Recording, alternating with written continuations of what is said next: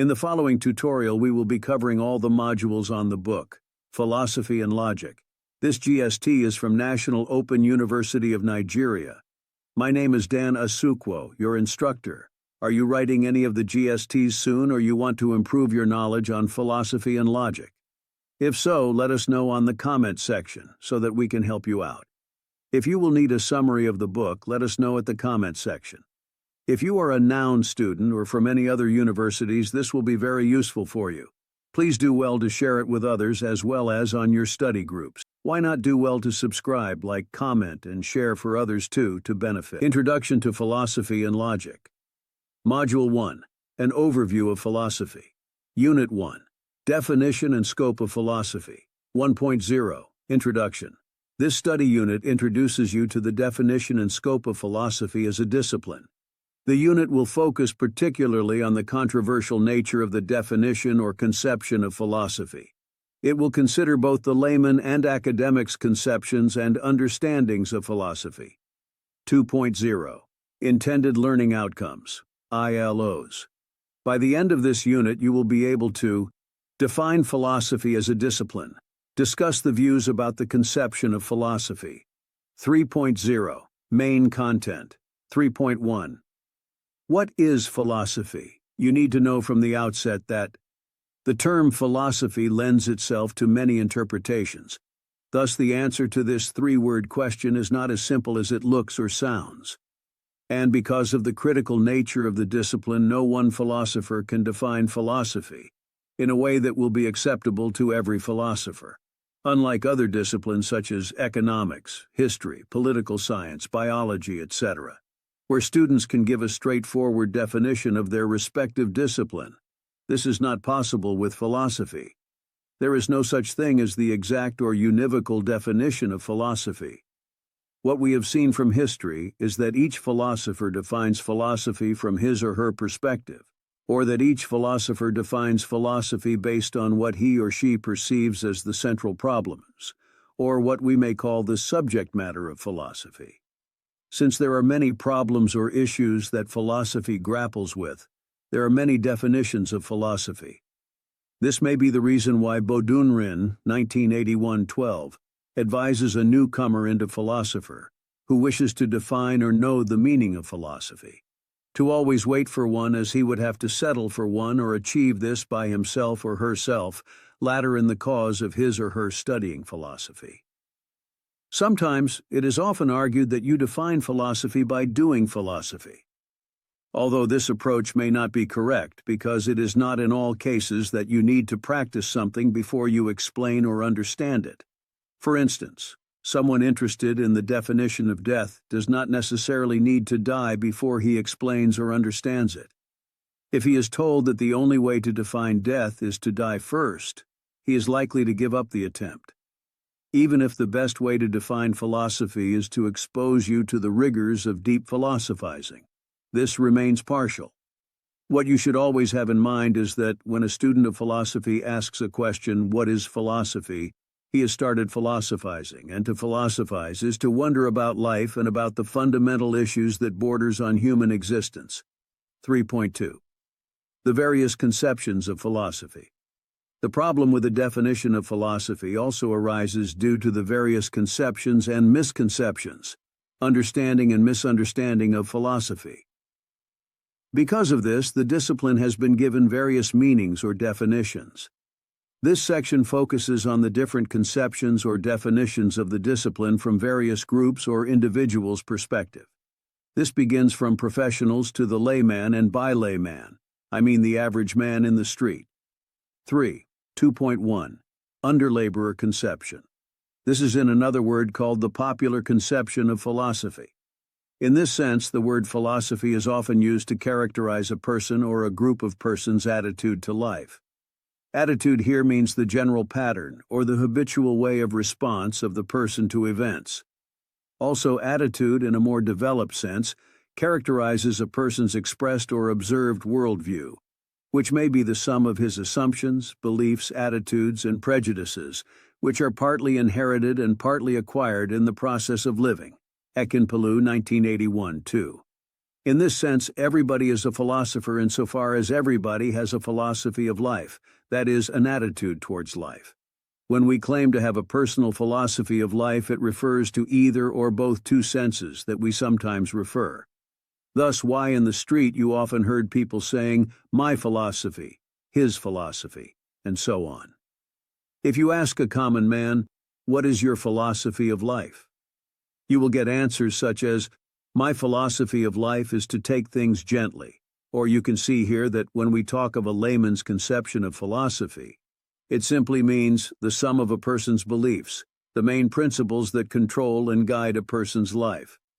This view also suggests that at least most human adults have necessarily some philosophy of life, since it would be impossible to lead a human life without some forms of beliefs and definite principles to guide those beliefs. These includes, among others, various ideas about man and the supernatural realities, such as God's soul, spirits which governs human life and worldview.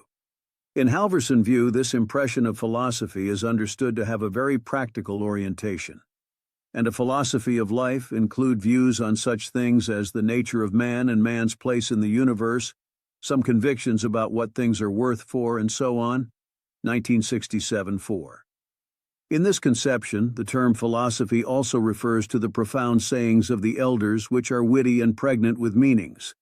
It is underlaborer because it does not capture the sense in which philosophy is understood, technically speaking. You must also know that this conception of philosophy also includes what can be regarded as the principle or ideology of an organization, group or government, or the ways of running an institution or organization. Hence, we talk of the philosophy of National Open University of Nigeria, NOUN.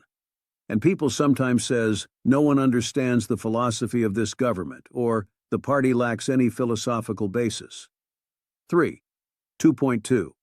The master scientist conception of philosophy. This conception of philosophy is itself the result of philosophical doctrine that sees knowledge as exclusively depending on sense experience. Whatever cannot be observed or is not subject to objective verification cannot constitute knowledge. In more recent times, this philosophical doctrine has come to be known as scientism. This conception repudiates knowledge that is not based on scientific method of inquiry. This impression or conception extols the sciences and treats the humanities like a vast debating society or subject meant for those without serious academics or professional ambition. This conception is further a product of a lopsided view of technology.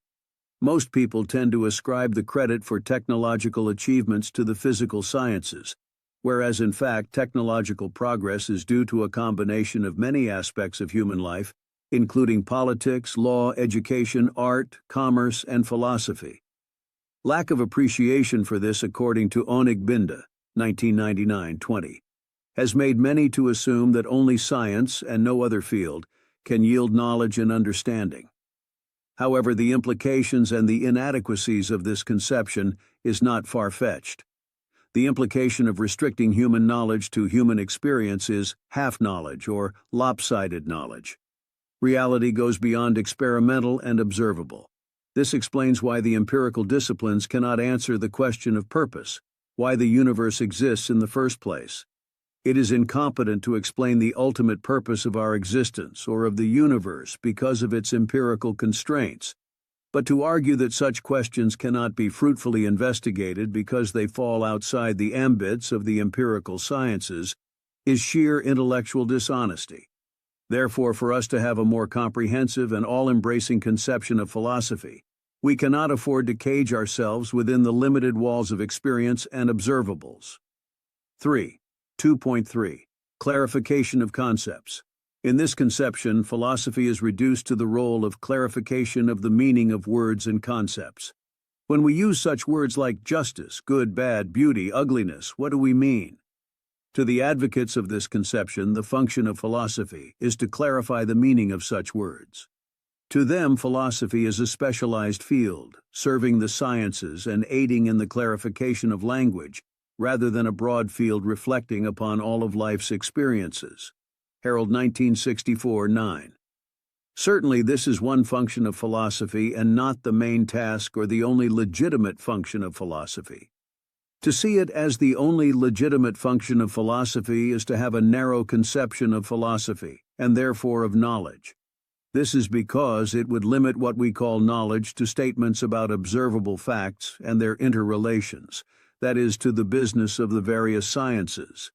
But we know that knowledge generally used is not the prerogative of the sciences. We know and do have knowledge of ethical and theological principles and other value-laden theories. However, other connotations of philosophy have been noted. In this vein, philosophy has been variously conceived to be the love for wisdom, the search for truth, the rational explanation of nature, the search for the ideal life, the concern with human experience and the reminder of familiar facts of everyday experience. 3.2.4. Philosophy as the love of wisdom. This connotation of philosophy is derived from the etymological meaning of philosophy. Etymologically, the word philosophy comes from the Greek words philos, philia, philion, which means friend, love, to love, and sophia, which means wisdom. Philia refers to such concepts as friendliness, affection, or any such concept conducive to the establishment of friendship between persons. On the other hand, Sophia, as understood by Aristotle, refers to the highest intellectual and especially philosophical excellence of which the human mind is capable, and which is the result of studying nature for its own sake. In this sense, it is translated theoretical wisdom. Onyeocha, 1996, 8. Wisdom consists in the constant and unwavering disposition to seek the truth. Philosophy includes both the seeking of wisdom and the wisdom that is sought. However, wisdom is used here as different from, though not opposed to, knowledge in the sense of amassed information. This is because one could be wise without having much knowledge, just as one could have a lot of knowledge without being wise. Wisdom in the philosophical sense is a habit of applying the intellect in a systematic way as a guide and a beacon in one's activities. It is more a matter of temperament and character than of knowledge. Ibid 11. In this connotation, the distinguishing mark of the philosopher that is friend or lover of wisdom is the premium he or she places on the application of the intellect at both the practical and theoretical levels of operation. A philosopher in this connotation is therefore one who believes in the efficacy of intellectual effort and who uses whatever knowledge he or she can command to benefit mankind. Socrates, in his conversation with Phaedrus, gives his criteria for ascribing wisdom to anyone, namely an originality of thought and a critical mind even about his or her own production. He says, if the work had been done with knowledge of the truth, if he could defend his statements when challenged and would demonstrate the inferiority of his own writings out of his own mouth, would be called not wise, for that pertains to a god but a lover of wisdom. Phaedrus 278d. In the Phaedrus, Socrates goes further to contrast true lovers of wisdom to those who merely parade themselves as lovers of wisdom when in actual fact they are mere lovers of words. He calls them copyists and writers of certain types of poetry. The type of poetry that Socrates disparages here is the type that manifests neither a profundity of thought nor a depth of content. Socrates also excludes from the realm of true philosophers certain types of law writers and speech writers who, in his words, have no other input than the juxtaposition and rearrangement of words and phrases in existing works. He calls them those who have nothing to show off more value than the literary works on whose phrase they spend hours twisting them this way and that, pasting them together and pulling them apart. Phaedrus 278d. 3.2.5. Philosophy as the search for truth. There is no gainsaying the fact that philosophy and indeed philosophers have a penchant for certain and indubitable knowledge. When René Descartes, a mathematician turned philosopher, declared his interest in philosophy, he was looking for a certain and distinct knowledge that can be certain and distinct as mathematical truths are. The philosopher shuns the mundane and the bizarre affairs of life and goes for the fundamental, the originality, the unstuffy of all there is wherein the truth of reality lies. The philosopher's penchant for the truth is best seen in the description of the philosopher as given by the Greek thinker and mathematician Pythagoras, c. 600 BC, when he likened philosophers to spectators at the ancient games. In the order of importance, the philosophers whom he compared with the spectators whose sole interest is the game itself are superior to competitors who are out to win prizes and commercials, who are out to make money from sales. Pythagoras had described himself as one who regards every aspect of reality with thoughtful attention for achieving a clearer, distinct, and more comprehensive understanding. Therefore, when Leon, the tyrant of Phlius, asked him who he was, Pythagoras replied, "A philosopher," and went on to compare life to the great games, where some went to compete for the great games, where some went to compete for the prizes and others went with wares to sell. In his assessment, the best among them all were those who went as spectators, since their interest in the games is simply to relax and enjoy it, and get the first-hand information, the nitty-gritty of the game. He compared the situation with the situation in real life, where some grow up with servile natures, and others are greedy for fame and gain. Unlike both classes of people, the philosopher seeks for truth. Laertius, 1925-11. The philosopher's superiority over these other classes of people lies in his constant disposition to spurn fame and profit and go for the truth. 4.0. Conclusion. Philosophy consists in the constant and unwavering disposition to seek the truth. In the light of this, Plato defines philosophy as a man whose passion is to seek the truth, a man whose heart is fixed on reality. According to Aristotle, philosophy is rightly called the knowledge of the truth. It is not out of place, therefore, to say that philosophy is synonymous with truth. Be that as it may, given the various conceptions of philosophy as outlined above, we submit with Omorigbe that philosophy is a rational search for answers to the questions that arise in the mind when we reflect on human experience. It is also a rational search for answers to the basic questions about the ultimate meaning of reality and of human life. Unit 2, Methods of Philosophy, 1.0. Introduction. By method here we refer to the way by which the act of philosophy can be carried out. Thus, in this unit you shall be examining the various ways by which philosophical processes have been carried out from the time of Socrates. 2.0. Intended Learning Outcomes, ILOs. By the end of this unit you will be able to explain the various methods in philosophy, demonstrate philosophical skills in evaluating how philosophers carry out philosophical activities. 3.0. Main content. 3.1. Socratic method. The Socratic method of philosophical consists in arguing out the entire process of the subject in question, in the manner of a dialogue.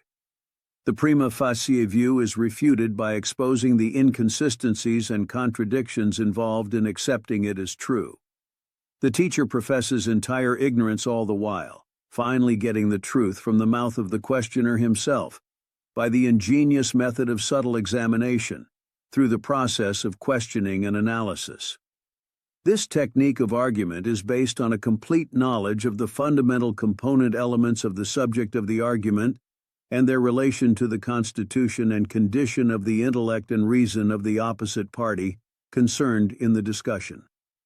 The Socratic method can be summed up in the following processes. 1. The assumption of an ignorance of truth by the teacher, which has been called the Socratic irony. This attitude of intellectual humility and basing oneself on the most fundamental of propositions in an argument is, as with Descartes, essential to unravel the depths of truth. 2. The method of dialogue or conversation as an effective technique in the discovery of truth. This is based on a grasp of the presence of the knowledge of the true and the good in every person at the bottom of his being, in spite of hasty conclusions that one may make regarding things due to immature observations and pet prejudices. This common ground of truth among men can be brought out to the surface by careful analysis, argument, and investigation, by question and answer. This is often called the art of philosophic midwifery. 3. The establishment of correct concepts or definitions before trying to know their application in life's instances. 4. The art of proceeding from the observed facts to more general truths, that is, adopting the inductive method of reasoning. The method of Socrates is also deductive in the sense that it draws out the consequences and implications of certain concepts and judges their validity. 3.2. Synthetic dialectic method of Plato. The analytical method of Socrates was followed by the synthetic dialectic of Plato, which concerned itself with discovering the causal relation between thought and being. Plato's dialectic method mostly consisted in the grouping of scattered particulars into a single concept or idea, and the dissection of this concept or idea into classes, that is, the generalization and arrangement of the idea. The arriving at a fact depends on the establishment of a correct concept or notion or principle. It is not possible to know, for example, what the true is or who a good man is, unless we first settle in our knowledge the nature of truth and goodness. 3.3. Pragmatic Method. According to the pragmatic method, everything is real when it tends to fruitful activity and results. The character of fulfilling the primal interests of man should be the guiding principle in philosophy. Human interest is the touchstone of philosophical endeavor, of all activity, physical, mental, moral, or spiritual. Values are to be judged by results, and the test of truth is workability. 3.4. Skepticism. Philosophy is said to have begun with wonder. The marvel of creation evokes the admiration of man, and its mysteriousness excites his wonder. And this wonder naturally leads to a serious inquiry into the nature of things. Given this, man became curious to know the truth behind the interesting wonder of the world. He investigates, speculates, argues, and discusses, and comes to a settled opinion of the nature of things in this wonderful world. This becomes his philosophy.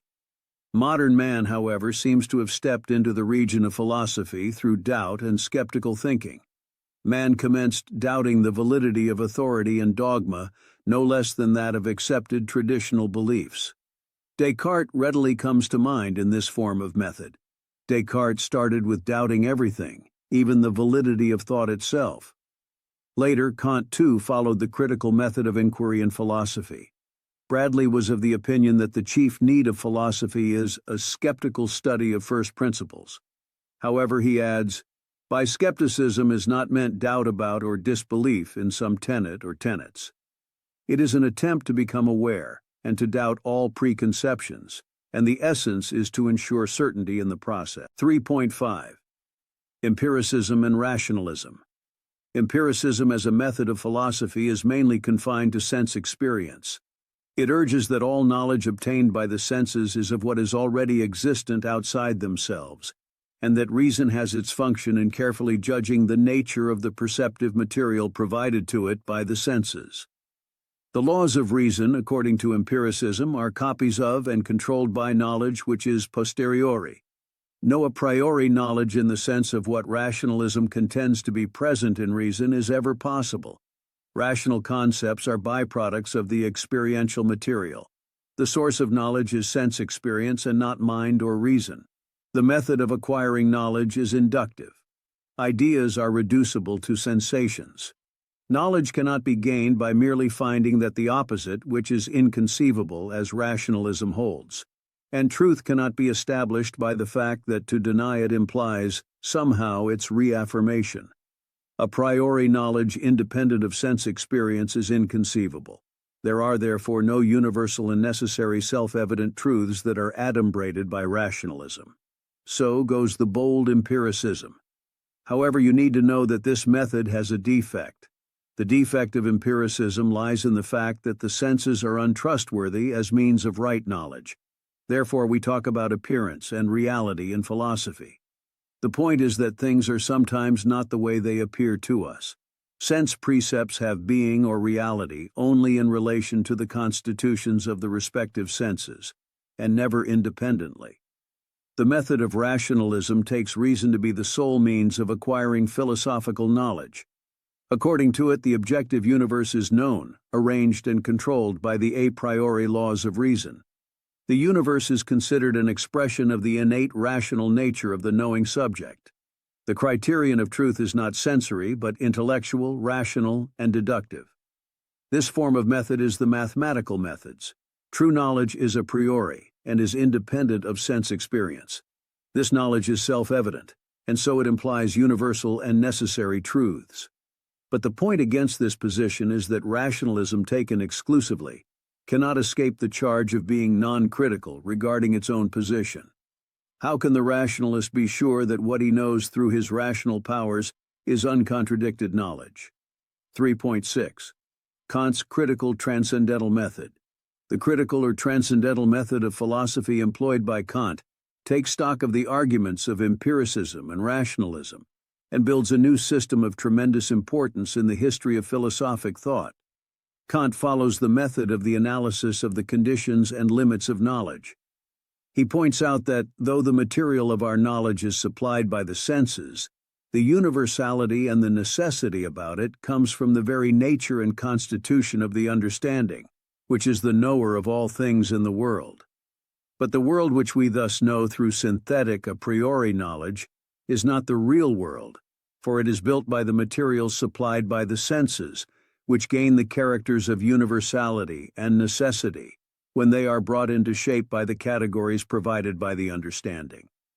The world of reality cannot be known by the powers that man possesses at present.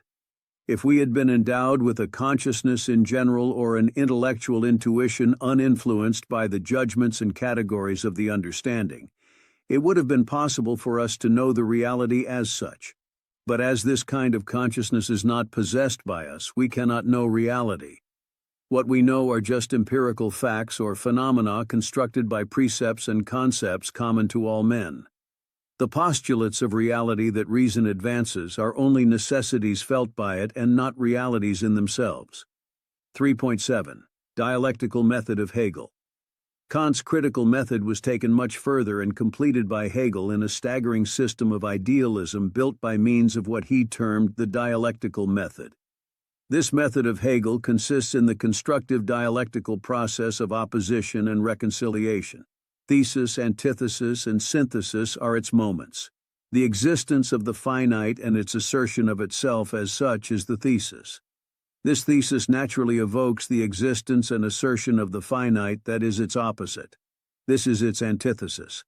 The relation between the thesis and the antithesis implies a reconciliation of these two in a higher synthesis brought about by the evolving force of the whole, which transcends the isolated factors of the existence and the assertion of the thesis and the antithesis. This reconciliation results in the cooperation of the thesis and the antithesis, and in a blend of the existence and the assertion of the unity of the synthesis. Then this synthesis itself becomes a thesis to which there is an antithesis. The two again get unified and transcended in a still higher synthesis. This process of dialectical unification in higher and higher syntheses continues in various grades, progressively, until the absolute is reached, where all contradiction is finally and fully reconciled. 4.0. Conclusion. The true philosophic method should not be lopsided, should not be biased to any or special dogma, but comprehend within itself the processes of reflection and speculation, and at the same time be able to reconcile the deductive and the inductive methods of reasoning. Unit 3, Branches of Philosophy, 1.0. Introduction. This study introduces you to the major branches of philosophy. It is an opportunity for you to know the divisions and subdivisions within philosophy. 2.0. Intended Learning Outcomes, ILOs. By the end of this unit, you will be able to classify philosophy, differentiate the different branches of philosophy, 3.0. Main content, 3.1. Logic. You should always remember that whenever you asked, "What is logic?" it does not have a straightforward answer, which means no straightforward answer can be given to that question. Logic has been variously defined by different scholars. Coppi, for instance, defines logic as the study of the methods and principles used in distinguishing good, correct, from bad, incorrect reasoning, 1972. On the other hand, Nancy sees logic as the science that appraises reasoning as correct or incorrect, 1990-34. Kahane, on his part, defines logic as an attempt to distinguish between correct, valid, and incorrect, invalid arguments, 1968-2. According to Di Poirelli, 1999-12, logic is that branch of philosophy that deals with the structure and principles of reasoning or sound argument. To Aid Ali, 2003-5, logic is a reflective study that provides the canons for judging and evaluation of correct reasoning. It is also the study of the principles of reasoning, especially of the structure of proposition, as distinguished from their content, and of method and validity in deductive reasoning. What is common to all the above and other definitions of logic is that logic is not a clever way of dogging issues using a cunning means, but rather it is a systematic expository study of how human beings ought to think if they are to reason correctly. It is the study of how to ensure that your reasoning conforms to fundamental principles that governs correct reasoning. Etymologically, logic as a discipline derives from the Greek word logos, which means reasoned discourse. Its fundamental meaning is speech or statement, in the sense that each speech or statement consists of coherent and rational arrangement of words. It is a tool for valid reasoning, an essential weapon for philosophical reflection, and for the separation of correct reasoning from the incorrect reasoning. You need to know that logic is an instrumental branch of philosophy. In point of fact, always remember that logic is the tool of philosophizing. Logic enables philosophers to make their arguments well stated and persuasive more than other people do. It also enables philosophers to make their position clear, well articulated, and to properly back up their pronouncements rational, their reasoning precise, cogent, and coherent. The logician is most concerned with argument which can be described as a string of statement that can simply be divided into two parts, namely premises and conclusion. The premise is also known as reason or reasons for the conclusion, while the conclusion is the claim that has been supported by the reasons. Before we go further, you must note that there are two forms of argument. They are simple argument and complex argument. A simple argument is one that contains one, two, or three ideas. Normally, such arguments consist of two or three statements as premises with another sentence as conclusion. Example: 1. Only students of National Open University of Nigeria study GST 203. Ambali studies GST 203. Therefore, Ambali is a student of National Open University of Nigeria too. All metals conduct electricity. Copper is a metal. Consequently, copper conducts electricity. You will observe from each of the above arguments, the claim conclusion is inferred, follow from one or more of the premises. And in each case there is a logical connection between the premises and the conclusion. The second argument is a complex argument. This form of argument consists of as many arguments as possible with so many premises and conclusions. Complex argument could take various patterns like seminar paper, debate, a write-up. Structurally, a complex argument normally has a theme with so many premises and conclusions. Example: there are two ways of dealing with criminals. Either rehabilitate them or punish them. Rehabilitation is not a viable option for the following reasons. 1. The cost of rehabilitation has skyrocketed. 2. Rehabilitation is not effective. It does not deter criminals or would-be criminals. 3. There are conflicting methods of rehabilitation. 4. Prisoners seem to be getting too good a lifestyle for what they have done. I suggest, therefore, that we should use the other option, that is, punish them. Acolyte, 2010-18. From this example, you will notice that identifying a complex argument involves a complex reasoning. But you will notice the following when you compare it with the simple sentence that you have read earlier. 1. It has very many major claims premises. 2. It has many premises supporting each or some of the major premises. 3. It has major conclusion, that is, major theme or position being defended. 4. It has additional supporting claims or auxiliary evidences for the position being defended. What you learn from the above, and which you must always remember, is that any argument must have premises and conclusion. For your argument to be good or correct, your premise must provide support to the conclusion, and the conclusion of any argument must follow or be inferred from the premises. When we talk of argument in philosophy, there are basically two types of argument, and these are deductive argument and inductive argument. So, in a way, we can say that logic is the study of the criteria of differentiating correct from incorrect arguments. In logic, an argument is deductive when the conclusion follows from its premises with absolute necessity or certainty. Deduction is the process of moving from the general to the specific. In other words, in logic, we deduce when we move from a proposition describing a condition that holds in all instances to an instance. The above examples are examples of deductive arguments. However, inductive arguments are those in which the premises do not lead to the conclusion with certainty. Induction is based on probability. For instance, when you say, most noun student are dark in complexion, Yisa is a noun student. Therefore, Yisa is dark in complexion. Here the word most does not entail all the noun students. Therefore, one cannot conclude with certainty that Yisa is dark in complexion. Yisa could be among the few noun students that is not dark in complexion. You can see that there is no necessity in this conclusion. Probability is what characterizes it. 3.2 Epistemology. Epistemology is also one of the traditional branches of philosophy. Etymologically, it derives from two Greek words, episteme, which means knowledge, and logos, which means science of study, discourse, or reasoning. Put together, epistemology is the study or the science of knowledge. It is the branch of philosophy which investigates the scope, source, and limitations of human knowledge. In this branch of philosophy, the philosopher wishes to know what knowledge means. Is knowledge different from opinion and belief? Thus, epistemology tries to discover what knowledge is and how it differs from mere opinion or belief. It examines what constitutes belief and what constitute knowledge. How does knowledge differ from belief? What does it mean to know, and how do humans know what they claim to know? What can we know? Can we know anything with certainty, or must we be certified with mere guess and opinion? Is there any limit to what we can know? What is the relation between knowledge and reality? Does all knowledge of the real world arise out of experience, or do we have knowledge that is in some degree independent of experience?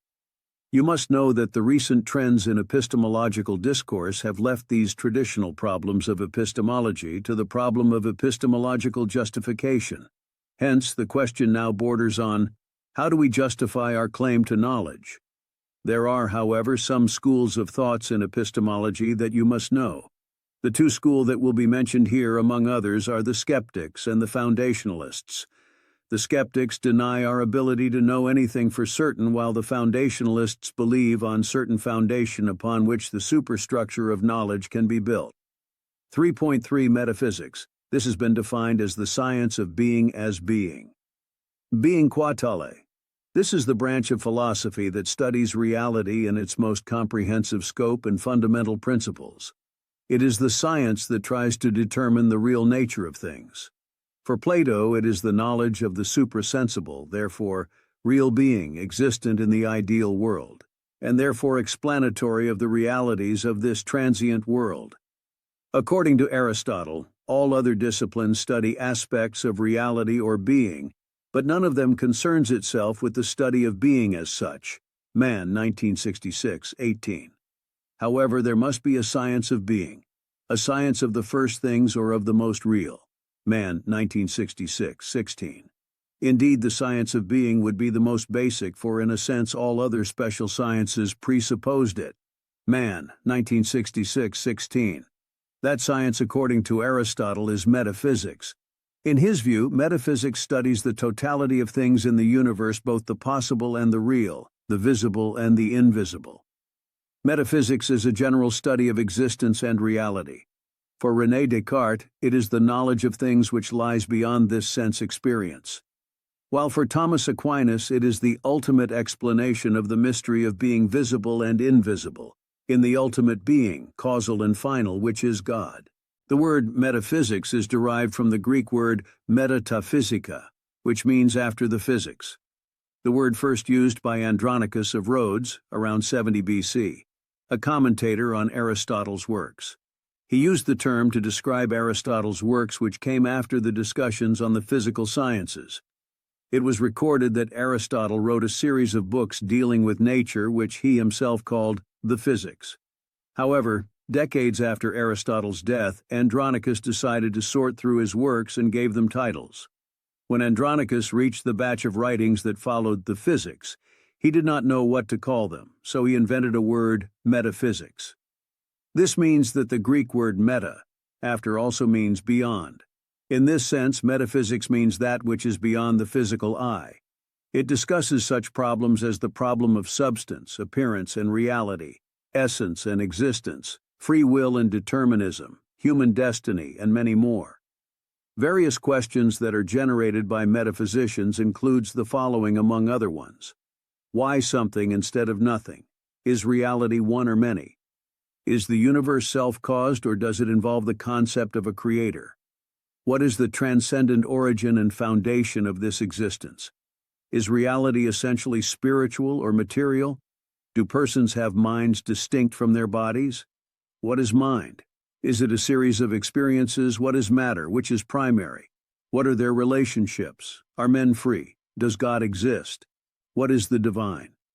If you look deep into these questions, you will discover that the answers lie beyond the boundaries of our experience. This simply means that the criterion for settling such question is not empirical possibility, but freedom from logical contradiction.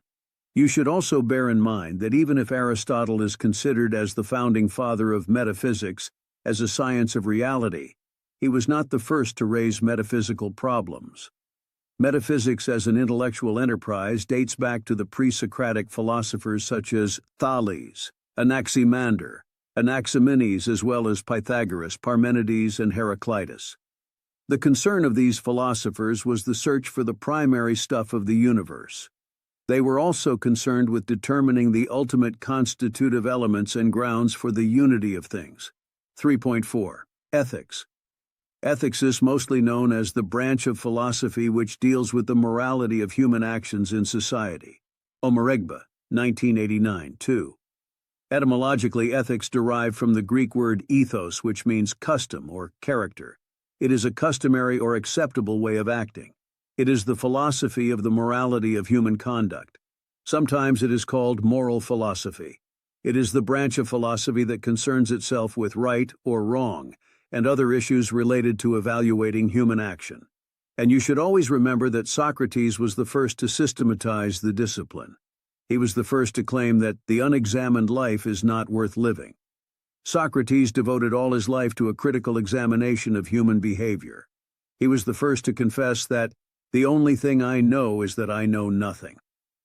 In his opinion, ethics is also referred to as the science of human conduct.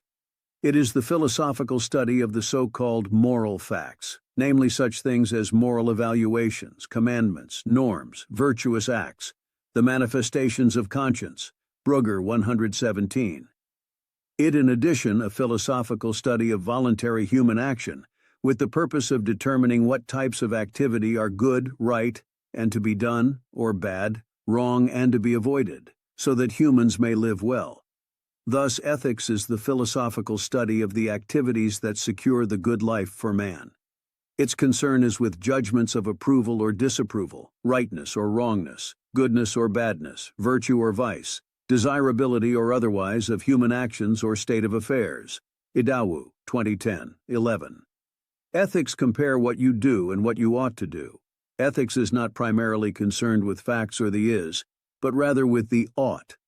In other words, ethics is not interested in the ontic, but in the ontological question. Thus, the focus on the ought as primary mission is what differentiates ethics from other disciplines. You should also know that ethics is divided into descriptive, prescriptive, or normative, and meta-ethics. Descriptive ethics. The duty of descriptive ethics is to examine the moral views held by human beings or the society, and to confirm whether these views are universal or not. In Udoy Dem's words, the study of human actions centers on the description of how human beings behave or act without actually making value judgments or prescribing what human beings should or should not do. 1992, 70. Normative or prescriptive ethics. The main duty of normative ethics is to prescribe what ought to be both for humans and society. In other words, it prescribes that criteria for human actions properly be judged as morally good or bad. Meta-ethics. It is the part of ethics that deals with the logic and language of ethical concepts and terms. In other words, meta-ethics is mostly concerned with the elucidation or description and implication of ethical terms such as good, bad, right, wrong, ought, etc. It works hand in hand with normative ethics. As a normative discipline, ethics deals with questions such as, how do humans ought to behave? What is morality? What is the nature of moral responsibility? What is the definition of good? What is the chief goal for which all men should strive? Is it accumulation of wealth, or is it pleasure or happiness? Has man any final end? Is there any real difference between morally right and wrong actions? Or is it merely a matter of feeling? What is the role of punishment? Are moral judgments on what we ought to do objective or subjective, or are they arbitrary? 4.0 Conclusion. The core branches of philosophy are logic, metaphysics, epistemology, and ethics. These branches are characterized by their characteristics. If this is your first time of coming across our videos, why not do well to subscribe, like, comment, and share for others too to benefit. Unit 4. Philosophy and Other Disciplines Contents. 1.0 Introduction. Beside the 4 traditional branches of philosophy that you have learned above, there are other branches of philosophy which are often referred to as the philosophy of the infrastructure of disciplines. This study unit introduces you to the analysis of the relationship between philosophy and some other disciplines. Bearing in mind that there is no discipline per se that does not stem from philosophy as parent discipline. Unit 3. The focus in this unit will be specifically on the relationship between philosophy, the sciences, religion, education, and law. 2.0 Intended Learning Outcomes. By the end of this unit, you will be able to apply philosophical thoughts in analyzing the relationship between philosophy, science, religion, education, and law. 3.0 Main Content. 3.1 Philosophy and Science. You should bear in mind that until late 16th and early 19th centuries, all scientific knowledge was within the ambit of philosophical inquiry. In other words, philosophy was the science par excellence. But according to Archie J. Baum, as reflections upon problems became increasing, complex, and as special techniques were developed, specialists limited the range of these inquiries, and the sciences were born. Among the first were mechanics, mathematics, and astronomy. Among the latest were psychology and sociology. The romance of the maturing of these offspring of the fecund mother must be left to the history of science, 1995-10. The nature of scientific knowledge. Unlike philosophy, science is best known as an exact discipline. In line with this, the Oxford Advanced Dictionary also defines science as knowledge arranged in an orderly manner, especially knowledge obtained by observation and testing of facts. For Frolov, the nature of scientific knowledge goes beyond this positivist definition. According to him, science is also the field of research directed towards obtaining further knowledge of nature, society, and thought. Science is not limited to natural or exact sciences. Science is an integral system with its components flexibly correlated in history, study of nature, study of society, natural science, 1984, 372. There is no doubt that science stemmed from philosophy. It is also true that as a discipline, science bears some specific characteristics different from philosophy. According to Harold H. Titus, scientific knowledge can be defined as a system of man understands of nature, society, and thought. It reflects the world in concepts, categories, and laws whose truth is verified by practical experience. Science is the study of the totality of the concrete spheres of material reality. It is concerned to investigate and establish objective laws of nature by forming working hypotheses by which man may be enabled to harness nature to his purposes and transform his environment. 1997-65. From the above definition of science, it should be clear to you that the main purpose of science as discipline is to observe, understand natural phenomena, and then control processes.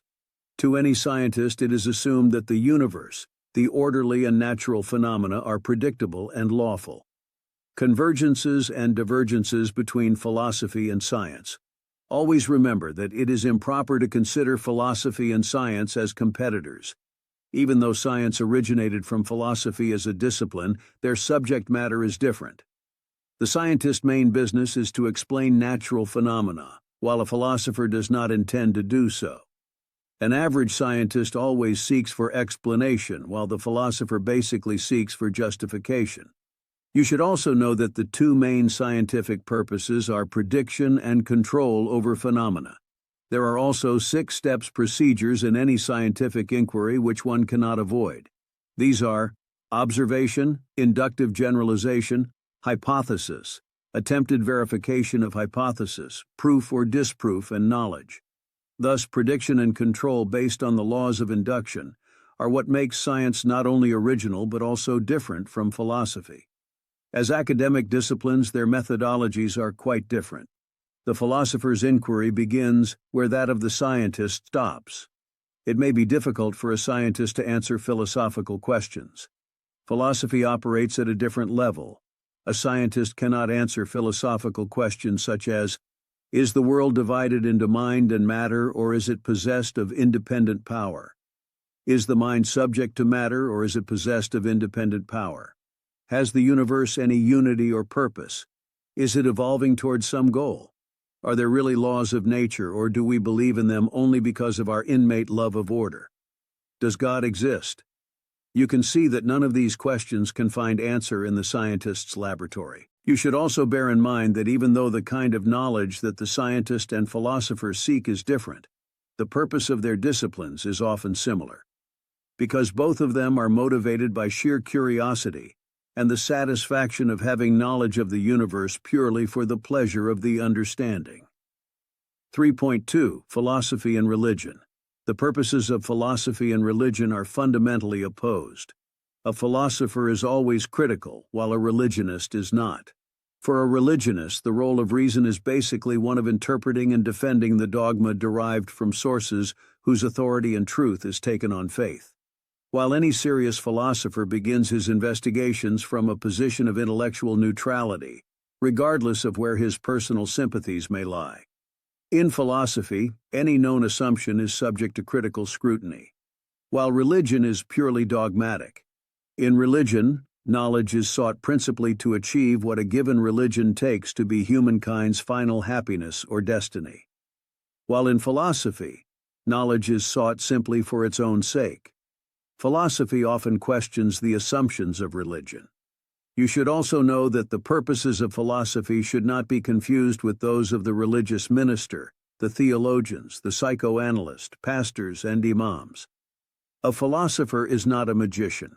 Critical reasoning, neutrality, and the desire for knowledge for its own sake are the basic concerns of a philosopher.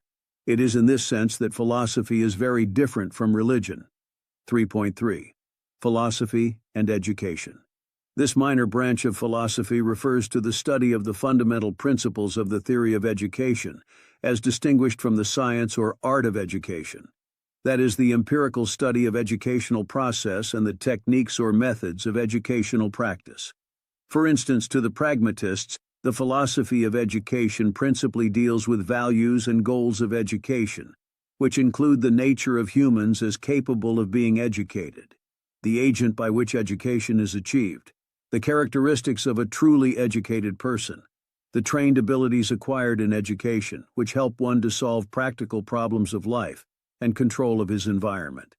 In this branch of philosophy, the philosopher examines the concept of education and what it means to educate and how best it can be achieved.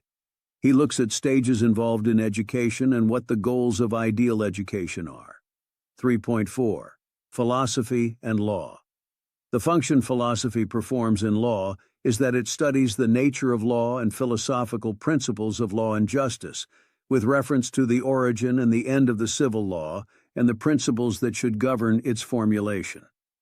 A critical and philosophical look at law in its generality is the function of a discipline called jurisprudence, which, as understood by lawyers, denote a working knowledge of a particular system of law with reference to the exercise of private and public decision-making functions, and scholarly critiques of the resulting actions.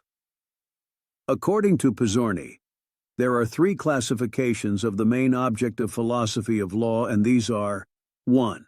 The universal concept of law, that is, its essential features which must be present in every juridical system. 2. The foundation of law from which every legal system derives its origin and values.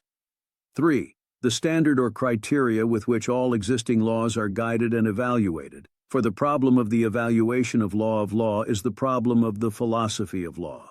Curled from Omoregbe, 1994, 173. Philosophy of law differs from the science of law.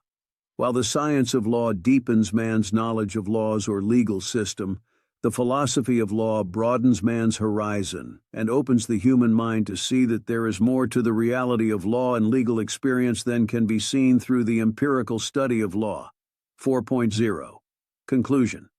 Philosophy share relationship with other field of study such as science, religion, education, and law. Please do well to share it with others as well as on your study groups. If this is your first time of coming across our videos, why not do well to subscribe, like, comment, and share for others too to benefit. Unit 5. The Usefulness of Philosophy. 1.0. Introduction. This study is to introduce to you the usefulness of philosophy. It is an opportunity for you to know how useful philosophy is to humankind and the environment. The usefulness of philosophy as discussed here will enhance your understanding of philosophy as distinguished from those who conceive it as an abstract contemplation and romance with the unreal, far removed from practical living. 2.0. Intended learning outcome. By the end of this unit, you will be able to analyze philosophy in terms of its usefulness and concept. 3.0. Main content. The usefulness of philosophy. You need to know that those who conceive philosophy as an intellectually complex and as an abstract contemplation that is far removed from practical living do not see any meaningfulness or relevance in philosophical enterprise. However, philosophy is both mentally and practically relevant to humankind. One of the usefulness of philosophy is that it helps to foster or develop the habit of reflections, and thus further help us to enlarge the areas of our awareness to become more alive, more discerning, more critical, and to be more enlightened. The age in which we live is an age of uncertainty and change, when many of the older beliefs and the ways of doing things are inadequate. When this is the situation, we need a scale of values and a sense of direction. Philosophy provides this sense of direction. It provides us with a unity of outlook and response to the reality of the world in which we live and operate. It provides us with the parameters for discernment and for judging issues and articulating problems intelligently and critically. Philosophy in the intellectual realm trains one to think clearly, critically, and independently. Through philosophy, one can develop analytical abilities with which one can effectively handle both practical and abstract issues. At moral level, it helps to provide insight in distinguishing among values and to identify for oneself what is best and most relevant. It enables one to distinguish which human behavior is good, moral, acceptable, and praiseworthy, as against those that are bad, immoral, unacceptable, and condemnable. As a professional in any field, philosophy provides the intellectual background helpful to success. It challenges one to come up with one's own effective ways of solving problems that do not have ready-made answer. Furthermore, it helps in the rationalization and organization of results of human inquiry, religion, historical, and scientific into consistent view world. 4.0. Conclusion. Some persons hold the view that philosophy is an abstract and believe that philosophy has no practical relevance to humankind. But the usefulness of philosophy in the various field of study make the assertion to be untrue. Why not do well to subscribe, like, comment, and share for others too to benefit. Unit 6. Sources of Knowledge and Criteria for Knowing. 1.0. Introduction. This study unit introduces you to the different sources and criteria for knowing. It is an opportunity for you to differentiate between common sense and philosophical understanding of knowledge, belief, and opinion. The different sources of knowledge will be emphasized. 2.0 Intended learning outcomes. By the end of this unit, you will be able to differentiate between knowledge, opinion, and belief. Discuss the common sense and philosophical understanding of knowledge, opinion, and belief. Identify the different sources of knowledge. Discuss the criteria for knowledge. 3.0. Main content. 3.1. Difference between knowledge, opinion, and belief. Often the terms knowledge, opinion, and belief are used interchangeably, and when considered at the surface level, it ordinarily looks as if there is no difference among them. In the daily life, it is easy for someone to say he knows when he should say he believes. On the other hand, he believes when he should say he knows. It is important to know that, like philosophy, the question of knowledge is not an easy one. It is not easy to align our thoughts with reality. Our mind is always puzzled when it comes to adjusting our beliefs to the knowledge of things in the world, so that our beliefs become grounded in evidence. Therefore, the relationship and the difference between knowledge, opinion, and belief depend on the person's position. 3. 1.1. Common sense understanding of knowledge, opinion, and belief. As stated earlier, often knowledge, opinion, and belief are used interchangeably. This confusion mostly appears in common sense usage. To a layman, knowledge implies many things. For instance, knowledge can even be synonymous with acquaintance. When a layman asks a question such as, "Do you know the Vice Chancellor of the National Open University of Nigeria?" Or "For your university?" In his mind, this question is the same as, "Are you acquainted with the Vice Chancellor?" However, the truth is that you might know the Vice Chancellor in the sense of being acquainted with him without knowing much about him. On the other hand, it is also possible to know a great deal about some other person which you have never met. For instance, as a student of philosophy, you know a great deal about Plato, but I am sure that you never met him. Also, in daily life, some people say they know while they mean believe or think. For instance, when a layman says that a medicine is good, what he has in mind is think, because he might have some authoritative person saying it that medicine is good. Most of the time we hear people saying that they know that black men are cursed, nothing good can come out of them. They know that things will never work well for them. In the above statements, there is an obvious confusion between knowledge, opinion, and belief, and this is what happens in the daily life of a layman. 3. 1.2. Philosophical understanding of knowledge, opinion, and belief. The philosophical understanding of knowledge is very different from that of the layman. For a layman, knowledge, opinion, and belief are interwoven, but it is not possible in philosophy. For a philosopher, you say no when you possess information that is beyond doubt, and the information is also true. Philosophical knowledge follows the logic of proposition. That is, I know that, for example, I know that Nigeria is the most populated country in Africa. I know that Cameroon and Nigeria are neighbors. According to John Hospers, if we take the letter X to stand for any proposition, some requirements must be met in order for us to assert truly that we know X. X must be true. We must have evidence for X, that is, reason to believe S. Not only must X be true, we must believe that X is true. There must be no counter-evidence. Hospers adds that the moment you have some reasons to believe that a proposition is not true, this immediately negates a person's claim to know it. You cannot know S if X is not true. If I say I know S but X is not true, my statement is self-contradicting, for part of what is involved in knowing S is that S is true. 1956, 144.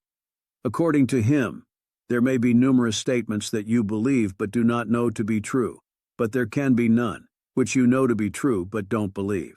For believing is a defining characteristic of knowing. But believing is not a defining characteristic of X being true. X can be true even though neither he nor I nor anyone believes it. After all, the earth was round even before anyone believed that it was. 1956, 145. What matters here is that knowledge implies being sure, being certain.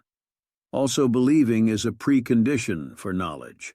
Because when you know something, you have a right to a certain confidence in your belief as a true and reliable guide to action. Thus, you cannot say you know something which you are not sure of, but it is possible to believe something you are not sure of. You can believe in the existence of God, yet you are not sure of his existence. There is no problem in a statement such as, I think that God exists, but I am not sure. But you cannot say, for instance, that I know he will come, but I am not sure. Knowledge is more qualitative than opinion and belief. An opinion or belief cannot be true unless it is grounded or supported with evidence. Evidence is the unique characteristic of knowledge. That is why customs and some hereditary matters are always at odds with knowledge. You should know that it is not because some customs, beliefs, or hereditary affairs are unquestionable that they are synonymous with knowledge. Some unquestionable beliefs are not well-founded or grounded in evidence. Therefore, they do not constitute knowledge. Always remember that the knower must not only be able to adduce enough evidence, but must also know that he knows his beliefs. For to know is to know that you know. It must be clear to you now that knowledge is quite different from opinion or belief. We have knowledge only when we can provide reasons and evidence for our claims. On the contrary, belief or opinion is based on inner, personal certainty and conviction. Knowledge is objective, that is, it must be communicable and verifiable. 3.2. Sources of knowledge.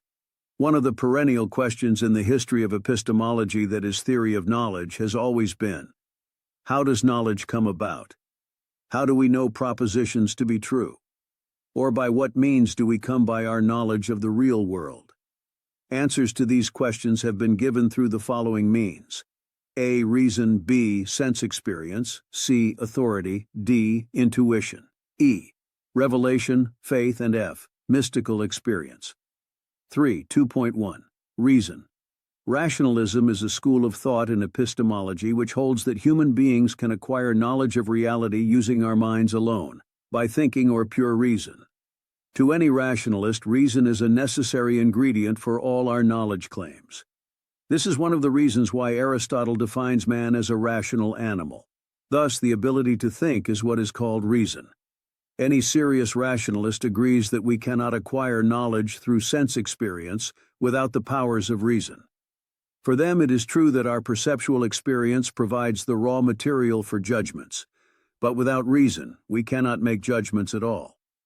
For instance, to reason that the object in front of you is a blackboard, you must first of all recognize it as a blackboard based on certain perceptual characteristics such as color, smell, taste, size, shape, as they recur in your experience.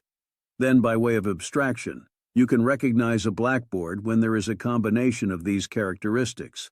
To the rationalist, therefore, reason is the prima matrix of human knowledge, and with it alone the certainty of human knowledge is guaranteed.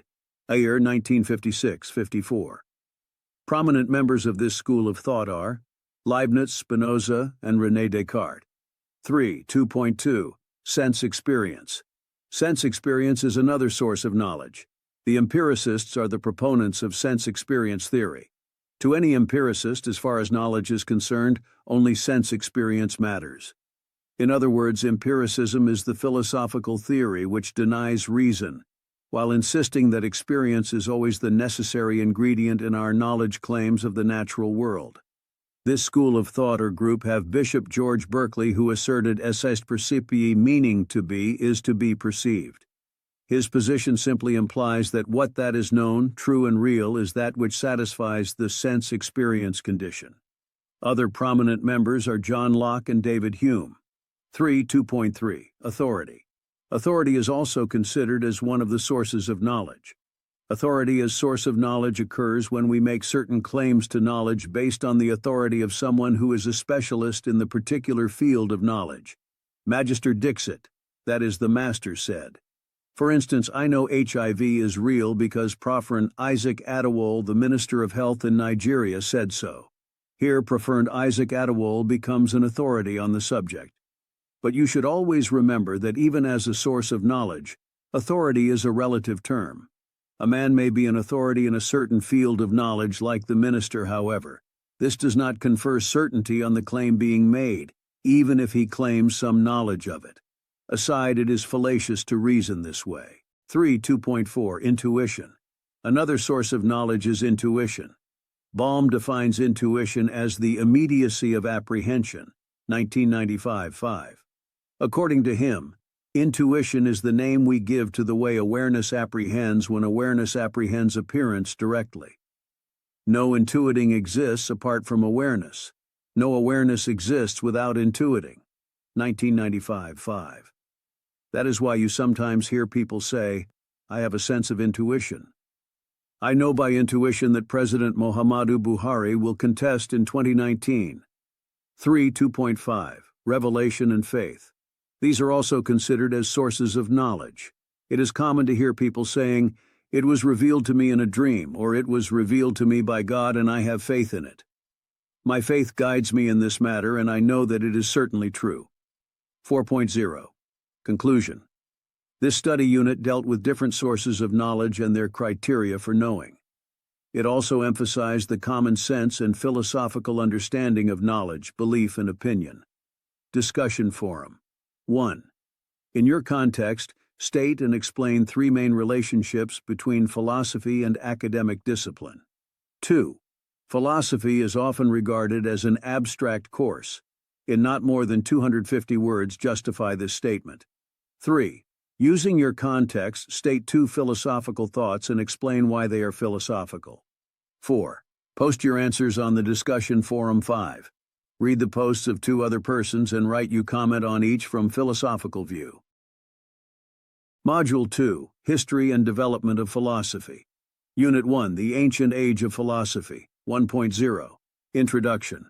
In this unit you will be introduced to the history and development of philosophy from the ancient age to the contemporary age. You will also read about the major preoccupations of some philosophers that were prominent in each of the stages of the development of philosophy.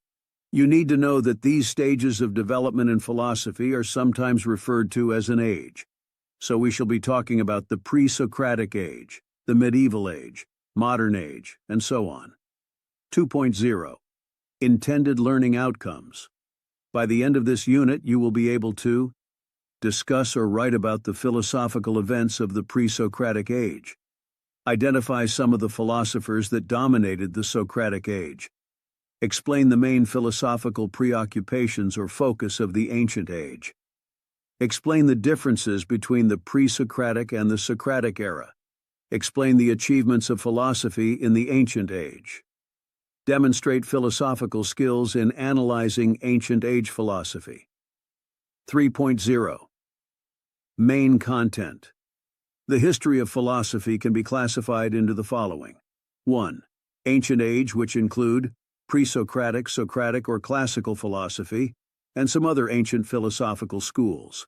2. Medieval age. 3. Modern age, age of enlightenment and age of reason. 4. Late modern age. 5. Contemporary philosophy. But in this unit you will be examining the ancient age of philosophy. 3.1. The ancient age. As stated earlier, each of the above classifications represent an age of development in philosophy. In other words, we can say that growth or development of philosophy is from ancient age to the contemporary age. Growing through these ages, philosophy has gone through various stages of transformations of moving from the Dark Age to the Age of Enlightenment and the contemporary time. 3. 1.1. Pre-Socratic. As you are aware, philosophy grew out of wonder and curiosity. What is known as Western philosophy, by which we usually mean everything apart from the Eastern philosophy of China, India, Japan, etc., really began in Greece in about 6th BC, but you need to know that before this period the Greeks have always been asking questions on issues that concerns man and his existence. They ask questions about reality, cosmos, and other fundamental matters that surrounds human existence. Answers to these questions are always sought through religion and mythology. However, at some point, answers to some of these questions are considered not rational enough, especially by Thales, Anaximander, and Anaximenes as prominent figures. These group of thinkers were curious to know the ultimate source of things.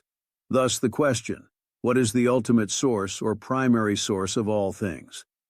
This question got different responses from the three philosophers, and they attempt a more rational response to the above question and offer a rational explanation of the universe. 3. 1.2. Thales of Miletus. He is usually considered the first proper philosopher, although he was just as concerned with natural philosophy, what we now call science, as with philosophy as we know it. Perhaps you should note that Thales and most of the other pre-Socratic philosophers, that is, those who lived before Socrates, limited themselves in their discussions to what we can call metaphysics. This is because they were preoccupied with inquiry into the nature of existence, being, and the world. They were referred to as materialists, because they believed that all things are composed of material entity only. Also, they were mainly preoccupied with attempts to identify or establish what reality is without recourse to any kind of supernatural or mythological explanations. That is, they attempt to identify or establish that the world is made up of a single underlying item or substance. This idea is referred to as monism in the latter years of the development of philosophy. According to Thales, he thought the whole universe was composed of different forms of water. In other words, according to Thales, water is the primary source of all things in the universe. It is the original element of which all things were made. Water is the underlying unity in all things. Thales is also said to have predicted an eclipse of the sun, which is believed to have occurred in 585 BC. 1.3. Anaximander. He is the second Greek philosopher, and he was a pupil of Thales. He was also from Miletus in Ionia. Like his master, he held that there must be an original element, a primary stuff of which all things were made. But he did not think it was water as Thales did. According to him, the primary source of all things cannot be any of the things we know, because all the elements we know conflict with each other. If any of them were the original stuff, it would simply conquer and submerge the others. The source of all things must therefore be a neutral element, different from all the elements we know. It must be infinite, boundless, eternal, and indeterminate. You also must know that Anaximander maintained that this world is not the only world that exists. He believed that there are many worlds, and this world of ours is just one of them. He is said to have made the first map ever in history. He is also regarded as the early evolutionist, because he maintained that all living things originated from the sea, and during time developed into various forms by means of adaptations to the environment. He believed that man also evolved from animals, but not the kinds of animals we know. He is known to have maintained that the earth is like a cylinder in shape, a position that differentiates him from those who believed that the world is flat. 1.4. Anaximenes. He is also from Miletus, and he is the third Greek philosopher. Like his predecessors, he also believes that there must be an original stuff from which all things are made, the primary source or underlying source of all things. To him, this is air and not water. Air is the original source and the primary element of all things. Just as our soul being air hold us together, so do breathe and air encompass the whole world. To explain his position, he develops what he called the theory of condensation and refraction. When air rarefies, it becomes light and turns into fire. And when it condenses, it becomes cold, thick, and turn into winds, cloud, water, earth, and finally stones. Both hot and cold, light and thick things. Indeed, all things came from condensation and refraction. Thus, by these processes, all things came from air and will dissolve into air. To Anaximenes, the earth is flat and rests on air. Although these three philosophers came from the same city called Miletus in Ionia, and their philosophical discussion was referred to as the Ionian school of philosophy, however, this school of philosophy came to an end with the destruction of the city of Miletus by the Persian in 494 BC. 3.2. Other philosophers in the pre-Socratic age. Another issue the pre-Socratics wrestled with was the so-called problem of change, how things appear to change from one form to another. Some of the philosophers who engaged themselves in this issue are Heraclitus, Parmenides, Zeno of Elea, Empedocles, Democritus, and Pythagoras. 2.1. Heraclitus. In seeking for the primary source of all things like the three Ionians, he thought that the original stuff from which all things were made is fire. However, Heraclitus was more preoccupied with the problem of change in his philosophical enterprise. He believed in an ongoing process of perpetual change, a constant interplay of opposites. Given his belief that everything in the universe undergoes perpetual change, he at a time asserted that nothing is static, everything is in a state of flux. 2.2. Parmenides.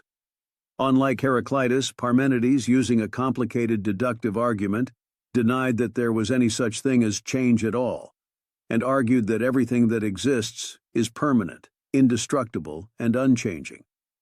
This might sound like an unlikely proposition, but Parmenides' challenge was well argued and was important in encouraging other philosophers to come up with convincing counter-arguments. 2.3. Zeno of Elea.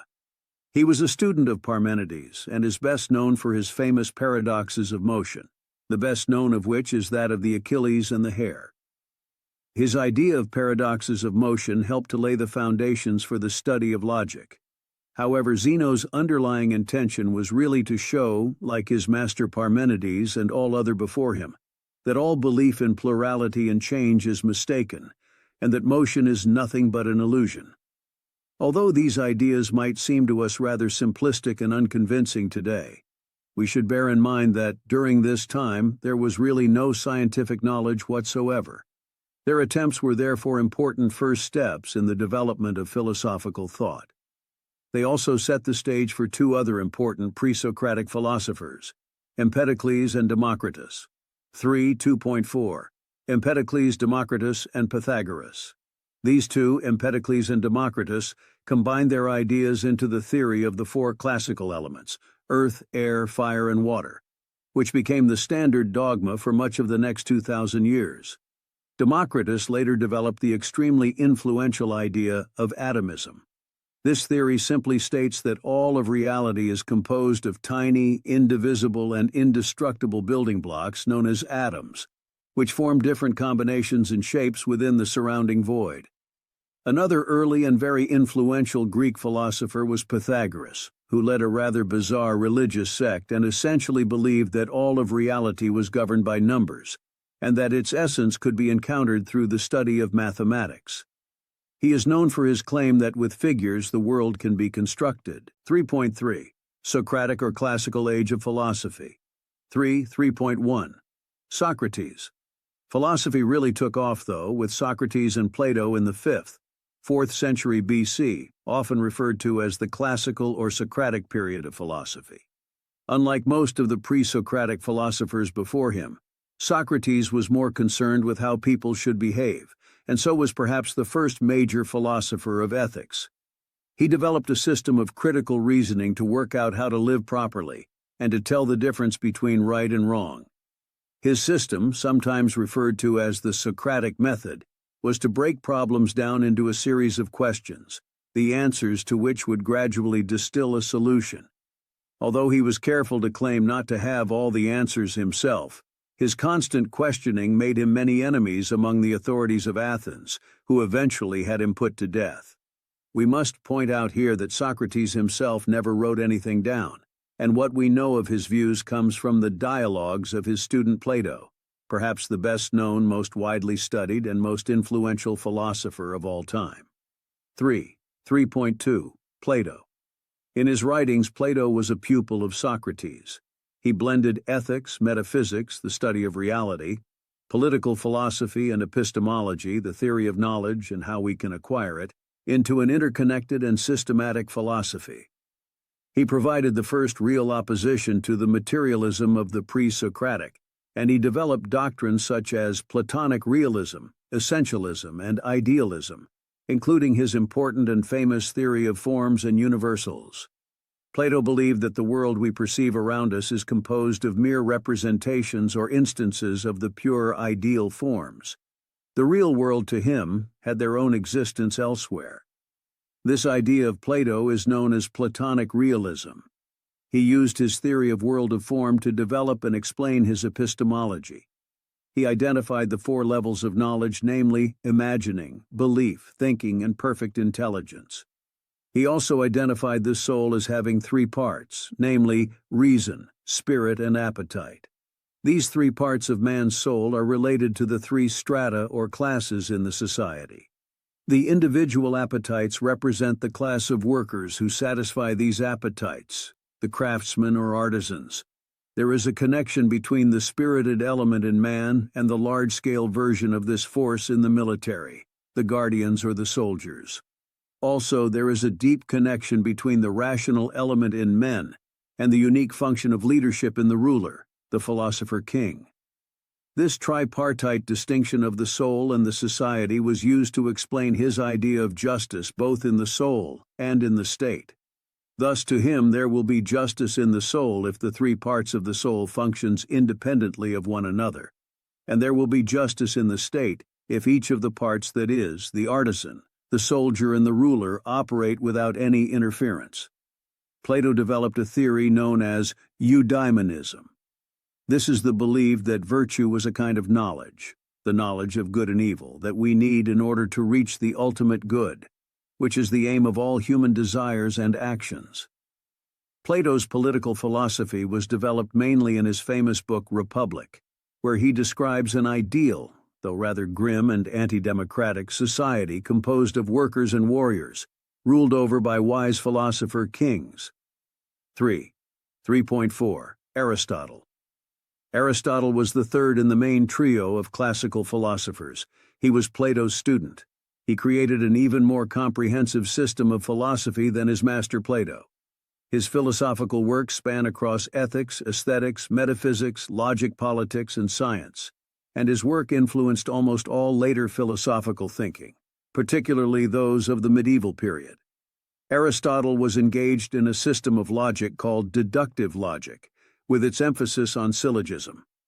Syllogism is a system of logic where a conclusion, or synthesis, is inferred from two other premises, the thesis and antithesis. This system of logic remained the dominant form of logic until the 19th century. Unlike Plato, Aristotle held that form and matter cannot be separated, and cannot exist apart from each other. Although he too believed in a kind of eudaimonism, Aristotle saw ethics as a very complex concept, and that human beings cannot always control our own moral environment. He believed that happiness could best be achieved by living a balanced life and avoiding excess by pursuing a golden mean in everything. This position is like his formula for political stability through steering a middle course between tyranny and democracy. 3.4. Philosophical movements of the Socratic age. It should be noted here that in the philosophical history of ancient Greece, there were several other schools or movements that also held sway, in addition to Platonism and Aristotelianism. These movements or schools are Sophism. This group held a relativistic view on knowledge. In other words, they believed that there is no absolute truth, and two points of view can be acceptable at the same time. Generally, they hold skeptical views on truth and morality, although over time, Sophism came to denote a class of intellectuals who taught courses in rhetoric and excellence or virtue for money. Prominent members of this movement are Protagoras and Gorgias. Cynicism. This group rejected all conventional desires for health, wealth, power, and fame, and advocated a life free from all possessions and property as the way to achieving virtue, a life best exemplified by its most famous proponent, Diogenes. Skepticism. This is also known as Pyrrhonism after the movement's founder Pyrrho, which held that because we can never know the true in any substance of things, only how they appear to us, and therefore we can never know which opinions are right or wrong, we should suspend judgment on everything as the only way of achieving inner peace. Epicureanism. This group was named after its founder Epicurus, whose main goal was to attain happiness and tranquility through leading a simple, moderate life, the cultivation of friendships and the limiting of desires, quite contrary to the common perception of the word Epicurean. Hedonism.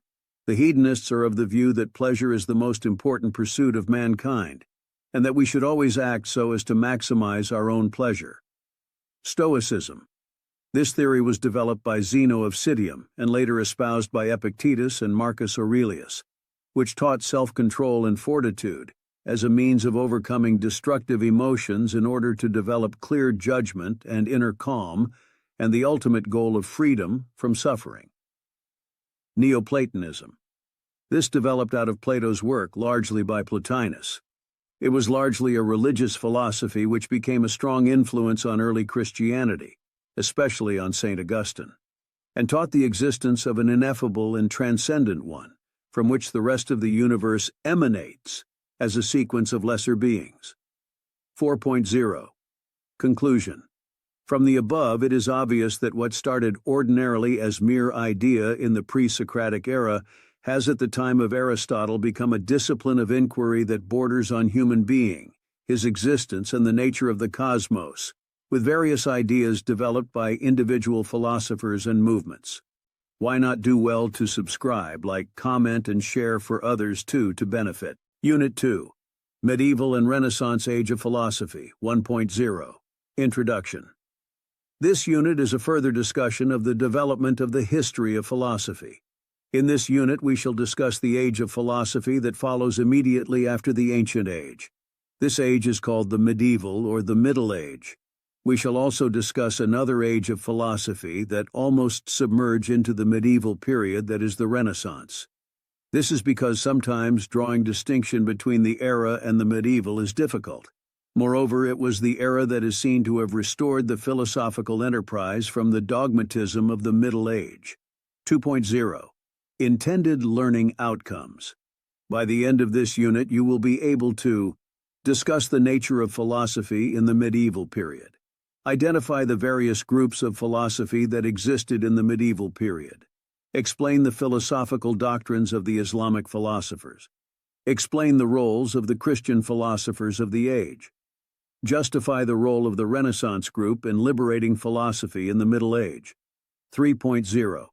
Main content: Medieval Middle Age. This period was around 11th century, when there was a renewed flowering of thought, both in Christian Europe and in Muslim and Jewish Middle East. Most of the philosophers of this time were mainly concerned with proving the existence of God, and with reconciling Christianity-Islam with the classical philosophy of Greece, particularly Aristotelianism. 3.1. Islamic philosophers. 1.1. Avicenna, 11th century Persian. He is one of the great Islamic philosophers of the medieval period. Avicenna tried to reconcile the rational philosophy of Aristotelianism and Neoplatonism with Islamic theology. He also introduced the concept of the tabula rasa, the idea that humans are born with no innate or built-in mental content. His idea of tabula rasa later influenced British empiricists like John Locke. 1.2. Averroes, 12th century Spanish Arabic. He is another Islamic philosopher whose translations and commentaries on Aristotle had a profound impact on the scholastic movement in Europe, and he claimed that Avicenna's interpretations were a distortion of genuine Aristotelianism. It is important to state here also that the Jewish philosopher Maimonides also attempted the same reconciliation of Aristotle with the Hebrew Scriptures around the same time. 3.2. Christian philosophers. Before we discuss these Christian philosophers, perhaps it should be mentioned here that the medieval Christian philosophers were all part of a movement called scholasticism, which tried to combine logic, metaphysics, epistemology, and semantics, the theory of meaning, into one discipline, and to reconcile the philosophy of the ancient classical philosophers, particularly Aristotle, with Christian theology. Also, you need to understand the scholastic method as a method that thoroughly and critically read the works of renowned scholars, note down any disagreements and points of contention, and then resolve them using formal logic and analysis of language. 3.21. St. Augustine. He hailed from Tagaste in North Africa. He was the first philosopher who introduced the problem of evil in the world of utmost importance. To him, since God created all things and God is infinitely good, how then do we explain the existence of evil in a world that a good God created? This problem to Augustine possesses serious problem to the existence of God, who is said to be good, kind, powerful, and the creator of all things. He knew for his concept of time, which he believed to be an elusive concept. Thus, to him, although we talk about past, present, and future, neither the past nor the future really exists, for the past is gone and the future is not yet, and the present is only a passing moment. He is also known for his idea that the concept of truth and God in some sense are within man, but since God is internal, he also transcends man. His proof for the existence of God is that since every effect has a cause, the universe as an effect must have a cause. This cause must be God. Also, he argued that the universal conviction of mankind that God exists is proof of God's existence. If God does not exist, how did the whole human race become convinced of his existence? 2.2. St. Anselm. He is best known as the originator of the ontological argument for the existence of God by abstract reasoning alone. St. Anselm is often regarded as the first of the scholastics. Another member of the scholastic is St. Thomas Aquinas. He is also known for his 5 rational proofs for the existence of God and his definition of the cardinal virtues and the theological virtues. He is generally considered the greatest, and certainly had the greatest influence on the theology of the Catholic Church. Other important members of the scholastics includes Peter Abelard, Albertus Magnus, John Duns Scotus, and William of Ockham. Each of them contributed slight variations to the same general beliefs. For instance, Abelard introduced the doctrine of limbo for unbaptized babies.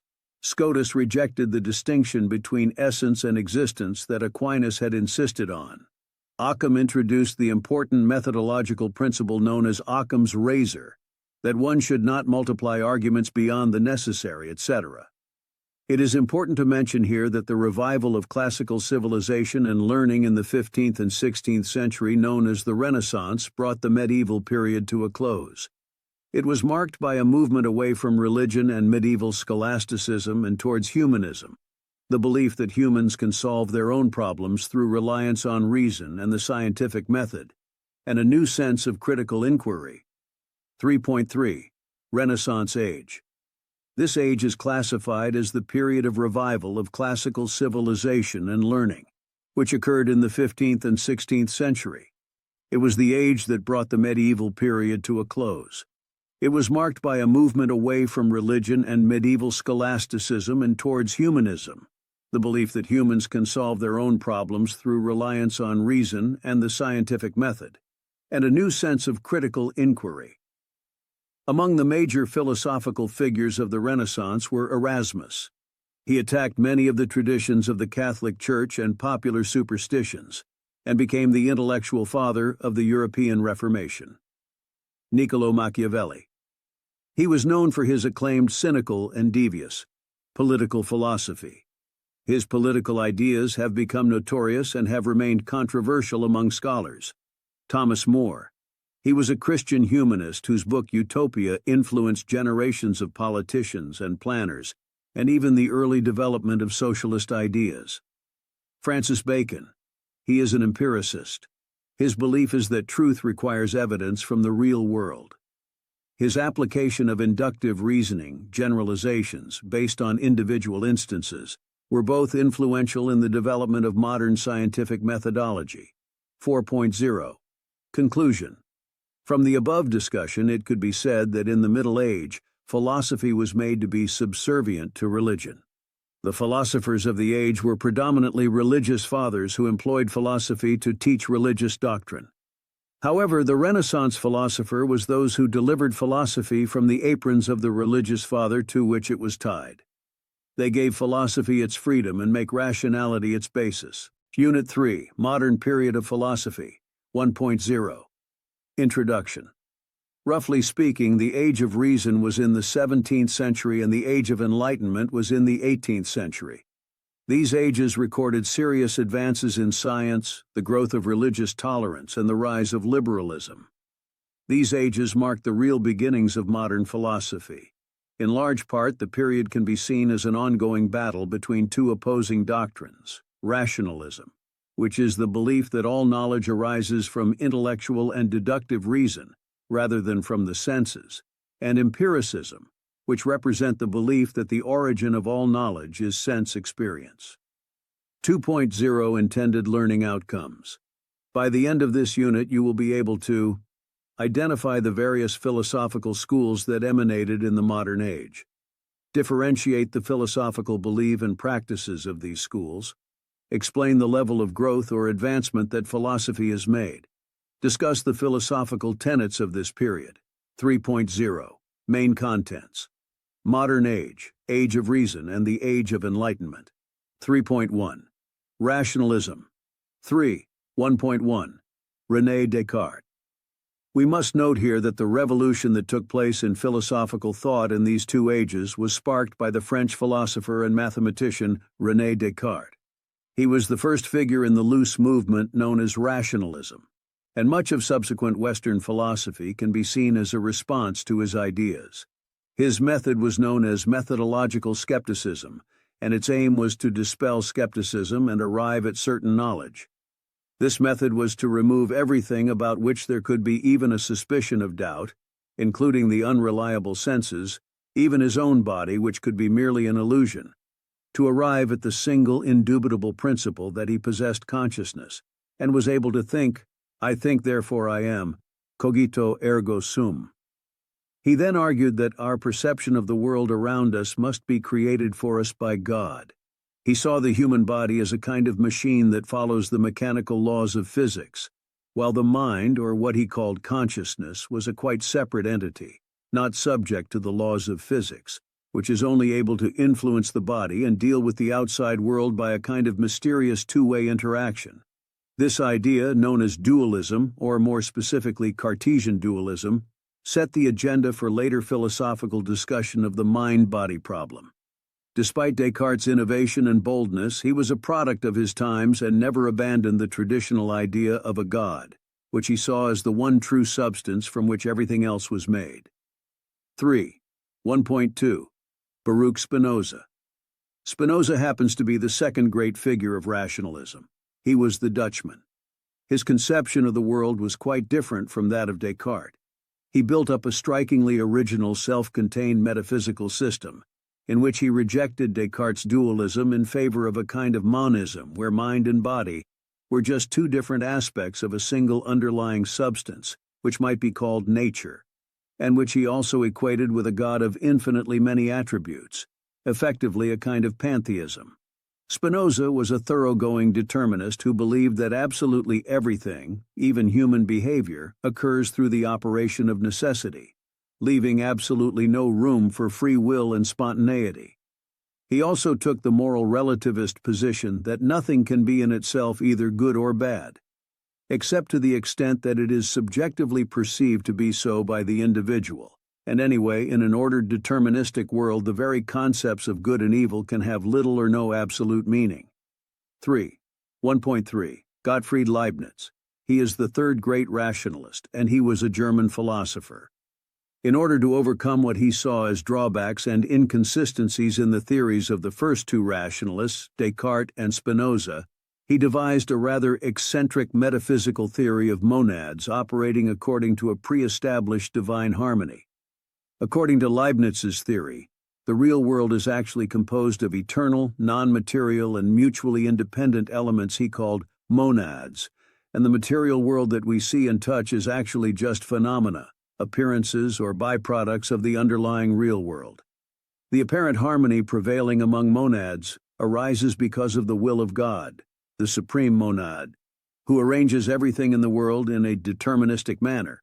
Leibniz also saw this as overcoming the problematic interaction between mind and matter arising in Descartes' system, and he declared that this must be the best possible world, simply because it was created and determined by a perfect God. 3.2. Nicolas Malebranche. Nicolas Malebranche, a French philosopher, was also an important figure in the 17th century. He was a follower of Descartes in that he believed that humans attain knowledge through ideas or immaterial representations in the mind. However, he argued, more or less following St. Augustine's point of view, that all ideas actually exist only in God, and that God was the only active power. Thus, he believed that what appears to be interaction between body and mind is caused by God, but in such a way that similar movements in the body will occasion similar ideas in the mind, an idea he called occasionalism. 3.3. British empiricism. Direct opposition to the continental European rationalism movement was the equally loose movement of British empiricism, which was also represented by three main philosophers: John Locke, Bishop George Berkeley, and David Hume. 3.1. John Locke. He argued that all of our ideas, whether simple or complex, are ultimately derived from experience, so that the knowledge of which we are capable is therefore severely limited both in its scope and in its certainty. His idea represents a kind of modified skepticism.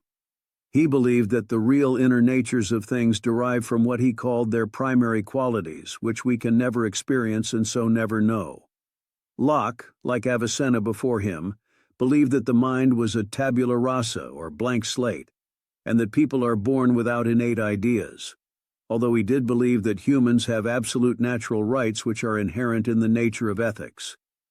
Along with Thomas Hobbes and Jean-Jacques Rousseau, he was one of the originators of social contract theory, which formed the theoretical underpinning for democracy, republicanism, liberalism, and libertarianism. and his political views influenced both the American and French revolutions.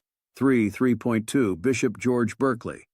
The second of the British empiricists chronologically was Bishop George Berkeley, although his empiricism was of a more radical kind, mixed with a twist of idealism. Using cogent arguments, he developed the rather counterintuitive system known as immaterialism, or sometimes as subjective idealism, which held that underlying reality consists exclusively of minds and their ideas, and that individuals can only directly know these ideas or perceptions, although not the objects themselves, through experience. Thus, according to Berkeley's theory, an object only really exists if someone is there to see or sense it. To be is to be perceived, although, he added, the infinite mind of God perceives everything all the time, and so in this respect the objects continue to exist. 3.3 David Hume. David Hume was the third and perhaps greatest of the movement. He believed strongly that only experience and observation should be the foundations of any logical argument. Hume argued that although we may form beliefs and make inductive inferences about things outside our experience, by means of instinct, imagination, and custom, they cannot be conclusively established by reason, and we should not make any claims to certain knowledge about them. Although he never openly declared himself an atheist, he found the idea of a God effectively nonsensical, given that there is no way of arriving at the idea through sensory data. He attacked many of the basic assumptions of religion and gave many of the classic criticisms of some of the arguments for the existence of God, particularly the teleological argument. In his political philosophy, Hume stressed the importance of moderation, and his work contains elements of both conservatism and liberalism. 3.4 Some other philosophers of the period. Aside the above-discussed philosophers, there were some other non-aligned philosophers of the period, and many of were most active in the area of political philosophy. Some of them and ideas of their philosophical discussion are mentioned below. Thomas Hobbes, who described in his famous book Leviathan how the natural state of mankind was brute-like and poor, and how the modern state was a kind of social contract, contractarianism, whereby individuals deliberately give up their natural rights for the sake of protection by the state, accepting, according to Hobbes, any abuse of power as the price of peace, which some have seen as a justification for authoritarianism and even totalitarianism. Blaise Pascal, a confirmed fideist, the view that religious belief depends wholly on faith or revelation, rather than reason, intellect, or natural theology, who opposed both rationalism and empiricism as being insufficient for determining major truths. Voltaire, an indefatigable fighter for social reform throughout his life, but wholly cynical of most philosophies of the day, from Leibniz's optimism to Pascal's pessimism, and from Catholic dogma to French political institutions. Jean-Jacques Rousseau, whose discussion of inequality and whose theory of the popular will and society as a social contract entered into for the mutual benefit of all, strongly influenced the French Revolution and the subsequent development of liberal, conservative, and even socialist theory. Edmund Burke, who is considered as one of the founding fathers of modern conservatism and liberalism, although he also produced perhaps the first serious defense of anarchism. 3.5 Immanuel Kant. He was a German philosopher who appeared towards the end of the Age of Enlightenment. Kant made another paradigm shift as important as that which was made by Descartes some years earlier, and in many ways this marks the shift to modern philosophy. He sought to move philosophy beyond the debate between rationalism and empiricism, and he attempted to combine those two apparently contradictory doctrines into one overarching system. A whole movement called Kantianism developed in the wake of his work, and most of the subsequent history of philosophy can be seen as responses in one way or another to his ideas. According to Kant, empiricism and rationalism could be combined. He also believed that statements were possible that were both synthetic, a posteriori knowledge from experience alone as we have in empiricism, but also a priori, from reason alone as we have in rationalism. Thus, without the senses we could not become aware of any object, but without understanding and reason we could not form any conception or idea of it. However, our senses can only tell us about the appearance of a thing, phenomenon, and not the thing in itself, noumenon, which Kant believed was essentially unknowable, although we have certain innate predispositions as to what exists, which is known as transcendental idealism. Kant made a great contribution to ethics with his theory of the categorical imperative. The theory simply states that we should act only in such a way that we would want our actions to become a universal law, applicable to everyone in a similar situation. This theory is also interpreted as moral universalism, and that we should treat other individuals as ends in themselves, not as mere means, which means moral absolutism, even if that means sacrificing the greater good. To Kant, any attempts to prove God's existence are just a waste of time, because our concepts only work properly in the empirical world, which God is above and beyond. Although he also argued that it was not irrational to believe in something that clearly cannot be proven either way. 3.5. Late Modern Period. Let it be stated here also that the modern period produced German idealist philosophers and Romanticism movements. Thus, philosophers like Arthur Schopenhauer, whose philosophy was considered very singular and a product of the age. He was a thoroughgoing pessimist who believed that the will to life, the drive to survive and to reproduce, was the underlying driving force of the world, and that the pursuit of happiness, love, and intellectual satisfaction was very much secondary and essentially futile. He saw art, and other artistic, moral, and ascetic forms of awareness, as the only way to overcome the fundamentally frustration-filled and painful human condition. The greatest and most influential of the German idealists was Georg Hegel. Although his works have a reputation for abstractness and difficulty, however, he is often considered the summit of early 19th century German thought, and his influence was profound. He extended Aristotle's process of dialectic, resolving a thesis and its opposing antithesis into a synthesis, to apply to the real world, including the whole of history, in an ongoing process of conflict resolution towards what he called the absolute idea. However, he stressed that what is really changing in this process is the underlying Geist, mind, spirit, soul, and he saw each person's individual consciousness as being part of an absolute mind, which is sometimes referred to as absolute idealism.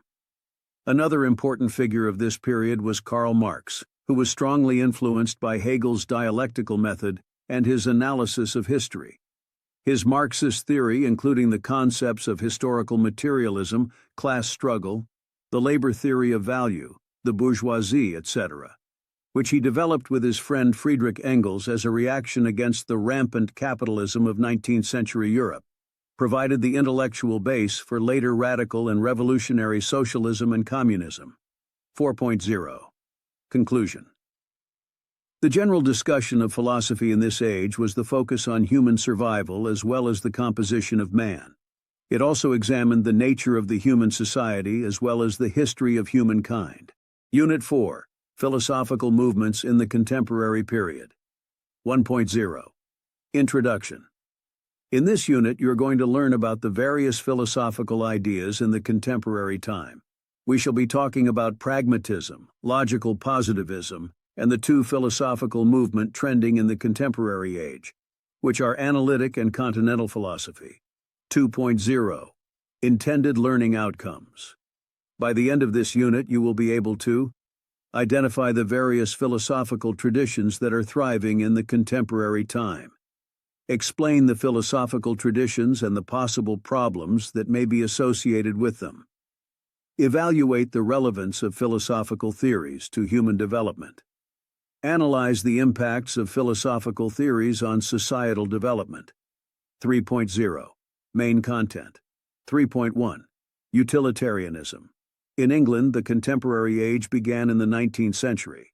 It recorded a very different kind of philosophy which grew out of the British empiricist tradition of the previous century.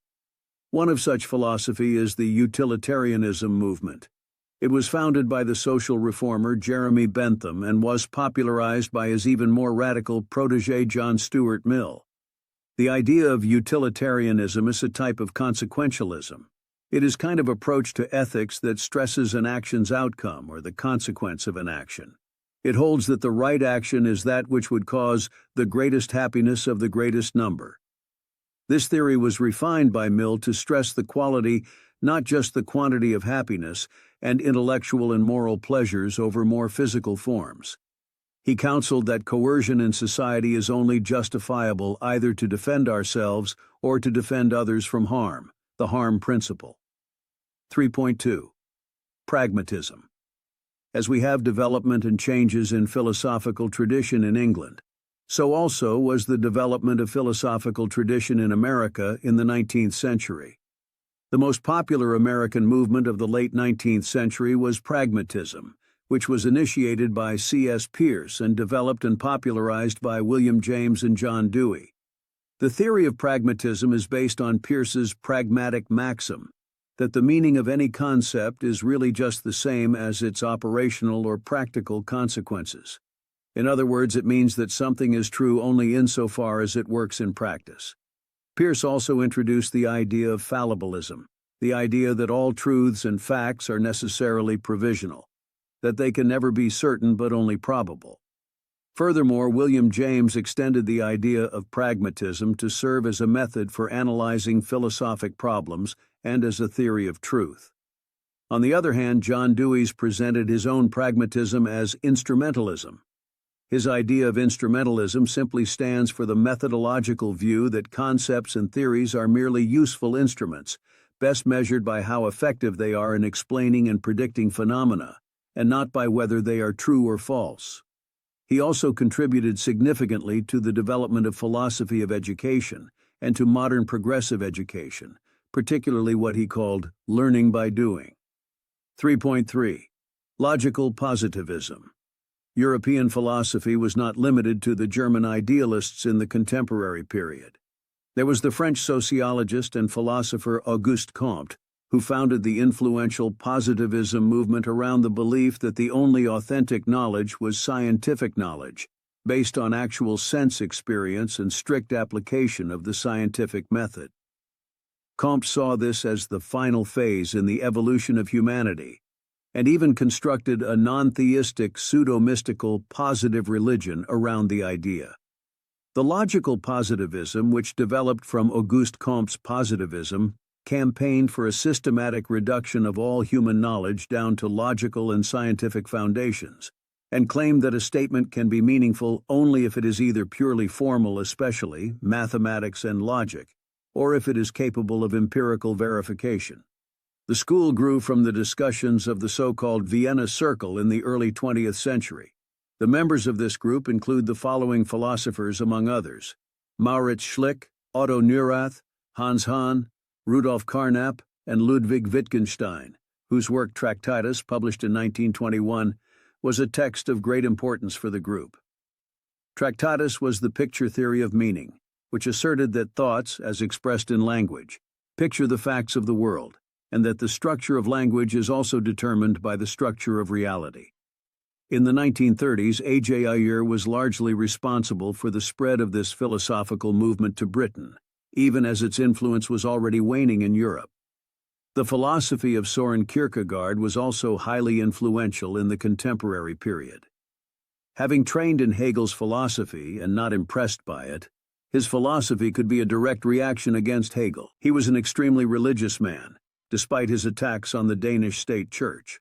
But his analysis of the way in which human freedom tends to lead to angst, dread, the call of the infinite, and eventually to despair, was highly influential on later existentialists like Heidegger and Jean-Paul Sartre. 3.4. Analytic philosophy and continental philosophy. 20th century philosophy was dominated to a great extent by the rivalry between these two philosophical traditions. Analytic philosophy, which simply expressed the mindset that philosophy should apply logical techniques and be consistent with modern science, and continental philosophy, which in very general terms rejects scientism and tend towards historicism. 4.1. Analytic philosophy. An important idea that influenced the analytic philosophy tradition was the logicism, which was developed during the late 19th century by Gottlob Frege. Logicism attempts to show that some or even all of mathematics can be reduced to logic.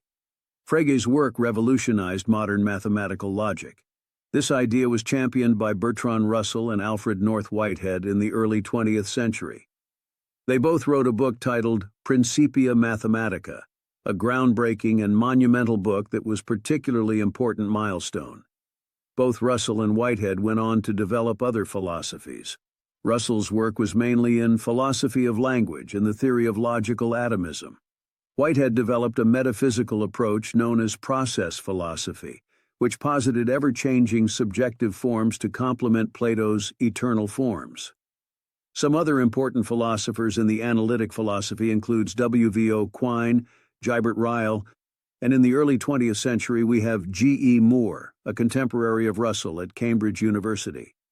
Moore's 1903 Principia Ethica has become one of the standard texts of modern ethics and meta-ethics.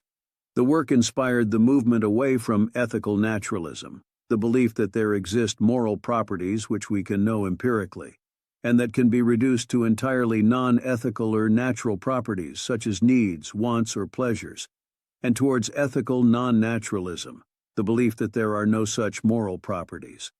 He pointed out that the term good, for instance, is in fact indefinable, because it lacks natural properties in the way that the terms blue, smooth, etc. have them. 3.4. 2. Continental Philosophy 3.4.2.1 Phenomenology. On the continental philosophy side, an important figure in the early 20th century was the German Edmund Husserl. He was the founder of phenomenology, a great and very influential movement of the century. Husserl developed the idea, parts of which date back to Descartes and even Plato, that what we call reality really consists of objects and events, phenomena, as they are perceived or understood in the human consciousness, and not of anything independent of human consciousness, which may or may not exist. Thus, we can effectively ignore sensory data and deal only with the intentional content that is the mind's built-in mental description of external reality, which allows us to perceive aspects of the real world outside. 3.4.2.2 Existentialism. Martin Heidegger, a formal pupil of Husserl, attempted a decline of his master's philosophy, phenomenology, in his own philosophy. In his work titled Being and Time of 1927, Heidegger explained how Husserl's view of man as a subject confronted by and reacting to objects broke down in certain circumstances, and how the existence of objects only has any real significance and meaning within a whole social context, what Heidegger called being in the world. Heidegger argued that existence was inextricably linked with time, and that being is just an ongoing process of becoming. This line of thinking led him to speculate that we can only avoid what he called inauthentic lives, and the anxiety which inevitably goes with such lives, by accepting how things are in the real world and responding to situations in an individualistic way. In his later work, Heidegger went so far as to assert that we have essentially come to the end of philosophy, having tried out and discarded all the possible permutations of philosophical thought. Jean-Paul Sartre, along with his French contemporaries, Albert Camus, Maurice Merleau-Ponty, and Simone de Beauvoir, was considered the main figurehead of the existentialist movement. Sartre, a confirmed atheist and a committed Marxist and communist for most of his life, adapted and extended the work of Kierkegaard, Nietzsche, Husserl, and Heidegger, and concluded that existence is prior to essence. This is because of his belief that humans are thrust into an unfeeling, godless universe against our will, and that we must then establish meaning for our lives by what we do and how we act. To Sartre, we always have choices, and therefore freedom, and that while this freedom is empowering, it also brings with it moral responsibility and an existential dread, or angst. According to Sartre, genuine human dignity can only be achieved by our active acceptance of this angst and despair. In addition to existentialism, three main philosophical schools dominated continental philosophy in the second half of the 20th century. One of the three schools is structuralism, which is the broad belief that all human activity and its products, even perception and thought itself, are constructed and not natural, and that everything has meaning only through the language system in which we operate. The second school is the post-structuralism, which is a reaction to the first school, structuralism. This second school post-structuralism stresses the culture and society of the reader over that of the author. The third school is called postmodernism. It is an even less well-defined field, marked by a kind of pick-and-mix openness to a variety of different meanings and authorities from unexpected places, as well as a willingness to borrow unashamedly from previous movements or traditions. Michel Foucault, the French radical philosopher, has been associated with all of these movements. Much of his work are on language, and among other things, he has looked at how certain underlying conditions of truth have constituted what was acceptable at different times in history, and how the body and sexuality are cultural constructs rather than natural phenomena. Although sometimes criticized for his lax standards of scholarship, his ideas are nevertheless frequently cited in a wide variety of different disciplines. Last but not the least that should also be mentioned is deconstructionism, often called just deconstruction. This is a method that focuses on literary criticism that questions traditional assumptions about certainty, identity, and truth, and looks for the underlying assumptions, both unspoken and implicit, as well as the ideas and frameworks that form the basis for thought and belief. The method was developed by the Frenchman Jacques Derrida, who is also credited as a major figure in post-structuralism. His work is highly cerebral and self-consciously difficult, and he has been repeatedly accused of pseudo-philosophy and sophistry. 4.0 Conclusion. The unit examined some of the most influential philosophical groups or movement that dominates the philosophical discourse in the 19th and 20th century. It was pointed out that most of these movements were from but not so restricted to America and England, where philosophical traditions like analytic and continental philosophy, pragmatism, logical positivism, and many more are thriving. But we should be quick to say that in the contemporary time, African philosophy has also come of age. But our discussion of African philosophy shall be reserved for the next unit. Unit 5. The Idea of African Philosophy, 1.0. Introduction. The search for African philosophy is dominated by the need for a new identity authentic to Africans, and distinct from those imposed by Western culture and tradition. Before now, the beliefs of the Western philosophers was that two species of human beings exist. On one hand were the Westerners, who are seen and are believed to be the only set of human beings who could reason. And on the other side were the Africans, who lacks ideas and whom rational thought was considered impossible. For instance, some Western scholars like Hegel believe that Africans are people against which all reason could be contrasted. Some believe even if Africans can reason, it is not as developed as what exists in the Western society. Since Africans are special species of human race, Africans cannot philosophize, understand, or demonstrate any form of philosophical enterprise. This unit is therefore an examination of these Western opinions on African philosophy, with a view to show the meaning of African philosophy. 2.0. Intended learning outcomes. By the end of this unit, you will be able to analyze the philosophical existence in every culture, evaluate the idea of African philosophy in human belief. 3.0. Main content. 3.1. Meaning and nature of African philosophy. First, begin by asking yourself some questions such as, were our forebears non-thinking creatures? Are we still thinking? Do we have a school of thought that equips our policymakers, guides our scholars, and provide guidance for our development? Or are we just living on borrowed thought and precepts? All these questions arouse as a result of the perception of the Westerners about us, and their declaration of our lack of philosophical truth like them. You need to know that the Western civilization is based on the philosophy of the West. This philosophy supposedly emanates from Greece, specifically Athens. Men like Socrates, Plato, Aristotle, Pericles, Cicero, Archimedes, and modern ones like Einstein, Heidegger, Hobbes, etc., have contributed not only to the philosophical thought of the West, but laid the foundation of her science, technology, and art. These thinkers provided valuable answers to issues wide-ranging from morality, government, politics, religion, and war. In universities across Nigeria, students are taught Western philosophy, but what is fundamentally lacking is an understanding of their own philosophy. But do we Africans have philosophy? If we do, what is our philosophy? How do we describe or define African philosophy? African philosophy can be formally defined as a critical thinking by Africans on their experiences of reality.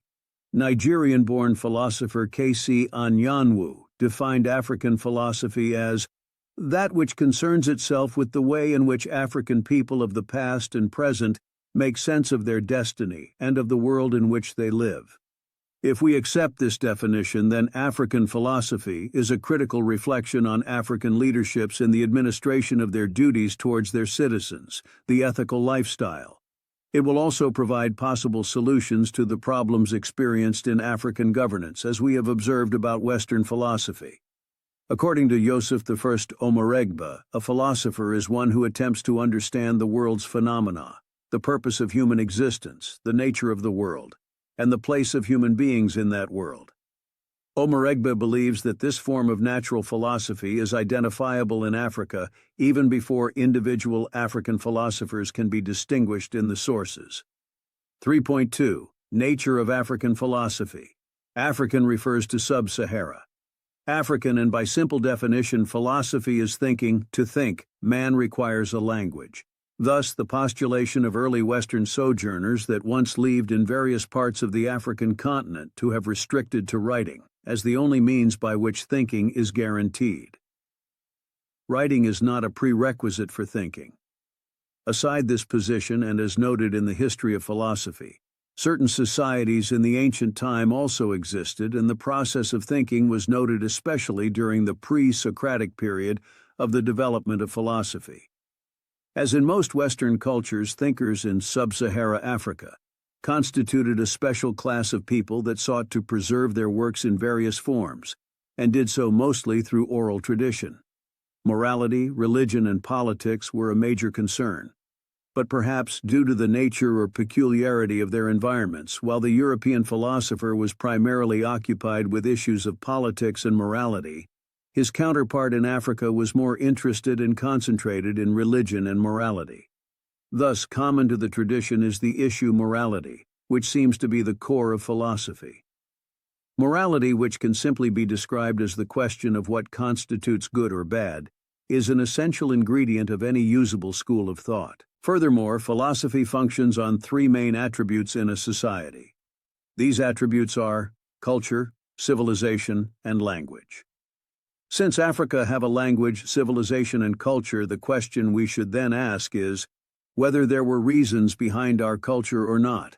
If the answer is yes, the other questions that needs to be considered are: what did the definite departure point for the thinking African? Is there a uniform body of thought called African philosophy? It is the last question that always generates arguments whenever attempt is made to justify the existence of African philosophy.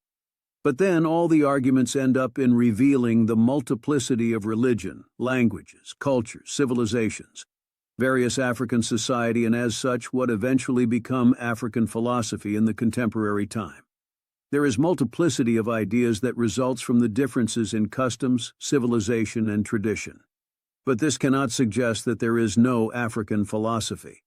At the heart of most African philosophy is the concept of communalism, which is not socialism, communism, capitalism, nor the other isms of the West.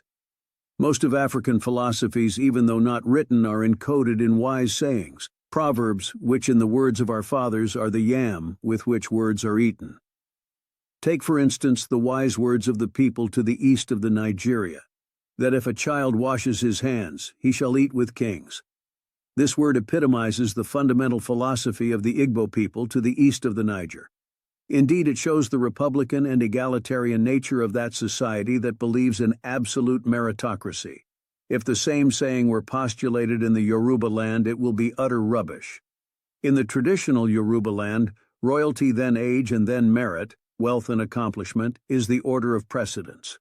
There are thousands and thousands of such proverbs that epitomizes the beauty of the traditionalist approach to African thoughts. It should be noted here that the disagreement on whether there is African philosophy or the possibility of its existence also persist among African scholars as well, until now that we have professional African philosophers who now research and teach African philosophy in African universities. One of the most basic disagreements among scholars concerns what exactly the term African qualifies: the content of the philosophy and the distinctive methods employed, or the identities of the philosophers. On the former view, philosophy counts as African if it involves African themes, such as perceptions of time, personhood, space, and other subjects, or uses methods that are defined as distinctively African. 2.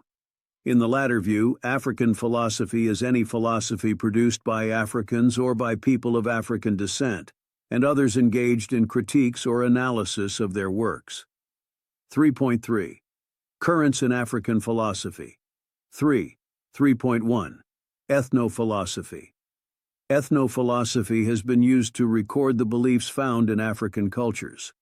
Such an approach treats African philosophy as consisting in a set of shared beliefs, values, categories, and assumptions that are implicit in the language, practices, and beliefs of African cultures. In short, the uniquely African worldview. As such, it is seen as an item of communal property rather than an activity for the individual. One proponent of this form, Placide Tempels, argued in the Bantu philosophy that the metaphysical categories of the Bantu people are reflected in their linguistic categories. According to this view, African philosophy can be best understood as springing from the fundamental assumptions about reality reflected in the languages of Africa. Another example of this sort of approach is the work of E.J. Algoa, a Nigerian who argues for the existence of an African philosophy of history, stemming from traditional proverbs from the Niger Delta in his paper An African Philosophy of History in the Oral Tradition. Algoa, Babalola, 1998, argues that in African philosophy, age is seen as an important factor in gaining wisdom and interpreting the past. In support of this view, he cites proverbs such as "more days, more wisdom," and "what an old man sees seated, a youth does not see standing."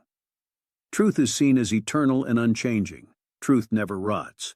But people are subject to error. Even a four-legged horse stumbles and falls. It is dangerous to judge by appearances. A large eye does not mean keen vision, but first-hand observation can be trusted. He who sees does not err. The past is not seen as fundamentally different from the present, but all history is contemporary history. A storyteller does not tell of a different season. The future remains beyond knowledge. Even a bird with a long neck cannot see the future.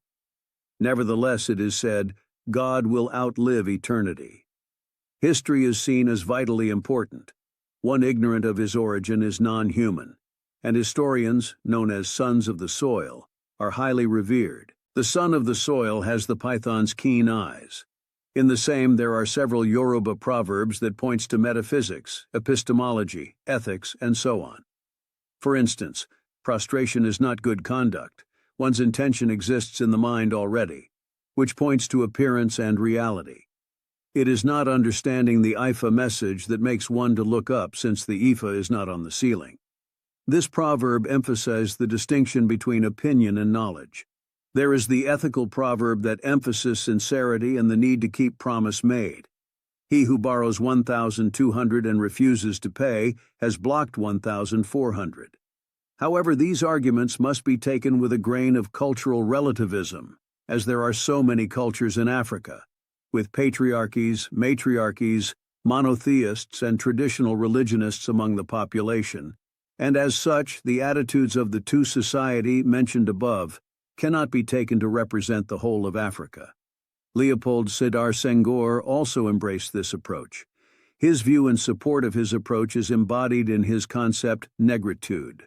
In the negritude, he argued that the distinctly African approach to reality is based on emotion rather than logic, works itself out in participation rather than analysis, and manifests itself through the arts rather than the sciences. Other African philosophers who upholds the ethnophilosophy approach are John Mbiti, Cheikh Anta Diop, and Mubabingi Bilolo, etc. It is important to know that this approach has been criticized. The critics of this approach argue that the actual philosophical work in producing a coherent philosophical position is being done by the academic philosopher, and that the sayings of the same culture can be selected from and organized in many ways to produce very different, often contradictory systems of thought. Odimegwu et al., 2009. 3.2. Sage philosophy, philosophical sagacity. Philosophical sagacity, also known as sage philosophy, is a sort of individualist version of ethno-philosophy, in which one records the beliefs of certain special members of a community. It has also been viewed as midway between the claims of ethno-philosophers and the professional school. According to Odera Oruka, sage philosophy is the expressed thoughts of wise men and women in any given community and is a way of thinking and explaining the world that fluctuates between popular wisdom, known communal maxims, aphorisms, and general common-sense truths, and dialectic wisdom, an expounded wisdom and a rational thought of some given individuals within a community. The position of this approach is that although most societies demand some degree of conformity of belief and behavior from their members, a certain few of those members reach a particularly high level of knowledge and understanding of their culture's worldviews. Such people are sages. In some cases, the sage goes beyond mere knowledge and understanding to reflection and questioning. These become the targets of philosophical sagacity. Odimegwu, 2009. This approach wants whatever that will go by the name African philosophy must meet certain criteria, which other philosophies like Western, Chinese, Indian, etc. already have. One of such criteria is not to consider it as a communal enterprise, but rather it should be seen as the work of an individual. This may explain why Odera Oruka contended that philosophy is never a community patrimony, which as such belong to all members of the society. Philosophy, as far as this approach is concerned, is an individual enterprise. It is the conscious effort of an individual philosopher as he contemplates the universe and its reality. Thus we can speak of individual philosophy as we speak of the philosophy of Plato, Aristotle, Hegel's, etc. One of the criticisms of this approach is that not all reflection and questioning is philosophical. Besides, if African philosophy were to be defined purely in terms of philosophic sagacity, then the thoughts of the sages could not be African philosophy, for they did not record them from other sages. Critics argued further that the problem with both ethno-philosophy and philosophical sagacity is that there is surely an important distinction between philosophy and the history of ideas, although other philosophers consider the two topics to be remarkably similar. Okolo, 1990. The argument is that no matter how interesting the beliefs of a people such as the Akan or the Yoruba may be to the philosopher, they remain beliefs, not philosophy. To call them philosophy is to use a secondary sense of that term, such as in, my philosophy is live and let live. 3.3. Professional philosophy. Professional philosophy is usually identified as that produced by African philosophers trained in the Western philosophical tradition, that embraces a universal view of the methods and concerns of philosophy. Those philosophers identified in this category often explicitly reject the assumptions of ethno-philosophy and adopt a universalist worldview of philosophy that requires all philosophy to be accessible and applicable to all peoples and cultures in the world. Professional philosophy insists that ethno-philosophy does not possess the ability to be critical, which is the most important characteristic of philosophy. To them, artifacts of ethno-philosophy, myths, proverbs, folklores, and indeed all the artifacts of ethno-philosophy are not criticized, that even if they entail wisdom, such wisdom is not philosophic in nature. It is emphasized by a member of the group that it is the philosophical texts, that is, writings of these professionally trained philosophers, that can only qualify as African philosophy. African philosophy equals African literature, that is, the whole of philosophical texts produced by Africans. 3.4. Nationalist and ideological philosophy. Nationalist and ideological philosophy might be considered a special case of philosophic sagacity, in which not sages but ideologues are the subjects. Alternatively, it has been considered as a subcategory of professional political philosophy. In either case, the same sort of problem arises with retaining a distinction between ideology and philosophy, and also between sets of ideas and a special way of reasoning. Examples include Nyerere's Ujamaa, Senghor's negritude, Nkrumahism, etc. 3.5. The hermeneutic philosophy. This is a philosophical current which insists that philosophy in Africa should be hermeneutic in nature. Hermeneutics is a theory and method of interpretation, especially the interpretation of philosophical texts. This current was suggested by a Nigerian philosopher, Theophilus Okere, 1983, after which other philosophers like Sene Saraqueberhan took the challenge, Makumba, 2007. This philosopher does not want to be engaged in the debate like what ensued between the ethno-philosophers and the professional philosophers. To this current, myths, folklores, proverbs, etc. are no philosophy. Philosophy is and will remain a conscious effort of a critical individual. However, the non-philosophy could form the philosophy of any race. It is from non-philosophy that philosophy arise. Ogageofor, 2001. The emergence of philosophy from non-philosophy is made possible through the process of hermeneutics, which is interpretation. Thus, philosophy arises from non-philosophy when philosophers reflect on symbols of culture like myth, folklore, and proverbs of the people, and interpret them critically. It is therefore correct to say that the culture of Africa is of some relevance in the emergence of African philosophy.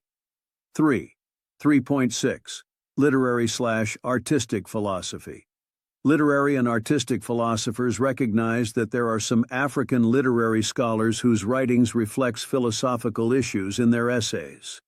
These scholars are seen to be critical of the African condition in their works, and they try to point out what existence entails in an ideal African situation.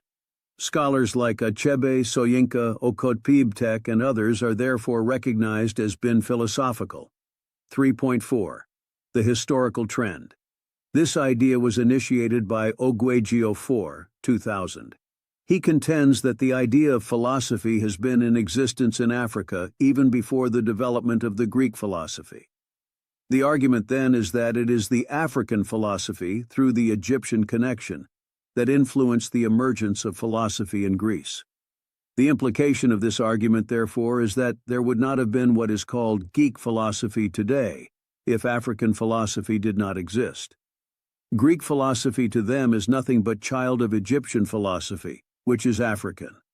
Moreover, we can identify the influence of the Egyptian philosophy on Greek philosophy in two ways. First is from the point of the military invasion of Egypt by the Greeks, during which the Egyptians were conquered. At this time, all the works of the Egyptian philosophers were appropriated to themselves. The second has to do with the view that the people who we today refer to as Greek philosophers only repeated what they learned at the feet of the great Egyptian philosophers who taught them. More so that Greek philosophers like Pythagoras, Aristotle, and some others were trained in Egypt. 4.0. Conclusion. The contention of whether there is African philosophy or not has been laid to rest, given the various African philosophers' views that have expounded in this unit. Although some positions may be contestable, however, given the level of the growth of African philosophy and its waves. In the contemporary time, the philosophy is assuming the same status with the Western philosophy. Module 3, titled Logic. Unit 1, Definition and Scope of Logic. 1.0, Introduction. The meaning and nature of logic, as well as its relevance, is crucial to the discussion of logic. Although it will require more effort from you, it remains nevertheless the best channel that will help you to learn how to think critically. Thus, in this study, you will learn the meaning, nature, and functions of logic, the various processes of logic and their classifications, common errors in reasoning that you would have to avoid, and effective techniques for evaluating arguments. 2.0. Intended learning outcomes. By the end of this unit, you will be able to logic in philosophical thoughts. 3.0. Main content. 3.1. Definition of logic. Let us begin by considering the origin of the word logic. Etymologically, the word logic is derived from the Greek word logic, meaning possessed of reason, intellectual, dialectical, argumentative. Fadahunsi and Adegboyega, 2010, 94. Another account on the historical origin of logic says that it is from the word logos. Logos is an expression of reason or order in words or things, principle, mathematical ratio, thought, or simply word. Ogbinaka, 2000, 187. In the history of philosophy, Parmenides was the first ancient Greek philosopher that developed some logical principles, and these are the principle of identity and the principle of non-contradiction. His logical construct of what is and what is not gives rise to the Aristotelian conception of truth-functional logic, ibid. Although he did not label his inferential analysis a logic, but we can say that his metaphysical postulations provided the basis upon which Aristotelian and modern logic developed. Having discussed a little on the origin of logic, it is important to point out that, unlike philosophy itself, logicians seem to agree on what logic means or what it is about, although logic has been variously defined by different scholars. But then, all this definition points towards the same subject matter of logic. For instance, Aristotle sees logic as the scientific study of fundamental principles of human thoughts and the laws that underline valid thought processes and discourse. Uduiguiman and Ozumba, 1995, 155. Copy defines logic as the study of the methods and principles used in distinguishing good, correct, from bad/incorrect reasoning, 1972. On the other hand, Nancy sees logic as the science that appraises reasoning as correct or incorrect, 1990, 3.4. Kahane, on his part, defines logic as an attempt to distinguish between correct, valid from incorrect, invalid arguments, 1968, 2. For Moses Oke, logic primarily is the study of methods and principles used to assess the strength of the evidential link between the premises, supporting reasons, and conclusion, claims or arguments. Oke, 1999, 165, 166. Basically, you can notice that in the above definitions, the words which stand out clearly are reasoning and argumentation. Therefore, we can say that the study of logic is the study of correct and incorrect reasoning and arguments, or that logic is the science of reasoning. 3.2. Logical processes. Simple apprehension, judgment, reasoning, and argument constitute what we call logical processes. Simple apprehension. Simple apprehension is the act by which the mind forms the concept of something without affirming or denying anything about it. For instance, if I say, "Look at that ship," and stop there, this is a simple apprehension because I have not said anything about the ship. I have neither affirmed nor denied anything about the ship. Some philosophers and logicians have denied the possibility of a simple apprehension. According to them, there is nothing like simple apprehension. Judgment in logic. Judgment is known as the act by which the mind affirms or denies something of something else. For instance, if I proceed to say, "Look, that ship is big," then I have made a judgment by affirming the bigness of the ship. Reasoning and argument. Reasoning and argument constitute the third and last stage of any logical process. It is also known as the act by which the mind passes from one, two, or more judgments to a further judgment distinct from the preceding ones but implicitly contained in them. Besides simple apprehension and judgment, logic is strictly concerned with reasoning and argument. 3.3. The relevance of logic. Logic is of immense relevance, so it is very important to study it. It is the only discipline that strictly lays down the rules which the mind must follow to arrive at truth and thereby minimize, if not totally eradicate, error. In other words, logic works as a guide through the critical thinking process. As a discipline, it will also equip you with the skills needed for effective and forceful presentation of your views. It forces people to think about the outcome of propositions before they ask questions. You need to know that until a beneficial question is discovered, it is impossible to start the critical thinking process. Critical thinking involves asking many questions. The study of logic helps one to reason well by illuminating the principle of correct reasoning, explaining them, justifying them, and exhibiting their effective use. Copy and Cohen, 2000. Sr. It helps us to avoid claims for which we do not have enough reasons. It helps us to identify arguments where we might otherwise just see a set of unconnected or loosely related statement. OKE.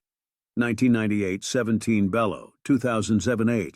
Describes the importance of logic when he asserts that a training in is an important one for society like ours, which is aspiring to democratic life, because in a democratic society, persuasion, rather than coercion or force, is the method of winning others to one's point of view.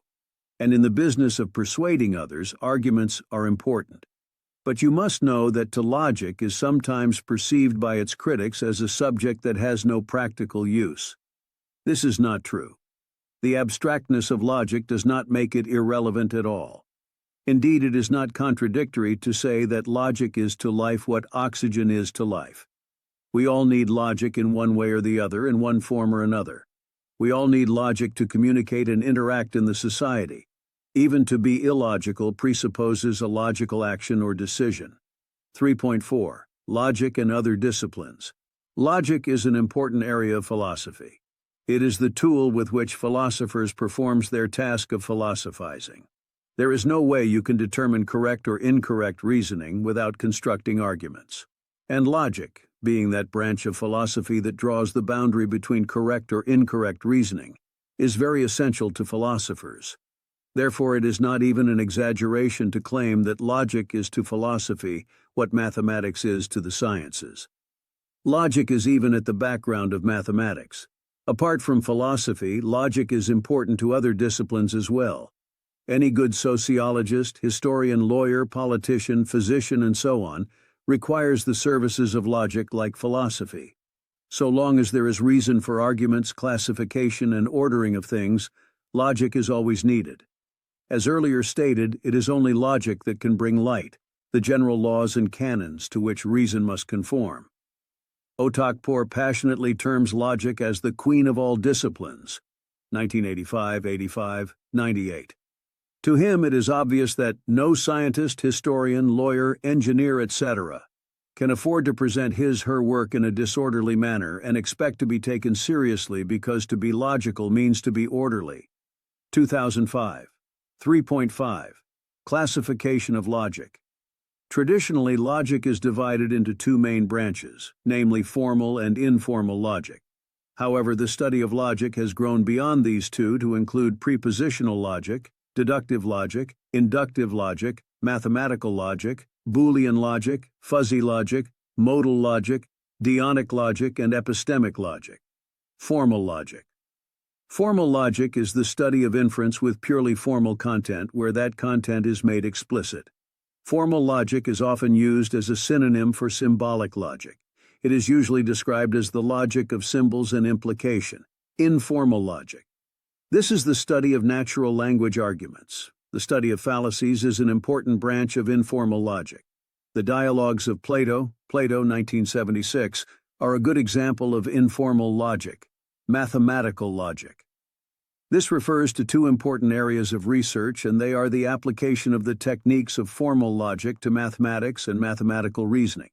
And the other one is in the other direction, the application of mathematical techniques to the representation and analysis of formal logic.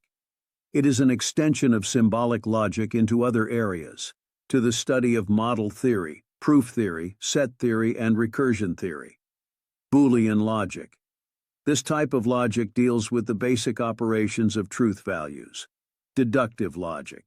It is concerned with inferential reasoning that follows necessarily from given premises.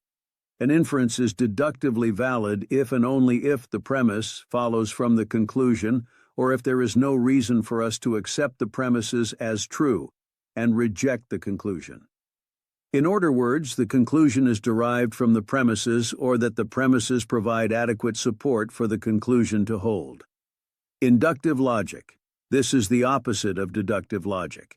It is a logical process where a reliable generalization from observations is derived.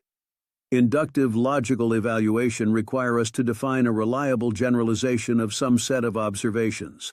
To provide such definition, it may take the form of mathematical models of probability. The process is such that the conclusion in any inductive reasoning is not supported in absolute term by the series of observations made. Prepositional logic. This form of logic is concerned with testing the truth-value validity of propositions through logical rules and principles. These includes truth table analysis, truth-value tree analysis, formal proof of validity, and deductions, fuzzy logic. This is related to fuzzy set theory in mathematics. It simply says that truth values are not limited to truth or falsity. In this type of logic, what we have are true, false, rather false, rather true, not very true, not very false, more or less false, more or less true. Alozi, 2003, 17. Modal logic. Modal logic deals with the phenomenon that subparts of a sentence may have their semantics modified by special verbs or modal particles. For example, we go to the games, and perhaps we will go the games. More abstractly, we might say the modality affects the circumstances in which we take an assertion to be satisfied. According to Delibalogun in Fadahunsi and Adegboyega, 2010, 102, the logical modalities of modality includes deontic and epistemic logic. Epistemic logic. This is the logic of knowledge and belief. It focuses on propositional knowledge and provides insight into the properties of individual knowers, which has provided a means to model complicated scenarios involving groups of knowers and has improved our understanding of the dynamics of inquiry. You need to know that this form of logic has many applications in computer science and economics. Deontic logic. This type of logic directly involves topics of considerable practical significance, such as morality, law, social and business organizations, their norms as well as their normative constitution, and security system. 4.0. Conclusion. There are different types of logic. These logics help in critical thinking and analysis. Unit 2. Logics Vocabulary 1.0. Introduction. This study unit introduces you to some basic concepts logicians use. The unit will focus particularly on statement, proposition, premise, conclusion, and inference. 2.0. Intended learning outcome. By the end of this unit, you will be able to demonstrate the usage of logic vocabulary in expressing human behavior. 3.0. Main content. 3.1. Statement and proposition. There is no difference between a statement and a proposition in logic. The two terms are synonymous and thereupon interchangeable. However, logicians differentiate between statement and sentence. To them, even though the two terms are interwoven, they are not actually the same. For instance, in everyday English, a sentence is a set of words expressing a statement, a question, or a command. Thus, whenever a sentence expresses a statement without question or command, it can also be called logical statement. It should also be clear to you that in ordinary English, every logical statement is a sentence. But as stated earlier, not every sentence is a logical statement. It is only when a sentence can either be denied or asserted that is qualified as logical statement or proposition. For example, the sentence "Nigeria is rich" can be asserted as follows: yes, Nigeria is rich. It can also be denied by stating as follows: no, Nigeria is not rich. Thus, the sentence "Nigeria is rich," because it can be asserted and can also be denied, is a logical statement or proposition. Any sentence expressing questions, commands, etc., does not qualify as logical statement or proposition. 3.2. Premise. Premise is also one of the basic concepts in logic. It is known as evidence or reason. Basically, a premise refers to that proposition or statement within an argument, which provides support for or grounds for asserting the conclusion of that argument. Minea Eze, 2003, 18. In a valid argument, the premises imply the conclusion. Premise and conclusion are relative terms. Conclusion does not necessarily mean the last sentence, the premise in an argument. A can be the conclusion in argument B and vice versa. For example, all men are mortal. Abiola is a man. Therefore, Abiola is mortal. In this example, the first two statements or prepositions are the premises while the last stone is the conclusion. Premise indicators. These are words and expression that indicate the premises within an argument. The following are some of the premise indicators: since, for, as, because, inasmuch as, for the following reason, s, given that, in addition, as shown by, beside, etc. When a statement follows any of the listed words, that statement is a premise.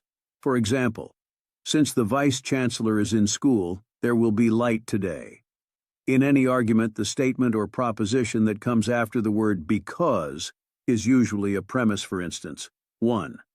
There will be light today because the Vice Chancellor is in school. 2. Adamu will pass the test since he is ahead of his colleague in the exercise. Beside, he is very brilliant. Whenever any of the above listed words is used, it simply means that the sentence that follows is the premise of the argument. For example, there will be light today for the Vice Chancellor is in school. You must know that the list of premise locators cannot be exhausted. Those listed here are just few for you to know how to identify premise or premises in any argument. 3.3. Conclusion. In logic, conclusion is that proposition, in an argument, that is arrived at on the strength or basis of the information provided by the premises. Simply put, conclusion means to come or brings to an end. You should always remember that in any valid argument, the conclusion follows from the premises. For instance, 1. All philosophy students are wise. Aina is a philosophy student, therefore Aina is wise. 2. Abuja is in Nigeria. Nigeria is in Africa, therefore Abuja is in Africa. Here, the third preposition in each of the two examples, Aina is wise, and Abuja is in Africa, are conclusions in each of the argument respectively. They are arrived at based on the information provided by the first two prepositions, which are the premises in the respective arguments. Conclusion indicators. There are some expressions and words that function to indicate the conclusion within a passage. These are generally called conclusion indicators. For example, hence, consequently, therefore, it follows that, accordingly, in sum, for these reasons, we may conclude, we may infer, thus, so, etc. Whenever any of these words begins a statement or proposition, it is obvious that such proposition is a conclusion. 3.4 Inference. In logic, an inference is the process by which one proposition is arrived at and affirmed, based on one or more other propositions accepted as the starting point of the process. Kalpi and Coker, 2003, 6. It is mainly a mental activity of reaching a conclusion from a number of premises. For example, all footballers are strong. Ronaldo is a footballer. Therefore, Ronaldo is strong. Here you can see that the conclusion, Ronaldo is strong, is inferred from the first and second premises of the argument. That is, it is derived from the first and second premises of the argument. 4.0. Conclusion, statement and proposition. Premise, conclusion, and inference are some of the basic concepts logicians use. However, there is a difference between statement, proposition, and sentence. Unit 3. Logic's Vocabulary 2. 1.0. Introduction. This study unit is the continuation of the preceding one, Unit 2. It intends to introduce you to some basic concepts logicians use, but it focuses particularly on the definition, validity, and invalidity of an argument, the subject or predicate term in major, minor, and middle terms. 2.0. Intended learning outcomes. By the end of this unit, you will be able to differentiate between valid and invalid arguments. Demonstrate logical skills arguments. 3.0. Main content. 3.1. Argument. An argument is a group of propositions that can be structured into two parts, that is, premise S, which is also known as reason, and conclusion, which can also be known as claim. The premises, which are some of the statements in an argument, is said to provide reasons, for which the conclusion is affirmed. The conclusion, which is part of the statements in an argument, is affirmed based on the other statements, which are called premises. At least two propositions or statements form an argument, otherwise it is not argument. But not all the statements are arguments. Some non-argumentative uses of statements, such as in reports, illustration, explanatory statements, conditional statement, etc., are sometimes confused with arguments. As earlier stated, at least two statements or propositions form an argument. In the case of two propositions, only one must be the premise while the other must be the conclusion. For instance, as soon as Ronaldo scores the second goal, the match ended. Here the conclusion is the match ended, while the premise is Ronaldo scores the second goal. The expression as soon as stands as premise indicator. When more than two propositions or statements form an argument, one must be a conclusion while the others must be premises. Example, all women are caring. Ada is a mother, therefore Ada is caring. You should always remember that no matter how many premises form an argument can never have more than one conclusion. 3.2. Valid and invalid arguments. An argument is said to be valid when the conclusion of that argument is derived from or follows from the premises. In other words, in a valid argument, it is necessary that if the premises are true, then the conclusion is true. Thus, in any valid argument, there is an absolute connection between the premises and the conclusion. In any valid argument, it is impossible for the conclusion to be false when the premises are true. For example, all Americans are proud. Peter is an American. Therefore, Peter is proud. What matters most here is the link between the premises and the conclusion, rather than on the truth or falsity of the statements comprising the arguments. Example: all birds have beaks. Some cats are birds, so some cats have beaks. Here you can see that although the second premise is false, the argument is still valid, because when the premises are assumed to be true, the conclusion must be true also. In logic proper, an argument can still be valid when all the premises are false. For example, all men are monkeys. All monkeys are politicians, so all men are politicians. However, it is not also advisable to hastily conclude that an argument is valid simply because its premises are all true. Example: some Nigerians are bad. Ukwa is a Nigerian, therefore Ukwa is bad. An argument can have true premises and true conclusion but may not necessarily be valid, because sometimes the premises may not support the conclusion in the right way. Are the premises actually true? Is the argument valid? These are two distinct and fundamental questions in logic. In logic proper, validity only preserves truth but cannot preserve falsehood. In all, you must know that a valid argument is concerned with the structure of the argument and not the content. An invalid argument is the opposite of valid one. But invalid argument has a peculiar characteristic. For instance, it is not necessary that if the premises are true, then the conclusion is true. In conclusion, any valid argument with all premises true is a sound argument. Any valid argument with at least one false premise is an unsound argument. All invalid arguments are unsound. 3.3. Subject or predicate term. Remember that we can talk either of the subject term of a proposition or the subject term of a syllogism or of an argument. But always remember that in logic proper, you must talk of the subject term of a proposition. Syllogism is more than a preposition. Syllogism is an argument that contains and must contain three propositions, two of which are called the premises and one the conclusion. A typical case of a syllogism is, all black women are beautiful. Casey Ngaman is a black woman. Therefore, Casey Ngaman is beautiful. In this syllogism, Casey Ngaman is beautiful is known as conclusion, and it necessarily follows from the first and second prepositions, which serve as premises of the syllogism. You can see that a whole syllogism can neither be asserted nor denied. But the sentence, Casey Ngaman is beautiful, which stands here as a preposition, can be asserted or denied. As the subject of the proposition, it is called the subject term. So Casey Ngaman is beautiful is the subject term of the above proposition. As it is with the subject term, so it is with the predicate term. The logician does not talk of the predicate term of an argument or syllogism. In logic, we talk of the predicate term of a preposition. For instance, in the preposition, Casey Ngaman is beautiful. The predicate of the preposition is beautiful. In conclusion, you should always remember that in logic proper, subject and predicate term are associated with individual propositions only. It does not matter whether that individual proposition is a premise or a conclusion. 3.4. Major, minor, and middle terms. Major term. Major, minor, and middle terms are all parts of a syllogism. But unlike predicate or subject term as seen earlier, a logician can never talk of major, minor, or middle term of a reposition. For instance, in an argument or in a syllogism, the predicate term of the conclusion becomes automatically the major term of the syllogism.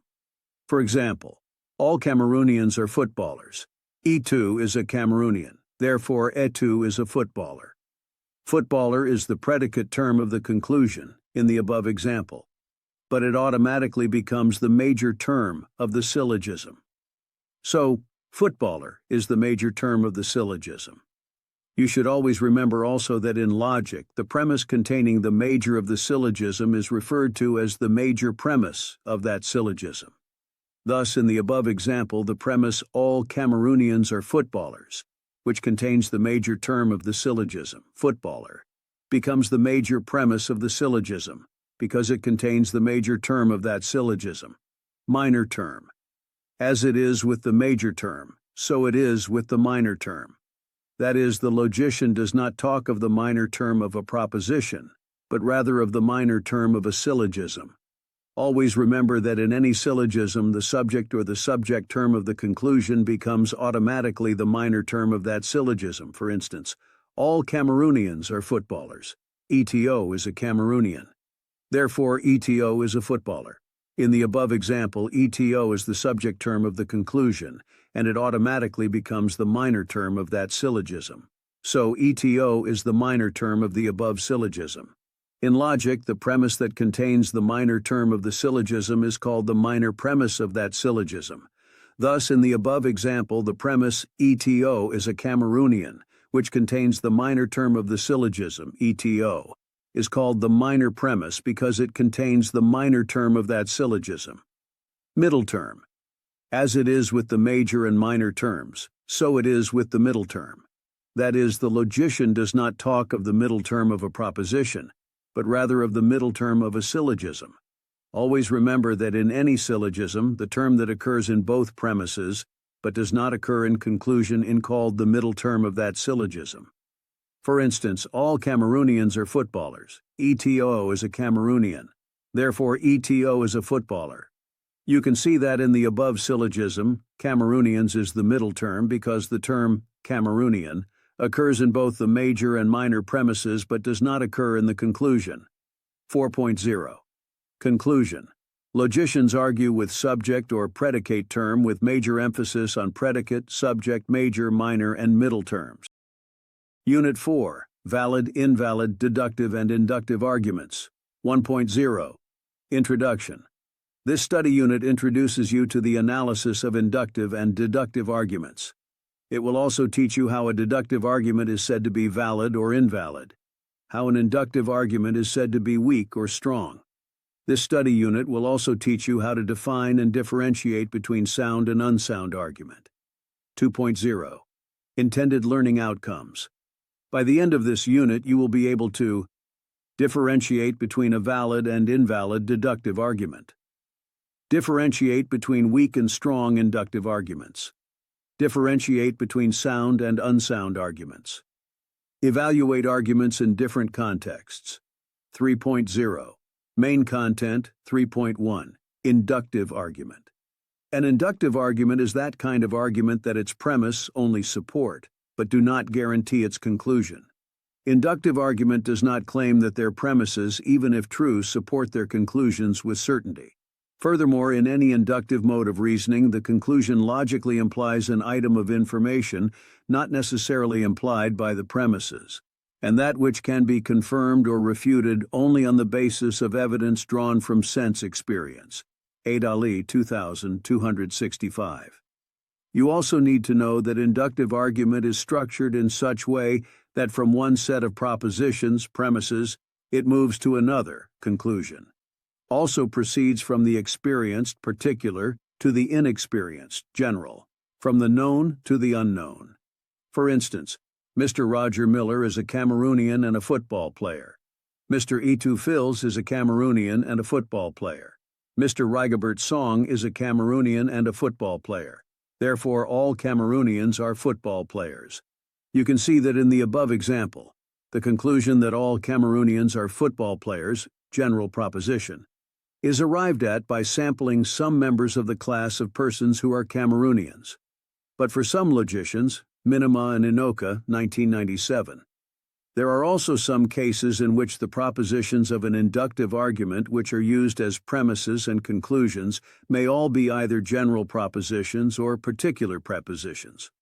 This is evident in the following arguments. A. All birds grow from infancy to adulthood. All trees grow from infancy to maturity. All men grow from infancy to adulthood. Therefore, all living things grow infancy to adulthood. Minima and Inoka, 1997-72. B. Idei. Amin was a dictator and was ruthless. Samuel Doe was a dictator and was ruthless. Kabila is a dictator, therefore Kabila is ruthless. Other facts that you must know about inductive arguments are: A. All inductive arguments are invalid. This is because the premises do not support the conclusion. B. The support offered by the premises of an inductive arguments to their conclusion is either high, strong, or low, weak, or none at all. For example, inductive arguments with high degree of support for conclusion. Almost all footballers are rich. J.J. Okocha is a footballer. It follows that J.J. Okocha is rich. Inductive arguments with premises offering low support for conclusion. Dangote worked hard and became rich. Otedola worked hard and became rich. Saraki worked and became rich. Therefore, all who worked hard will become rich. Inductive argument that do not support their conclusion. Iron, a metal conduct electricity. Copper, a metal conduct electricity. Aluminium, a metal conduct electricity. Therefore, all metals expands when heated. 3.2. Deductive argument. Logicians define deductive argument as that kind of argument in which the premises do not only support, but also guarantee the conclusion. In other words, the conclusion is directly inferred from the premises. It also means that the conclusion does not contain any new information aside those that we already have in the premises. Like what we have for inductive arguments, we also have different type of deductive arguments depending on the form the arguments take. We have those that move from general propositions as premises to a proposition as the conclusion. Example: I. All noun students have matriculation number. Adegboyega is a noun student. Therefore, Adegboyega has matriculation number. 2. All lawyers are liars. Yakubu is a lawyer.